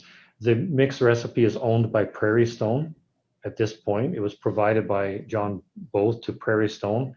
So I have no authority, neither does Ari Muilwijk or John Both, to provide that recipe. We would need their consent for that, and also their consent for it to be public.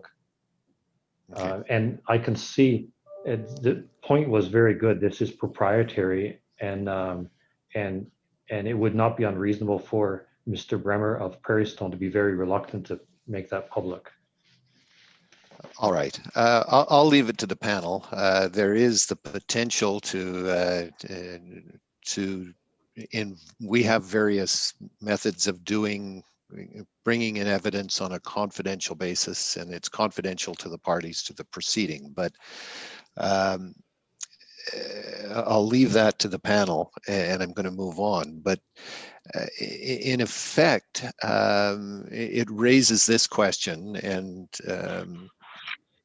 Mr. Labazou, I'm going to ask you to respond to it.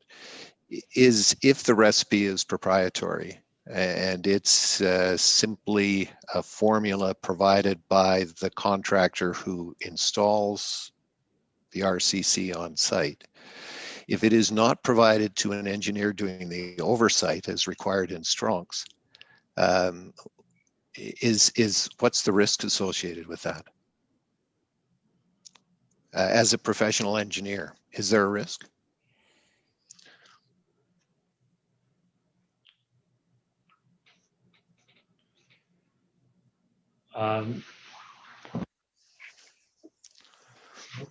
It's probably a complicated answer to that.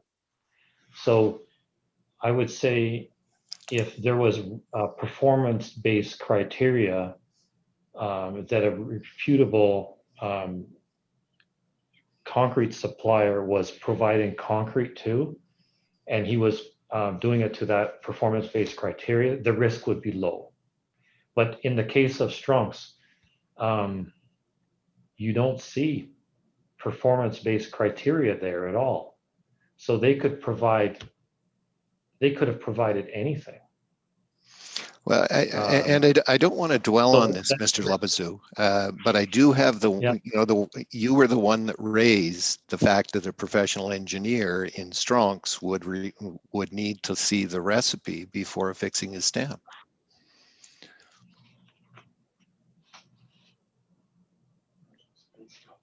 So, and perhaps I'll leave it at that, because I do want to move through these bullets, and I don't know that we're going to get much traction there. So in terms of the bullets, and I'm now at the first bullet. Now, were you the engineer that applied the stamp on Strong's? I was, yes. Okay. And so perhaps, and again, we're not reviewing Strong's, but what could you do on Strong's with respect to the first bullet that you could not do on this site, on the Metherall site? So is there anything missing as a consequence of the fact that you weren't involved in during the design, application, and construction? No, the locations are specified on the site plan, yeah. Okay. And how about the bed for the liner was level and compacted before the RCC is installed? The evidence that I had so I could speak to both for both sides. In the case of Strong's, we did, because there was a lot more subgrade preparation at Strong's, we were on site doing compaction testing and the like. Whereas at Mr. Muilwijk's site, there was really limited, subgrade preparation activity required. So this was a much easier task at the Muilwijk's, and there's enough evidence and documentation that I could satisfy that. And was there a report prepared by the person who prepared the substrate? There was not. Okay. So when you talk about evidence, what evidence are you relying on? And do we have it on the record today? We have the photographs. The other evidence that I have specific to Mr. Muilwijk's site is the contractor, Subterrane, is an acquaintance of mine. I discussed with him the procedure for doing this. I know him well, and when I've talked about him to him later about this, he affirmed the activities that were carried on there.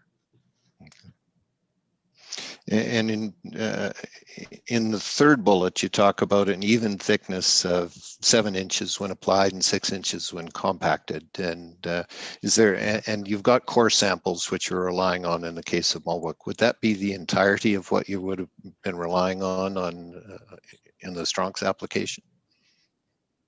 Well, in this case, there's really the product being placed on the bed with an even thickness of at least 7 inches. It actually doesn't matter what the initial placement thickness would be if the end product that's compacted is more than, the even thickness of 7 inches. When it's compacted to 6 inches, that's what governs there. So in the case of Mr. Muilwijk, no, I wasn't on site to see that it was 7 inches thick placed loosely, but we know that it's more than 6 inches, and in actually many cases, it's more than 7 inches as well. And do you know that from a report from the installer or simply from the core test? I know that from the core tests. Okay.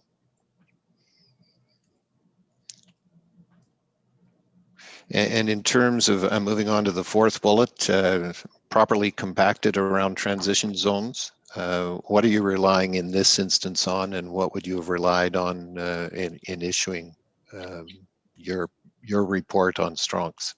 Are there differences?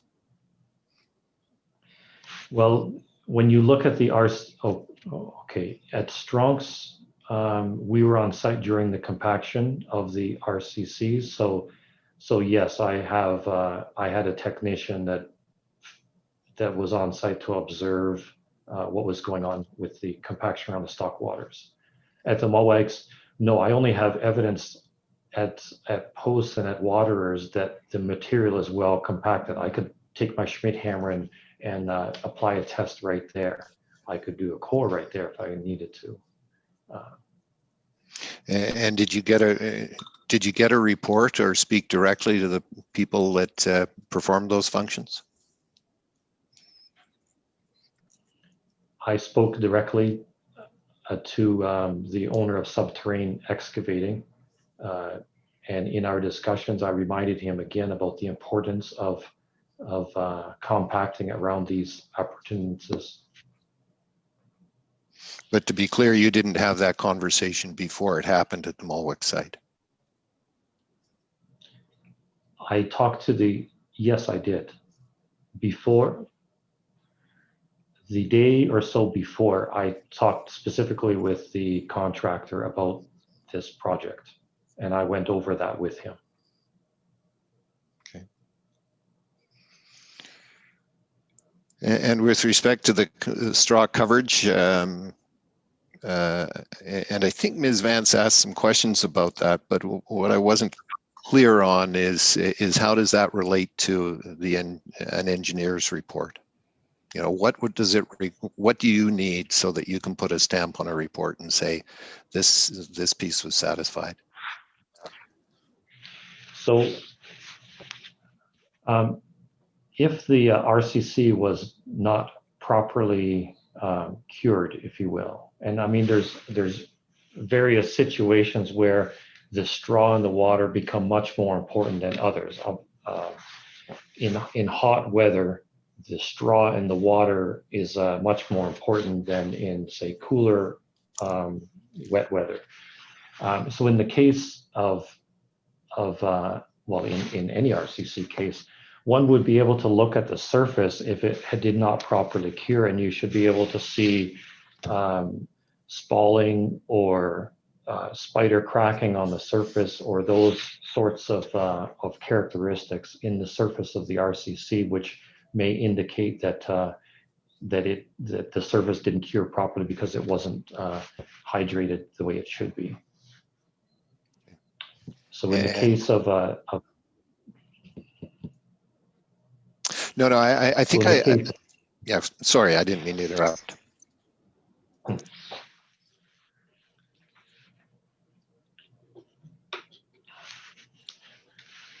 Okay. Yeah. I'm sorry. It's the difficulty with this Zoom call. I'd like to just finish, if I may, Mr. Kennedy. Please. So in the case of Strong's, I was on site myself after the concrete had been placed. I was on site with a technician to physically go through the slab and to assess the thickness of the slab. So I was able to assess it there. In the case of Mr. Muilwijk's site, yeah, when I got to the site the first time, there was already manure on it, but nevertheless, we did clear off areas of manure to do the Schmidt-Hammer testing. And in the case of Mr. Muilwijk's test, because there was decent performance with the Schmidt-Hammer from the surface, that would indicate to me that the surface had cured properly, and I had no concerns at all that that there was any improper curing. Okay.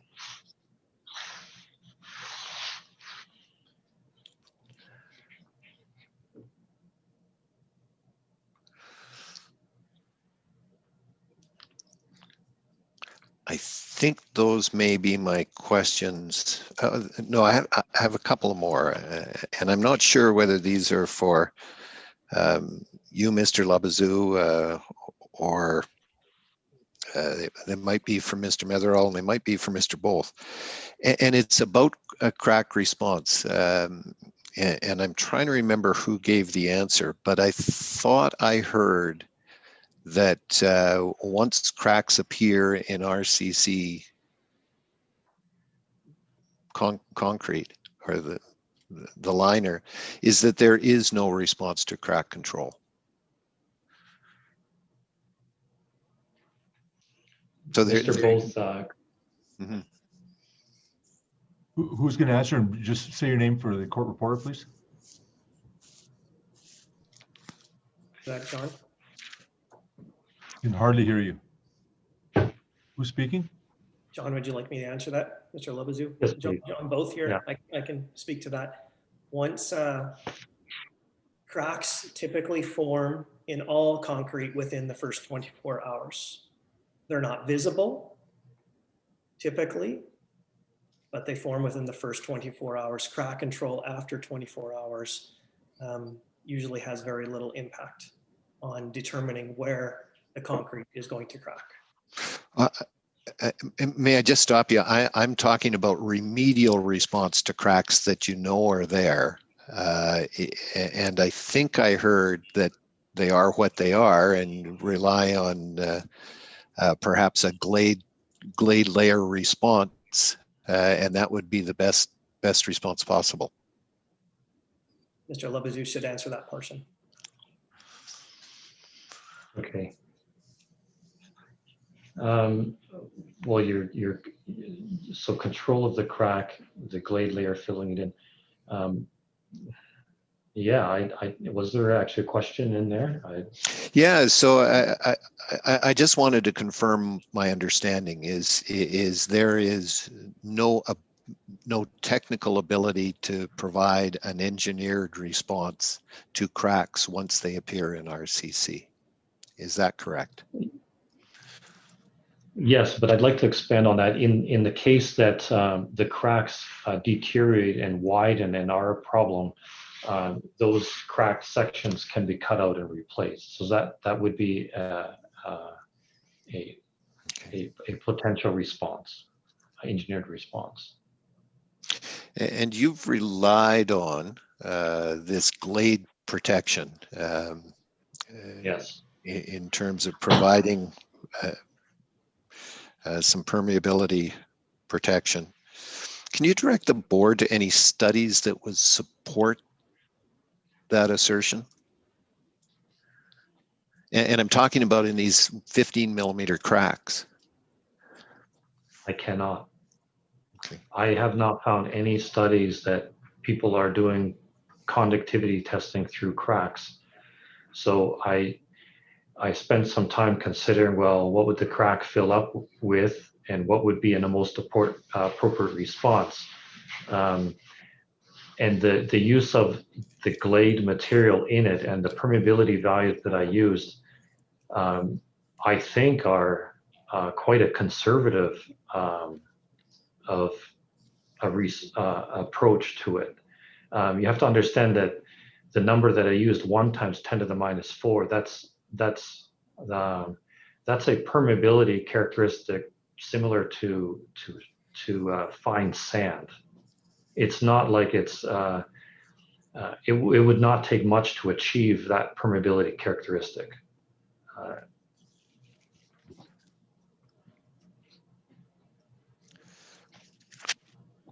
Okay.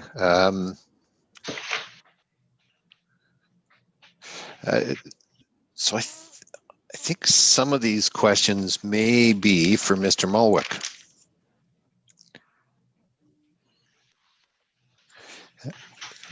Is he available? I just don't see him on the screen. Yeah. Yes, I am available. Thank you.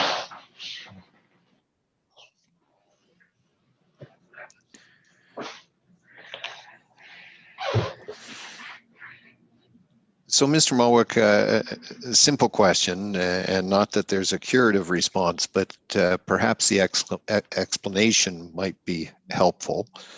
You had this construction set up for a specific date, and you know, it in effect gave you no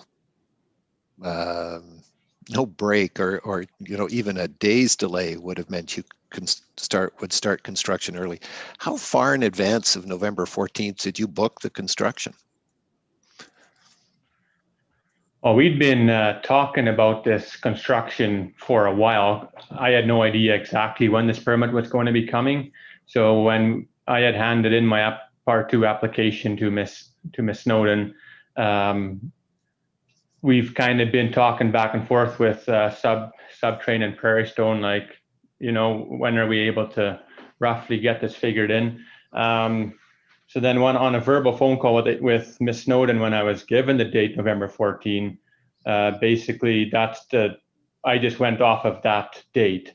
Even just weather-wise, going later into the year, I could have done November 15 too, or November 16. I just wanted to get it done as soon as possible, and just concerning the weather and whatnot.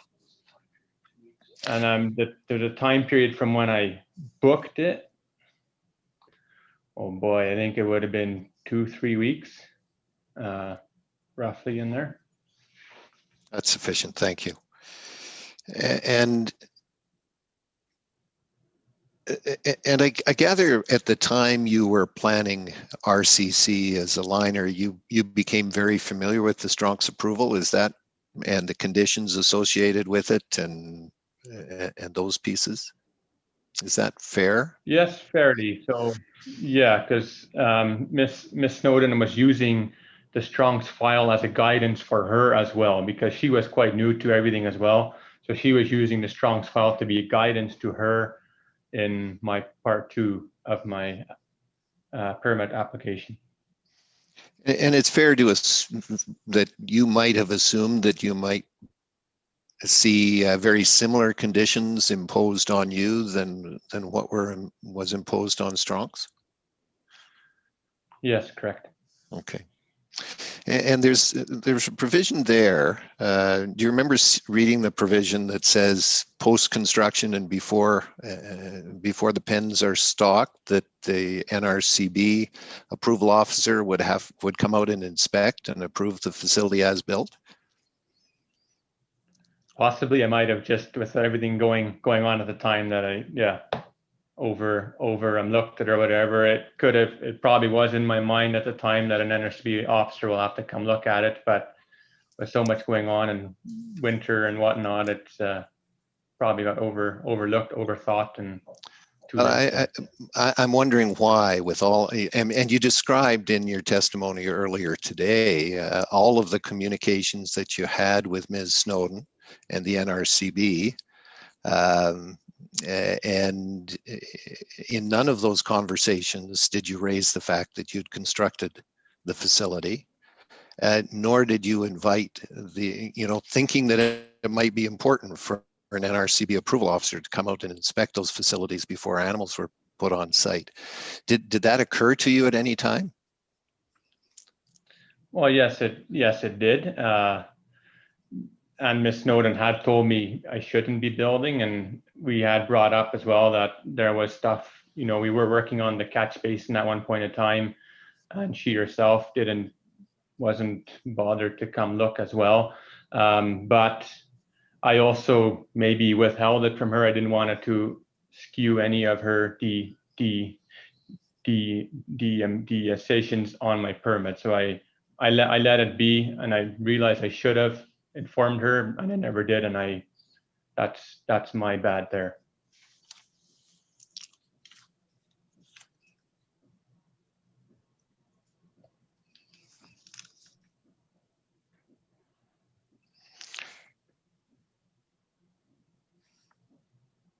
I'm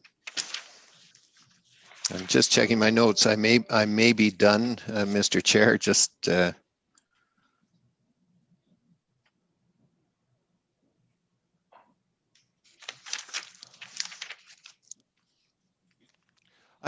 I'm going to ask one question on fly control, and because you've objected to that condition to an approval should you get one. And the question is this, is you are currently operating, or you have been operating in the past to a point in time where that condition was part of your approval. What kind of fly control did you have in place? What program did you use? So what could you explain on my current or my fly control prior to this? Yeah, so this is, was the original permit was issued by the municipality, and it contained a requirement that you have a fly control program in place. And I'm simply asking what you did in the past to meet that condition. So that permit was for the hogs. With the hogs being on top of basically a liquid pit, there is actually 0 flies in a hog barn. You'll always get some flies in like a dry manure area, which with the hogs, and that goes back 9-10 years, let's say. With the hogs, we would just throw poison on the floor, and that was it. With the calves, however, in my barn, I didn't have any flies because of the liquid slurry underneath, like inside the pit. There was no fly breeding going on. The only main areas where I did have flies was on solid manure storage, especially in the hutches, the outside hutches. And there I would, once a week, I would just basically spray a fly poison, and that would control the flies. Yeah, that basically took care of the fly control right there. Okay. Thank you. Thank you, panel. Thank you, board. Those are my questions. Thank you, Mr. Kennedy.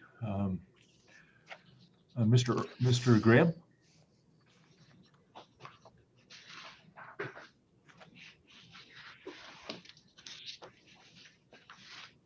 I believe he could hear us, but we may be in that spot where we can't hear him. I see his mute is on, but I think he's on another line. Mr. Graham, are you there? That work? Yep. Yes, okay. It does. All right.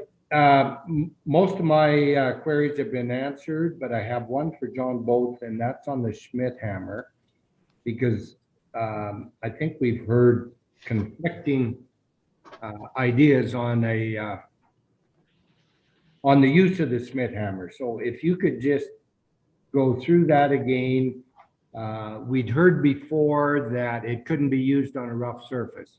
So explain that to me, how you use it versus what we were told before.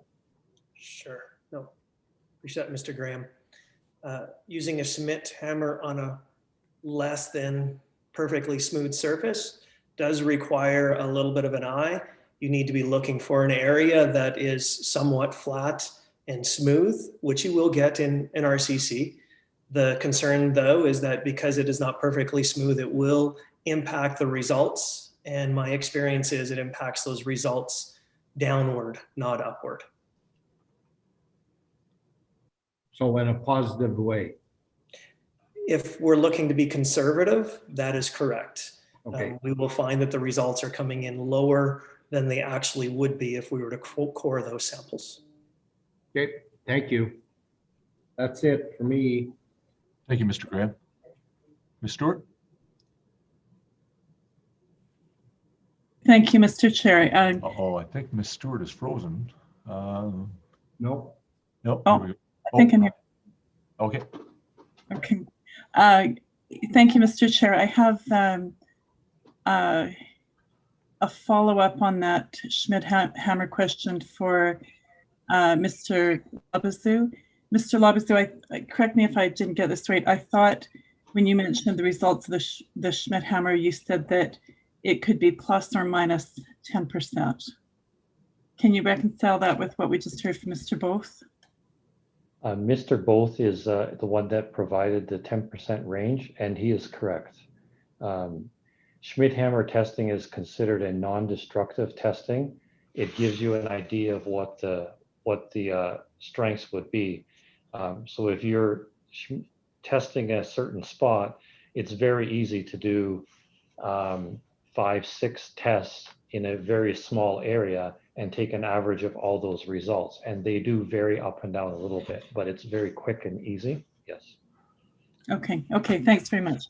Now, similar to Mr. Graham, you've answered a lot of my questions, so forgive me while I just kind of look through my list. I do, and apologize for what will be musical chairs in your office in the south. But Mr. Muilwijk, I have a couple of quick questions for you, if I can.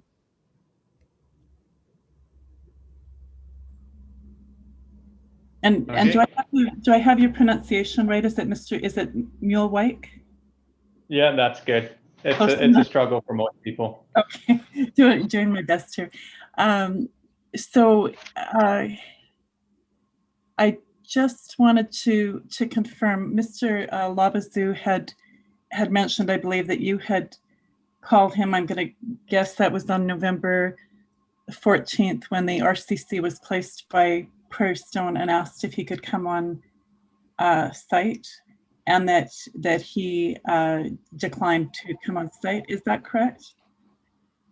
So that was the subtrain excavating who had called Mr. Lomazou to ask if he can come on site. That was not myself. Okay. I was in contact with him on several things, but I was not the one who asked him to be on site. That was subtrain. Okay. Okay. Thank you for that clarification.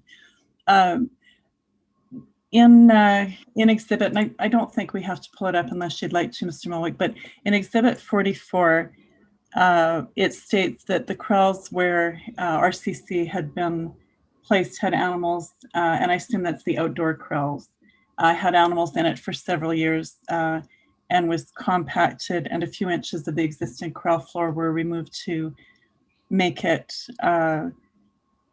level. And Mr. Muilwijk, in your testimony, you asserted that Mr. Cumming didn't ask you how the bed or the pen surface was prepared, so you didn't have an opportunity to describe that. Is there anything you'd like to describe now about how that surface was prepared?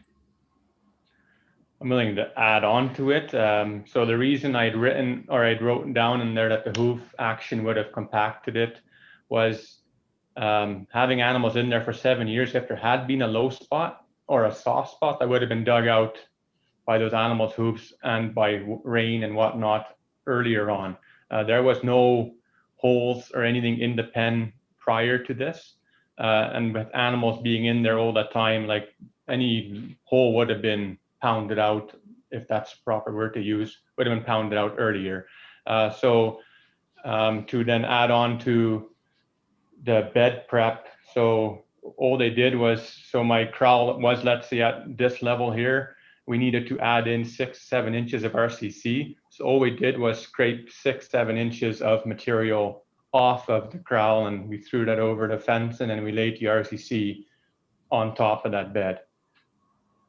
And then so once they scraped out 6 or 7 inches, we went over it with a packer, like a roller or whatever, just to make sure that there was no more low spots and everything was fine.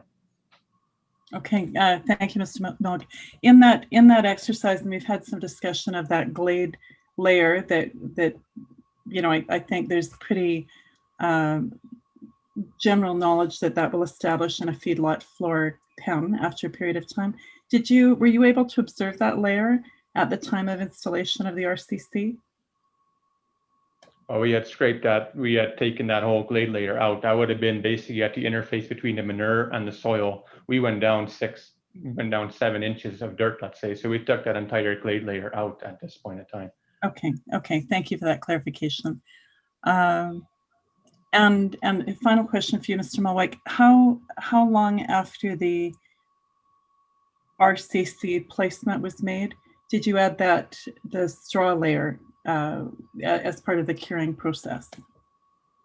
So straw would have been added a day to 2 days later. The same, like some of it was done the same day. Other stuff was done the following day. Just we can only do so much in a day. But yeah, it was done within a day or two after we placed it that we had the straw on the RCC. So when you say some was done that day and some the next day, would there be like part of the pen was done, or some of the pen, all of the pen was done with a thin layer, or part was done and then part was done later? So if my memory is correct, pen 3 was done that sort of on my permit, I guess that's considered the new pen, was done the same night. Everything else is done the following day. And then I think we added a little bit to the weaning shelter the day after that, just because we had some extra straw sitting there. We added some more, 2 days later to the weaning shelter. Added some more to make the existing layer of straw thicker? Yes, correct. Right, okay, thank you. And those are all the questions I have for you, so thank you for your answers. Can I ask for musical chairs again? And I guess I should have mixed that around if Mr. Labazou can come back.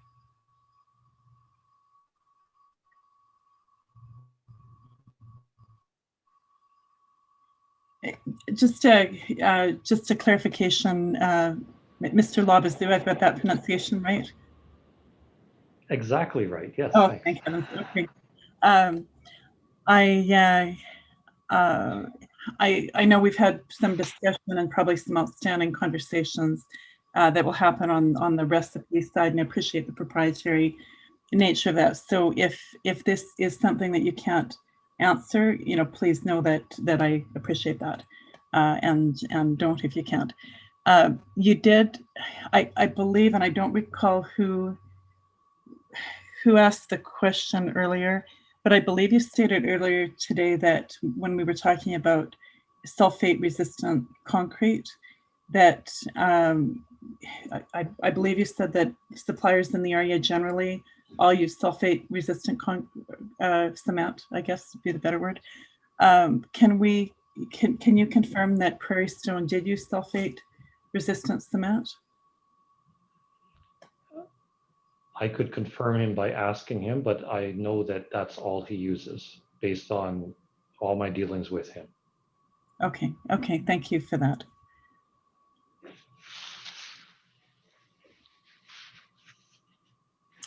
And I think that's all the questions I have for you, Mr. Labazu. Thank you. And just I think 2 or 3 for Mr. Both.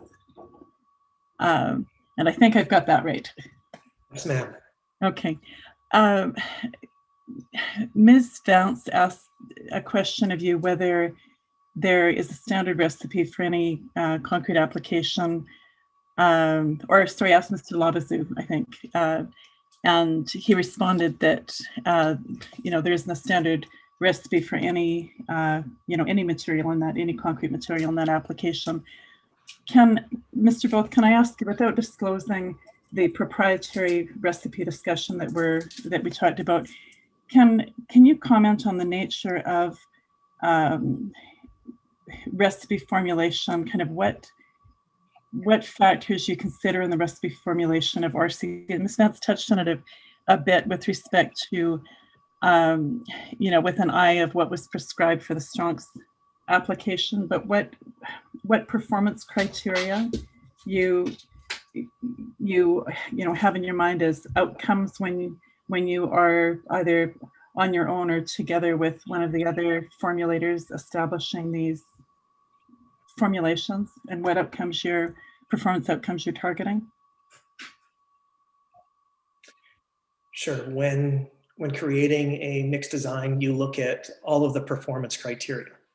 So in those performance criteria, we're concerned with, in this case, the compressive strength. We're concerned with the durability. We're concerned with the ultimate density.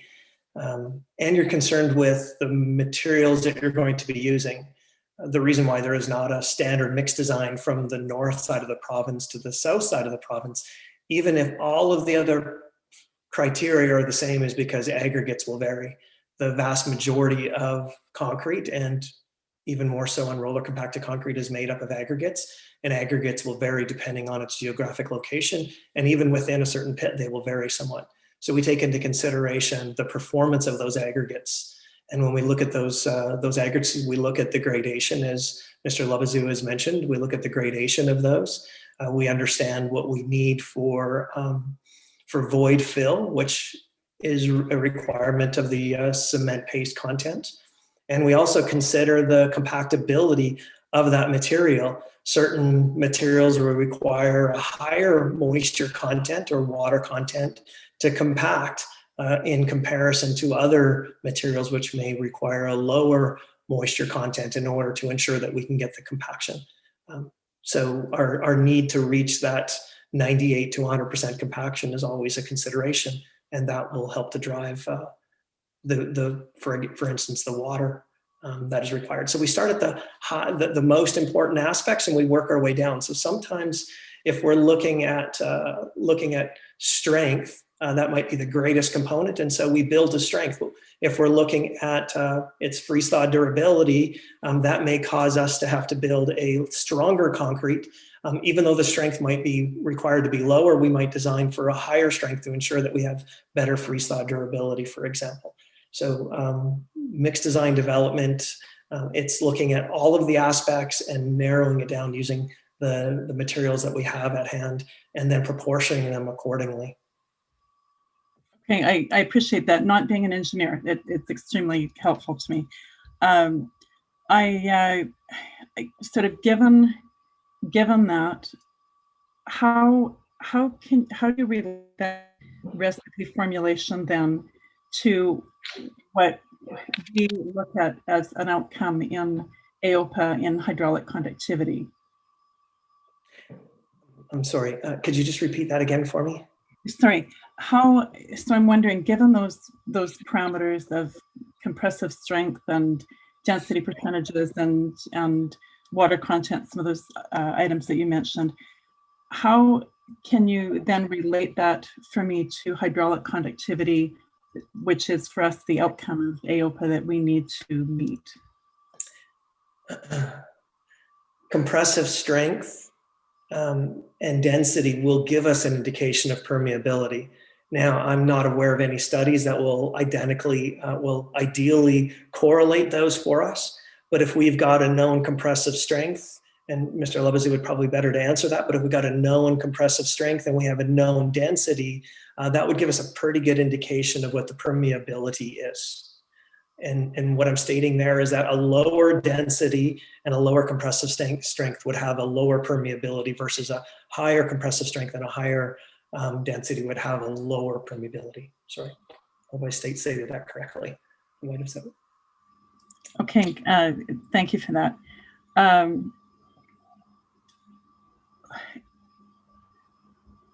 think my last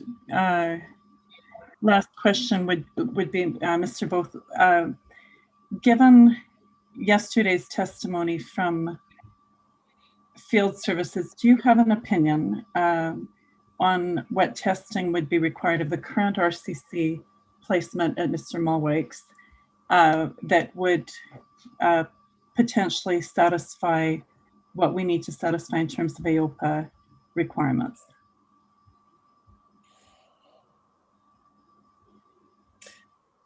I think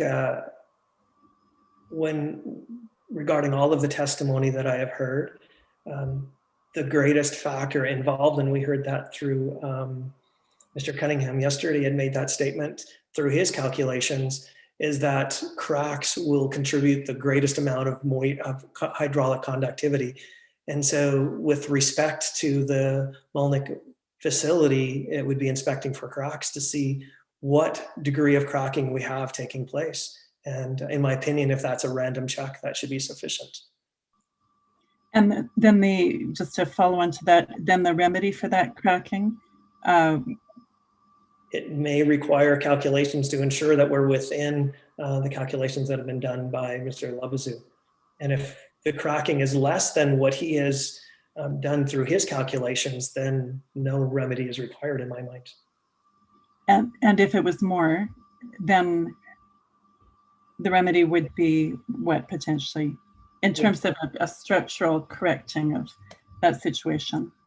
Sure. So if we've got a crack that is greater, and if we just pick a random number of this 15 millimeters that's been thrown out, if we're over that 15 millimeters, for instance, a remedy would be to saw cut on either side of that crack and fill that area in with either wet concrete or roller compacted concrete, depending on what the dimension of that is. So if it's quite a narrow cut, then we would need to fill it in with a traditional normal wet concrete. If it's larger, then we could fill it in with more roller compacted concrete. Okay, Mr. Both, thank you very much for your answers. Mr. Chair, that concludes my questions. Thank you, Ms. Stewart. Ms. Maharaj.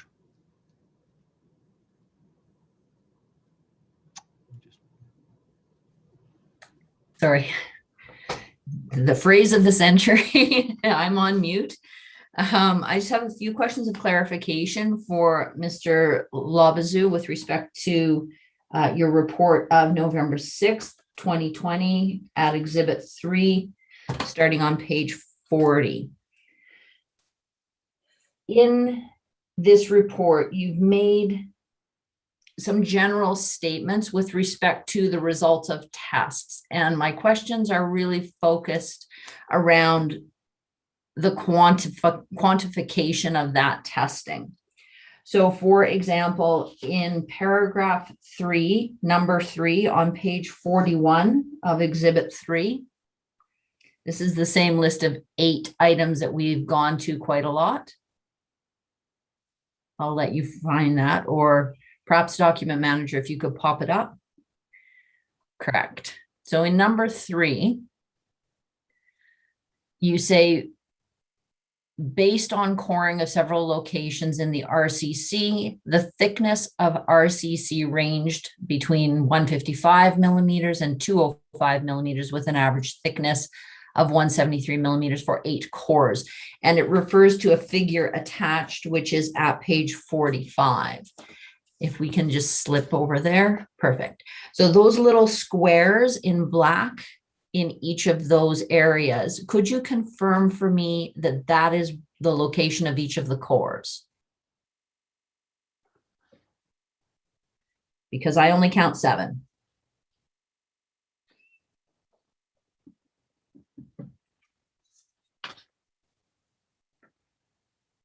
You're on mute, sir.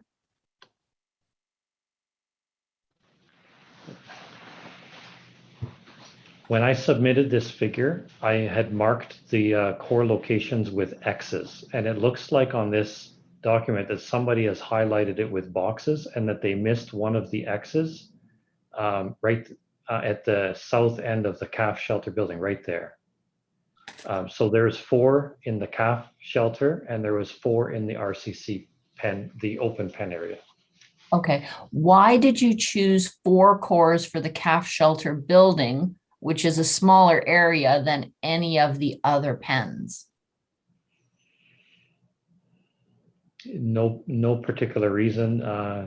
It was when we did the calf shelter building, we had pushed the animals back. We had free rein for that area, so it was easier. When we cored in the pens,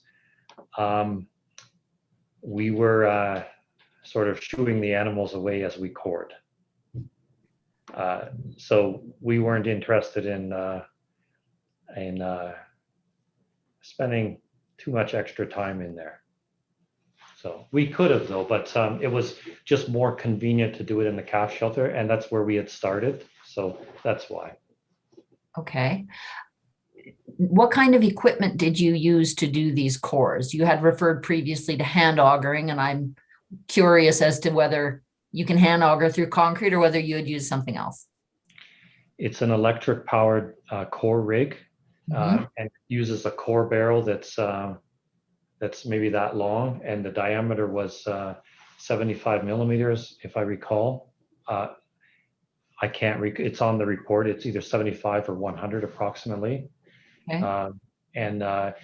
And basically it's a diamond tipped core bit that has water to circulate through it to keep the core, and you just carefully core down and recover the entire sample. Okay, and how long does it take to do a core?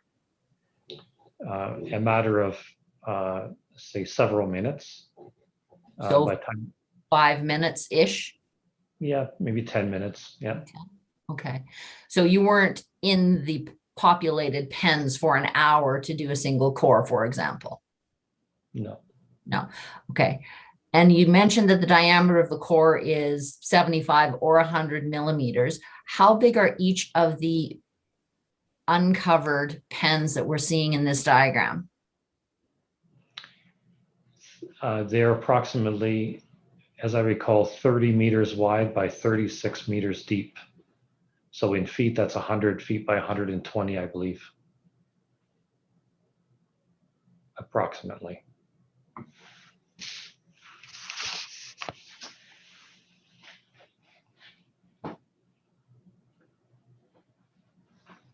You were muted, actually. There we go. Okay, yeah, my screen went blank for just a second. So you mentioned approximately 30 meters by 36 meters for each of the RCC pens?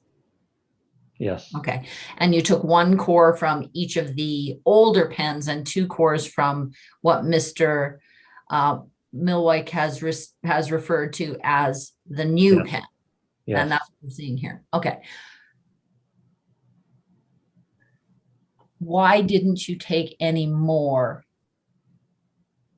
cores in such a large area, especially in those two uncovered pens? I could have, but really there was no specification, if you will, saying you need to core this many per area. I suppose that in my work, we core along roadways quite often, and the core frequency is quite a bit more spaced out than what we would see here. So I wouldn't necessarily say that. I do take your point that one may consider that this isn't very many cores, but at the same time, this, in my opinion, this provided reasonable coverage. The other aspect with it is that this is destructive testing. So every time you core, you do open up a hole that has to be repaired. There is that consideration as well against, say, over coring. Okay.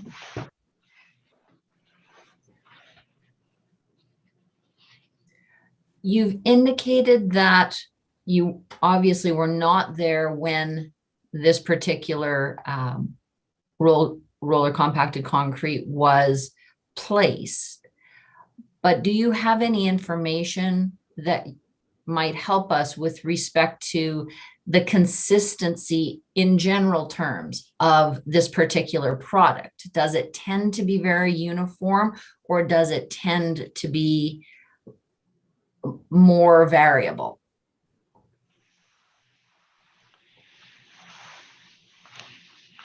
The product itself coming out of the plant is quite consistent. Where the inconsistencies occur is where you have perhaps hypothetically an inconsistent subgrade, or there could be inconsistencies with trucks that are staged ready to place it, and they all sit there with full loads while everybody goes for lunch, and those sorts of constructions. So, but the product itself, as it's produced, I would say it is quite consistent. Okay, so working off of that assumption of consistency, the variables that would potentially affect a uniformity of application or placement are the types that you've just described. Yes. Is that correct? Yes. Okay. But you yourself, in formulating your opinion and deciding how many cores to take, were not present during the installation or the placement. So you don't have a particular personal knowledge of the installation, shall we say, consistency or the appropriateness of the installation. Is that fair?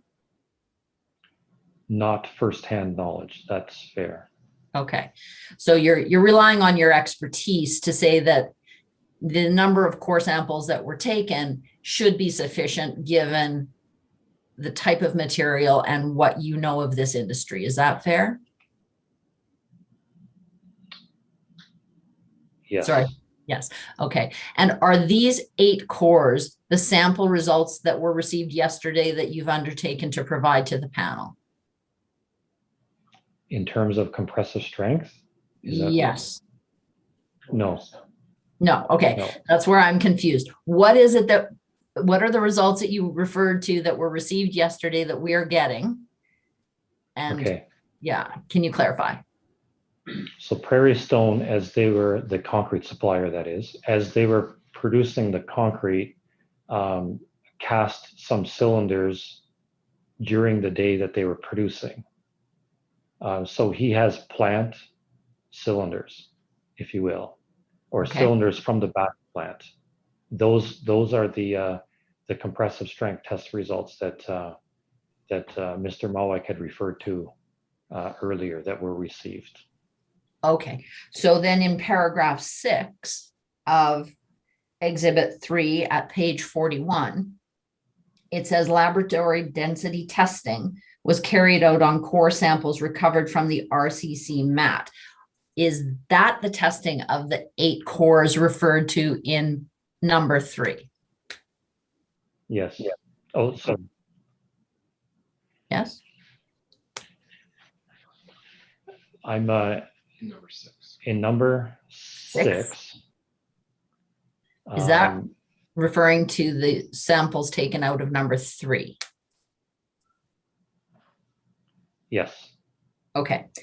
And you've given us some general results. Do you have the specific results for each of the 8 cores? Is that in evidence somewhere and I just missed it? Yes, it is. It's appended to this letter. It's the last page of this letter. Oh, okay. I see. The ones that have letters on page 46 of 100.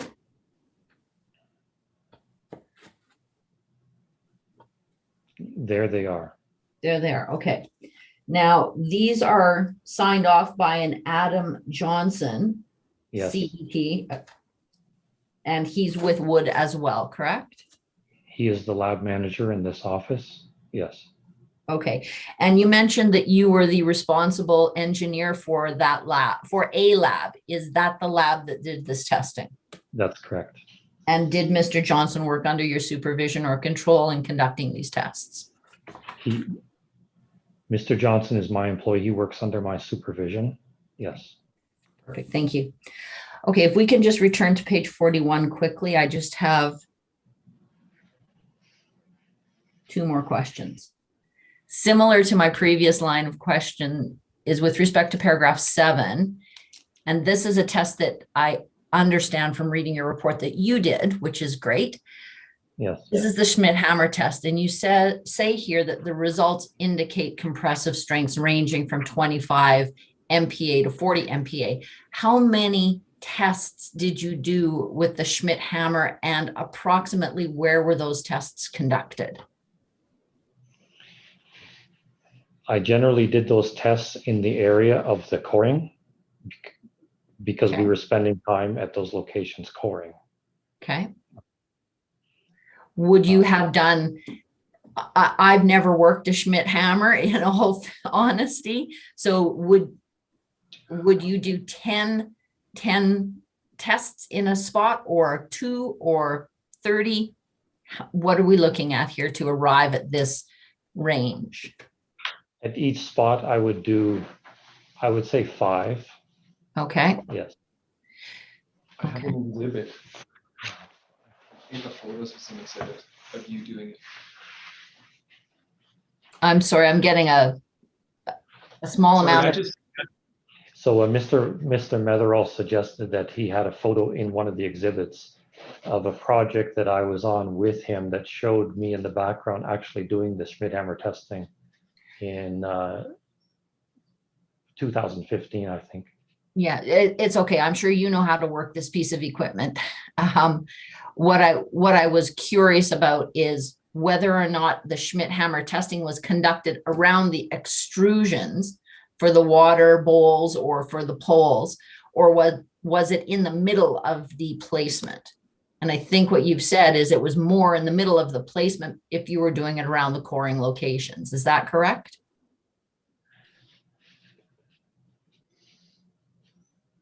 That's correct. I mean, I did not document the locations of the Schmidt-Hammer testing separately.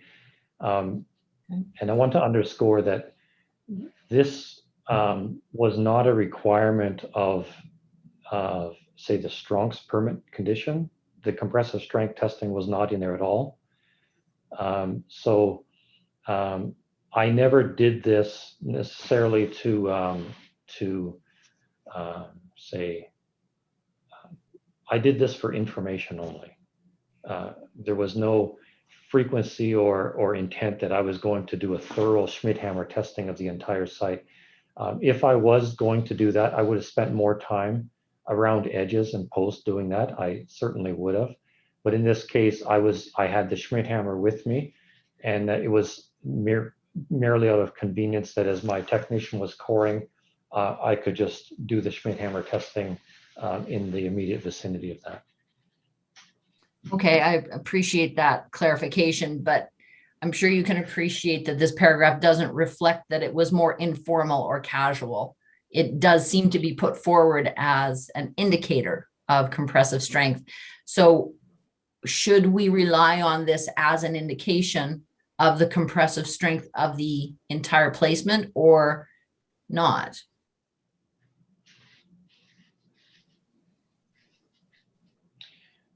The short answer is yes. This provides a broad overview of what the compressive strength of this material was. Would it be fair to say that it's more in the nature of a snapshot than an analysis or a comprehensive piece of data? Yes. Okay. And the reason why I would say that is if you were ever looking for more comprehensive data, then I would have done the testing on physical cores, which is much more accurate. It's very conclusive. Okay, that's good to know. Thank you. My final question for you is with respect to the cracks. So if we could turn to page 43 of Exhibit 3, at the end of the first full paragraph, the sentence beginning, this is up a little bit, I think. Yeah, if you could just keep scrolling up a smidge. Perfect, thank you. So at the end of the first full paragraph, it says this is generally consistent with Wood's observations of older RCC mats, and that's referring to the information previous.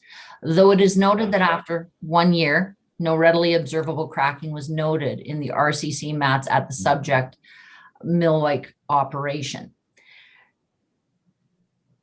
You've given us information to say that there were certain places where you cleared 5 by 5 meter patches to look for potential cracking.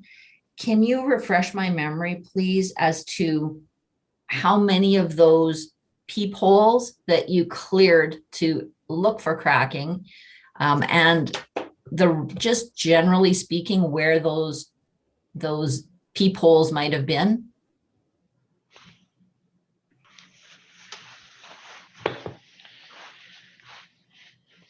So for Ari, so we're talking about the after 1 year, no readily observable cracking was noted, right? Yes. Okay. So when I visited with Ari and we did the core testing, it was he had scraped the areas with a loader that we did the core tests at, and those were the areas that that I reviewed at that time for cracks. So that's what that would refer to. Okay, so those 8 locations where you had done the cores were the same locations where you were looking for cracks? Yes. Okay. Those are all my questions. Thank you so much, sir. I appreciate your information. And Mr. Chair, that's all I have for today. Hey, thank you, Miss. I have a bit of a freeze. Can people hear me? I'm sorry, my screen froze a bit. That might be on my end. So thank you, Miss Maharaj. Much appreciated. So I've been doing a lot of crossing off, which is good. A lot of the questions have been handled. I have a couple. The Schmidt hammer, don't want to spend a lot of time there. We spent a lot of time already there, but in connection with the base, because it has come up that there is not a lot of information in terms of the stability of the base. Perhaps we've seen the photographs, we've heard the description of what has taken place with the base, but I think Mr. Both, you mentioned that if there's density test done, Schmidt hammer or otherwise, if there's reasonable densities on those, that would tell you that the base has been prepared reasonably, because if it wasn't, you wouldn't be able to compress the concrete enough in order to get those densities, and therefore the base would be suspect. Do I have that correct? Yes, sir, you have that correct. Poor base will indicate poor compressibility. When we are at 100% of compression, we'll get to 100% of when we're 100% density, we'll get to 100% of compressive strength. When we're at 90% of density, we'll drop down below 80% of potential compressive strength. When we drop below that 70% of density, we'll drop below 50% of compressive strength. That's a function of the base. If you're trying to pack on a pillow, you just can't do that. Okay, thank you. That's an analogy that all of us can understand, I think.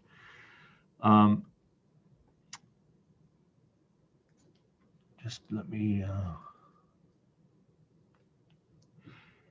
a quick question. I'm not, this may be for Mr. Labazou, in terms of your experience with ag operations dealing with permeability, compaction. If it isn't, then if it isn't a reasonable question to ask, then just tell me. In terms of detecting after the fact, so, we're here because, there's water under the bridge. It was built without permit. And now we're trying to determine, will this thing stand up? Will it meet AOPA? And then we've had lots of questions about, and on an ongoing basis, if it were approved, monitoring crack control or crack remediation.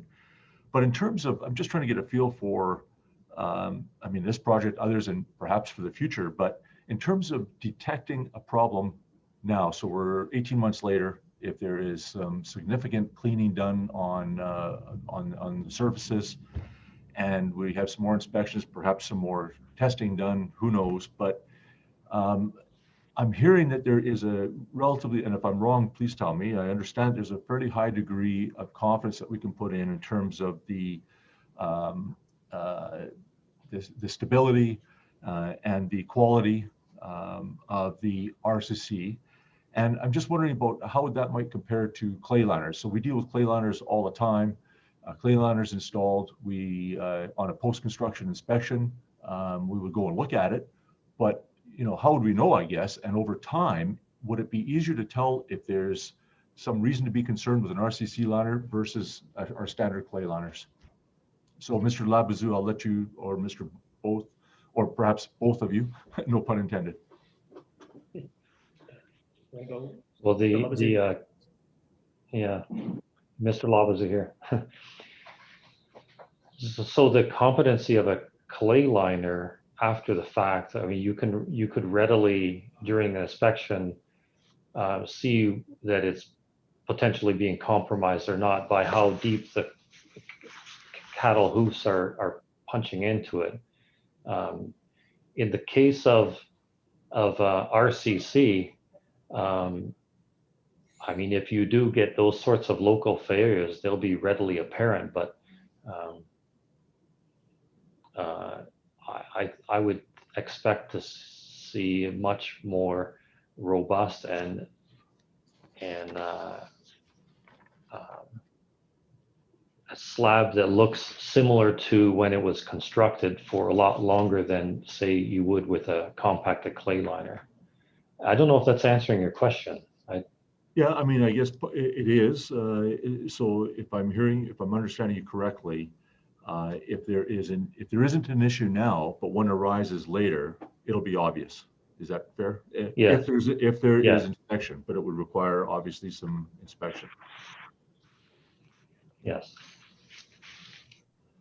And Mr. Muilwijk, just two quick questions for you.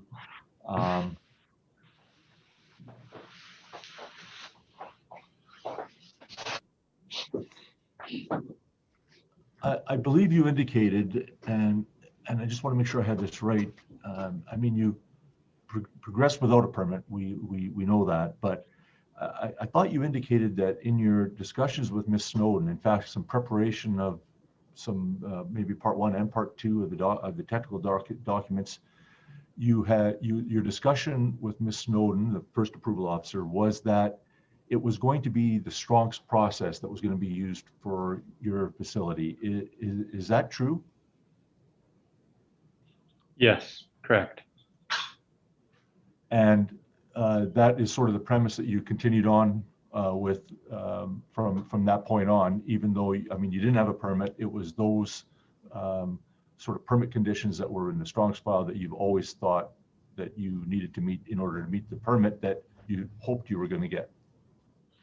Yes, exactly. And that really started to change once Mr. Cumming took my permit over. That's really when everything seemed to, like the whole policy stuff seemed to change. And like, yeah, if that Well, answers the that's, question properly. right, but that's, I mean, that's a bit of a different issue. At that point, now we need to figure out Yeah. if this meets, but that, and that's what we're doing today. But, and kind of a related question though, you had picked out of 4 options given to you by Mr. Cumming. There were several options, redo it, rip it out, or put something on top. But of the 4 options, an immediate permit denial and request for review to this board was not the option you chose. You indicated you took option, I may not have this right, 3 I think it was, but it was one of the 4 options, which was prove that it meets AOPA or show equivalency. Is that true? Yes, correct. Okay, and so when there was a denial, that was the first time you knew it was going to be denial, when you received the denial, either through phone call or mail or however you received that? Yes, although considering how the process was going with Mr. Cumming, I already earlier on realized could definitely be looked toward that this wasn't going to go through. That's already why I had contacted Mr. Metherell in December, because I figured I needed some help on this whole issue, let's say, and he was willing to help me with this. Okay, and my understanding is that, and that's, I've been around this place a while, so that understanding comes from some internal knowledge, that if it's going to be a denial, that and it's based on a disagreement of information required to show that you meet, that there may be an opportunity given to you from the NRCB for a mediation or a facilitation. I'm not aware if that still exists within the organization on the operations side, but were you, I guess, so my direct question to you is, were you ever given an opportunity to sort of have a mediated session with other approval officers or with somebody else to have a look at what the requirements were, what you needed to provide? No. Right. Thank you. Those are all my questions. Thank you, panel, and Mr. Kennedy on behalf of the board for those questions. Mr. Metherell, do you have a redirect at this point? Well, you won't have another point. So if you have a redirect, this is your opportunity. I've said too much already. Thank you, Mr. Chair. That is on the record, I think, Mr. Metherell. Okay, field services, Ms. Vance, do you have rebuttal evidence to provide? Thank you, Mr. Chair. I can advise that we do not have rebuttal evidence to provide. And perhaps while I have an opportunity, I would also mention that I received Mr. Lebazou's CV, and we have no objection to that being entered as an exhibit. Okay, thank you. Now, Ms. Friend, that would be number what? The next number is 107. Okay, so thank you. Thank you, Ms. Vance. Mr. Metherell or Mr. Muilwijk, I'm not sure who, well, if you were planning on providing a closing argument, and if you are, this is your opportunity. And maybe, I mean, it is 20 to 4, and do you have an idea of how long it is? I mean, if it's not too long, I think we just continue, but if it's lengthy, we may want to break. But Mr. Chair, I wouldn't mind a break. We've been going over 2 or 3 hours. yeah, it has been. Okay, no, let's do that. That's fair. Thank you, Mr. Cabrat. Request granted. We need the court reporter for the remainder. We better keep keep her happy. So, okay, so let's take 10 minutes if that works. So 10 minutes to 4, we'll return. Thank you.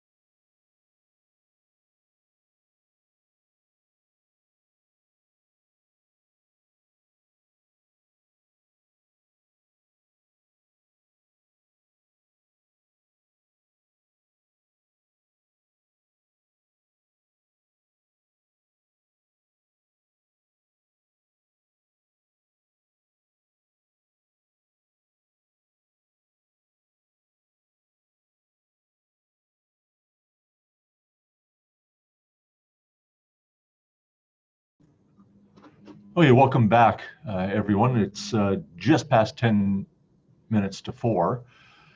We did not set time limits as we have done in other hearings, and so we need to be pretty flexible because we didn't do that. But I wouldn't mind getting an indication, because if it's 3 hours, then maybe we do need a limit. Mr. Metherell, is he back? Oh, gee, maybe I have to repeat that. Oh, there you are, Mr. Metherell. Did you just hear what I was talking about, or you did? Yeah. How long did you think you're going to need? This is for closing arguments. Right. They said I couldn't refer to my 5-page document. They made me reduce it down to 2 bullets. Just to be clear, that's your group told you you couldn't refer to I was thinking, who told them document. that? Okay, so how long do you think you need? 5 points I'd like to make.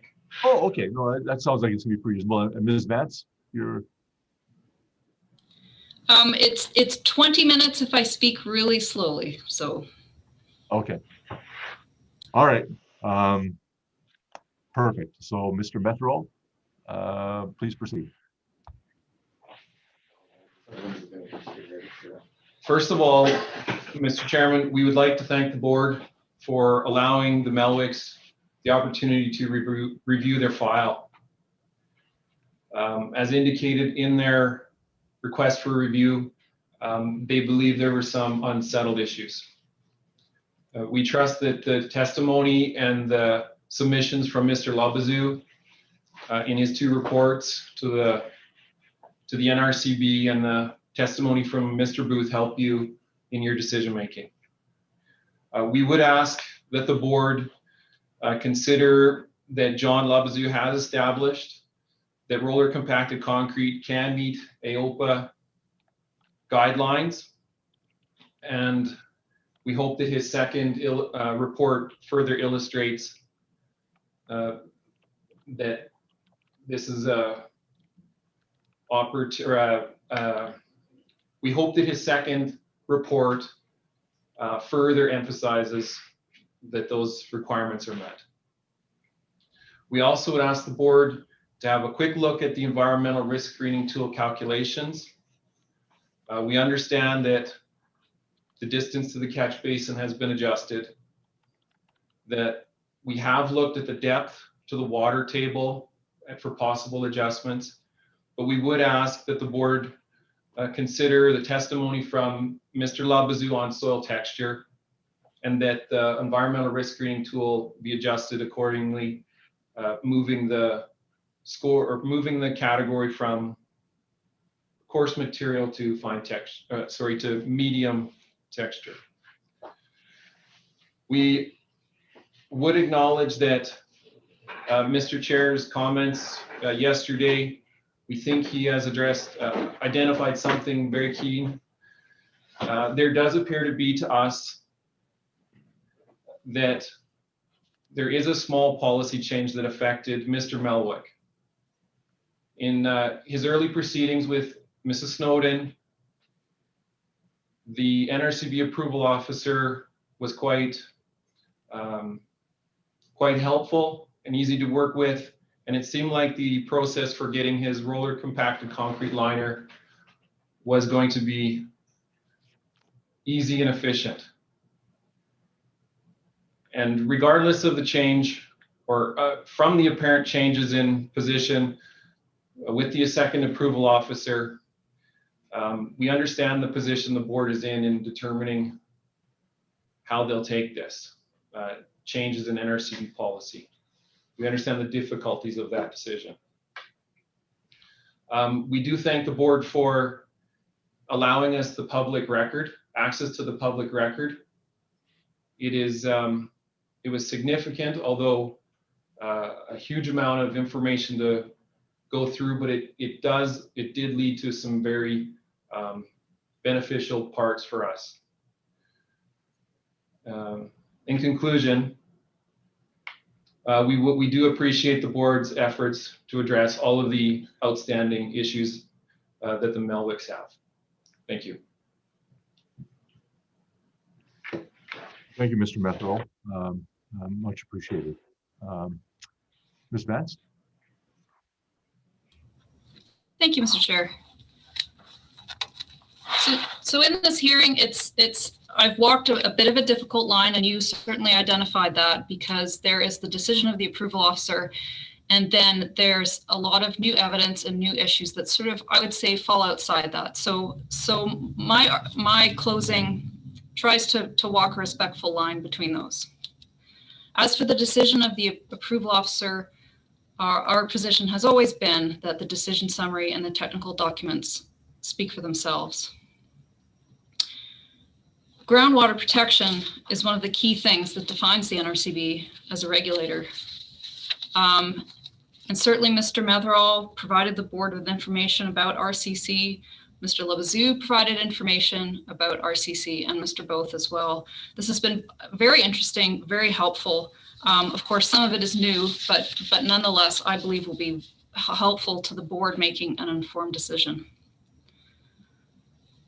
I think that characterizing this hearing as a pro-CC and anti-RCC hearing would vastly oversimplify the issues and would not do justice to all the different perspectives that have been brought here today. Having listened carefully to all the witnesses, I actually think we're not too far apart. I think there's maybe some divergence on the ultimate opinion about suitability for RCC at this particular site.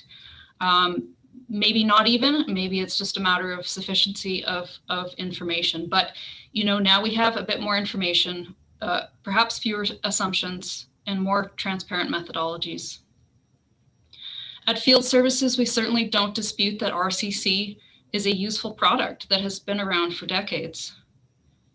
In a confined feeding operation setting, RCC has all sorts of benefits for animal health, economics, runoff. You can see that in the project by Dr. Steve Hendrick, which was commissioned by Alberta Agriculture and Forestry. We haven't really discussed that. It's Exhibit 82. Dr. Hendrick is a veterinary epidemiologist at the Coaldale Veterinary Clinic, and he and his team studied the impact of amended feedlot surface, including RCC, on animal welfare and environmental and economic sustainability. And if I refer to it again, I'll just call it the AF paper, if that's all right. Now, what we don't know is how any given mat of RCC performs as a liner under AOPA. This is sort of new stuff. It's not standardized. And frankly, what we know in 2021 may not be the same that we knew in 1985 or 2006 or 2018. Mr. Metherell talked about evolving mixes in his presentation today, and I think that's demonstrative. As well, we have the Technical Advisory Group, or TAG for short, doing a literature review to investigate the possibility of developing a guideline for using RCC as an AOPA liner. And just a couple months ago, well, 5 perhaps, their conclusion was there is not enough information out there to make a guideline. That's at Exhibit 81. So the way I see it is that now we know better what we don't know. So then how do we process applications at the NRCB that are proposing a liner made out of a material for which we don't have standardized mixes? So let's just walk through a hypothetical, somewhat hypothetical situation. You're an approval officer at the NRCB. Today, you receive an application for an RCC liner intended to meet AOPA's groundwater protections. The approval officer looks at the application, the applicant brings its case, and the approval officer makes a decision.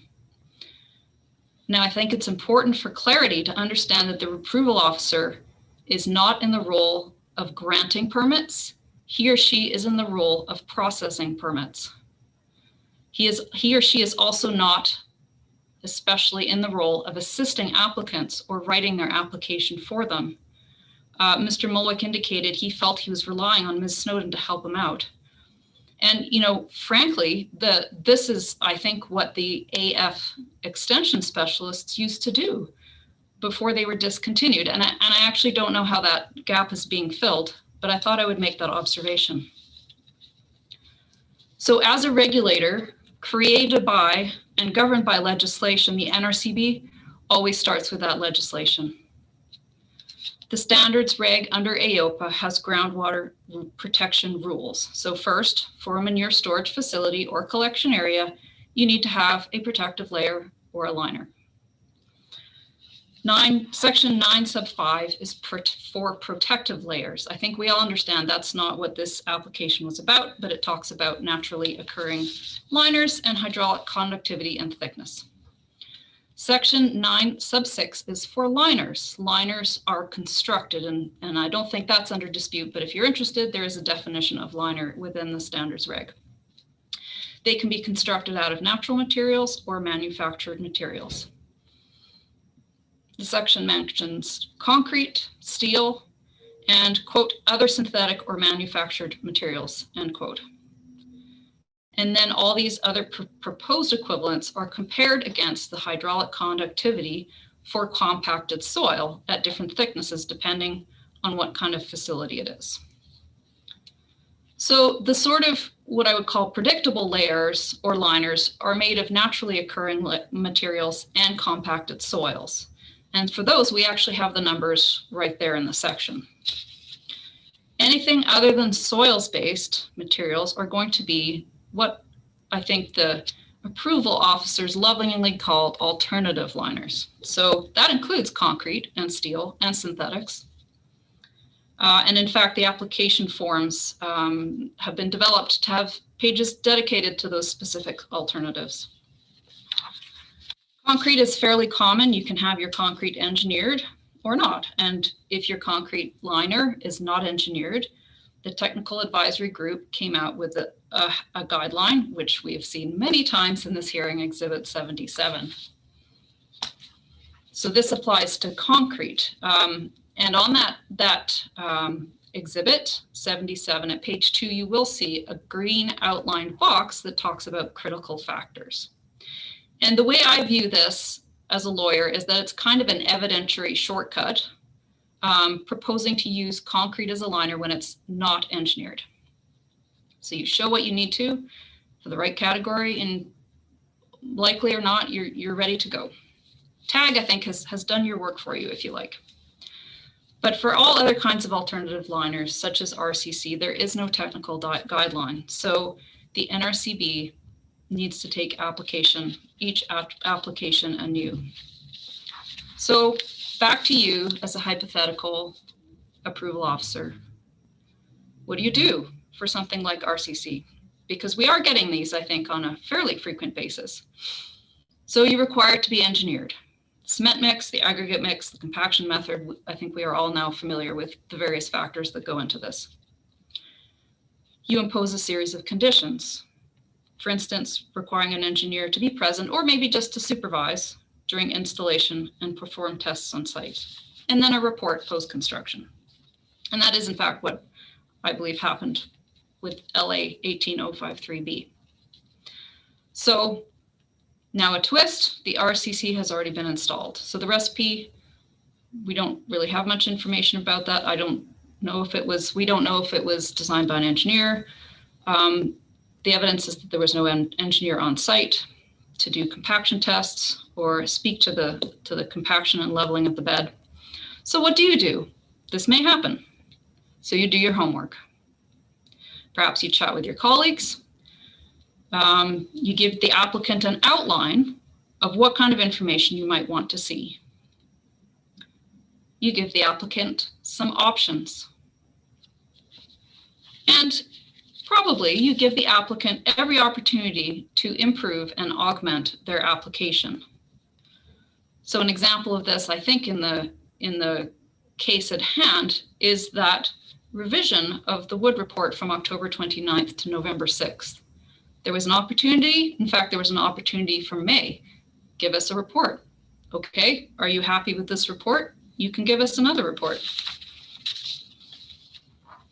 You can't tell them what to do or put in their application because that's not what you do as a regulatory decision maker. When I asked Mr. Cumming whether an application that has already installed RCC would ever satisfy AOPA? His answer was, I hope so.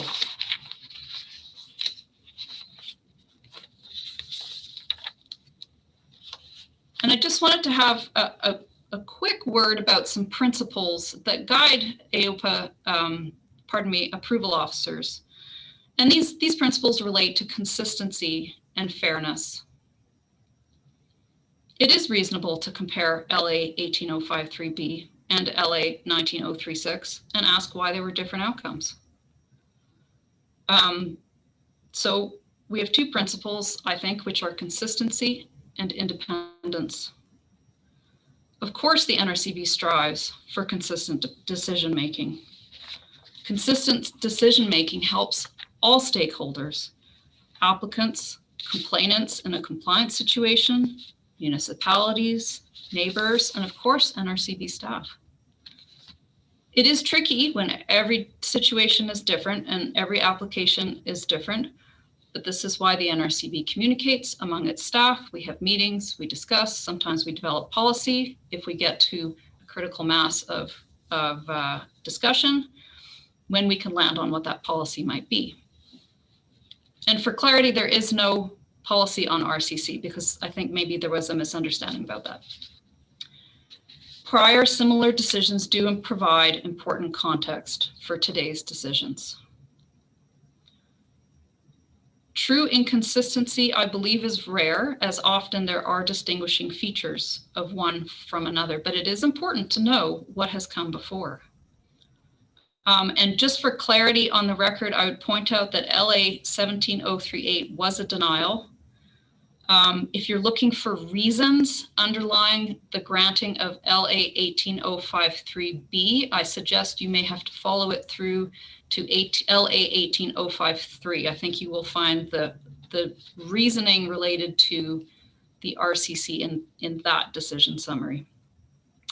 And the LA18031 was quickly superseded by LA18031A, where the applicant changed actually from RCC to what I would call normal concrete. So just wanted to clarify that up. The board decision on Stronks at board decision 2019-03 did go to review, as I think Mr. Metherall helpfully pointed out. But when you look at it, you will see that the review was limited to condition 18, which dealt with the natural catchment area. RCC was not an issue.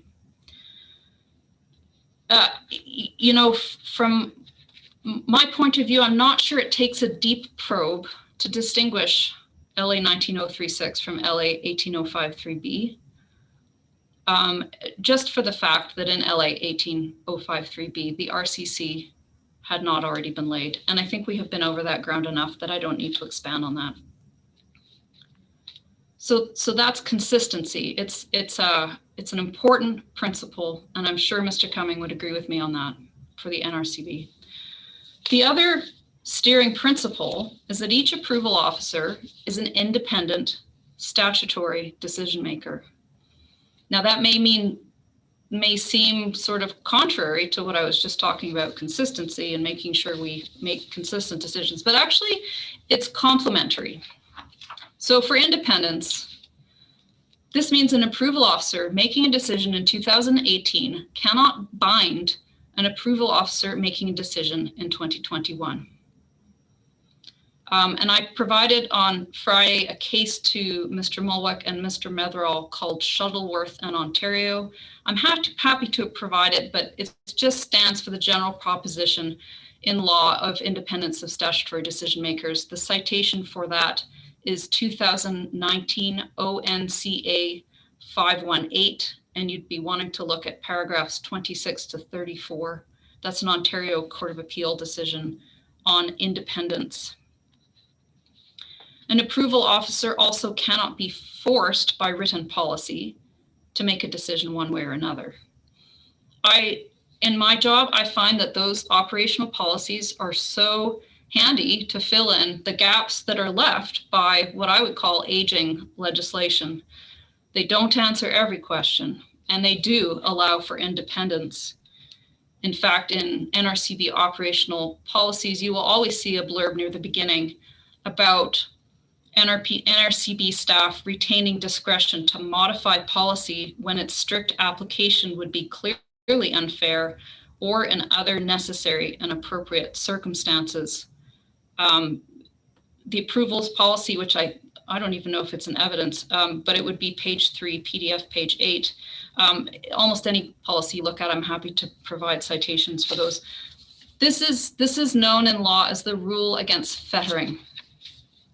And the case I would provide in support of that is called Stemajon and Canada. And its citation is 2011 FCA 299. And you're probably going to look around paragraphs 58 through 61. Again, I did send this case to Mr. Metherall and Mr. Muilwijk on Friday. And that's, I haven't been able to find that either of those cases have been taken to the Supreme Court. So I think, anyway, I think that's there. So the NRCB, if we had to have a position on RCC, it's not that RCC can't be used as a liner under AOPA. I think our position is that in cases where a liner is proposed that is not soils-based, it is up to the applicant to show that the alternative will meet AOPA's protection standards, including for groundwater. I think it's important for not only the board, but also our fellow participants to recognize that the NRCB as a regulator is in a bit of a delicate position. Approval officers and inspectors have jobs to do under the legislation. We have seen a recent influx of applications proposing RCC as a liner, and frankly, that makes sense given its popularity. At this time, RCC does not clearly fit into that non-engineered concrete liner technical guideline. And we are not aware of any standards for RCC in terms of meeting AOPA groundwater protection. So until we have better information, it is difficult, it is case by case, and unfortunately it has to be. I feel like we probably need further targeted research. It's possible that a certain formula mix installed under certain conditions might be effective as a liner under AOPA. And just to finish off, I thought that I would beg the board's indulgence to just talk a bit about my hopes coming out of this review. As we've mentioned, the approval officer takes no position on whether the board should overturn his decision or uphold it. The approval officer did offer some potential conditions to consider if the board is inclined to overturn. On a broader scale, of course, NRCB Field Services does not expect the board to issue that standardized set of RCC guidelines. Presumably, they need to come from agriculture and forestry and from research. And I don't think we have that yet, but those are my submissions, unless the board has any questions for me. Thank you, Ms. Vance. Any questions from the board, panel members? Ms. Maharaj. I have none. Could you just give me again, Ms. Vance, your case with respect to fettering? I got the citation, but not the name. I have no idea how to pronounce it. It's spelled Stemajon, S-T-E-M-I-J-O-N. I believe it's a tax case, which is why it would be in the Federal Court of Appeal. And it's against? Canada in some form. I think there's a long, it's probably revenue CRA, something like that. It was a director, I think, under the CRA making decisions in relation to an interpretation bulletin. Okay, thanks. That's it. Thank you. Mr. Kennedy, do you have anything? No, I have nothing. Thank you. Thank you, Ms. Vance. Thank you, Ms. Vance. Mr. Metherall, did you have any reply to that, to Ms. Vance's final argument? I mean, I realize there's not a lot of time. I mean, you just heard it now, but I would defer this opportunity to Mr. Muilwijk. okay, there you go. Thank you. And I would just like to take this time to thank the board as well for giving me the chance to bring this all forward, and thank everyone for being part of this, and hoping that we can move forward. Thank you. Thank you, Mr. Much. Thank you very much, Mr. Muilwijk. Okay, well, I think we are now at the close of the hearing. And so just a couple final remarks. The panel, on behalf of the panel, I would like to thank everyone for your participation. And, you know, no doubt these proceedings are a little intimidating. And in particular, Mr. Muilwijk, Mr. Metherall, I'd like to thank you for a job well done in your first hearing experience. And to your witnesses, Mr. Lebezo and Mr. Both. And thank you, Field Services, constructive and professional appearance, Ms. Vance, Mr. Cumming, and Mr. Cunningham. The board appreciates your participation for obvious reasons. And Ms. Kaminsky, Ms. Taylor, they have been at this for 2 full days in document management. They're becoming quicker and quicker. It's almost like it's not a human being behind that. The exhibits just fly up. So thank you very much. Ms. Gebrand, a long day and a short break I gave you, so my apologies. I really would like to thank you, and if you could pass my thanks along to Mr. Paulo as well. You folks are amazing, and we really do appreciate everything you do for transcript production. Clearly, we received a lot of information, and it is helpful. The panel will consider all of it, including the submissions we've got to date, when we're reaching our decision. And we'll provide that decision to all parties in the form of written decision reports supported by reasons. The board has long-standing performance targets. It's not statutory, but performance target for AOPA decisions to meet 30 working days, so 6 weeks upon the close of the hearing. We may have a couple questions. I don't know if that would really hold up our decision. And we also have some information on testing that has just come in. But I would hope that we would make this decision as well, like we have with all of our other decisions within 6 weeks. So thank you very much, everyone, for your participation. It's been a couple long days, but you've done great, and the panel really appreciates the work that you put into it. And we also appreciate, the gravity of the decision that we have for the Muilwijks. So know that we take that responsibility very seriously. Thank you again. Have a good evening, everyone. And the hearing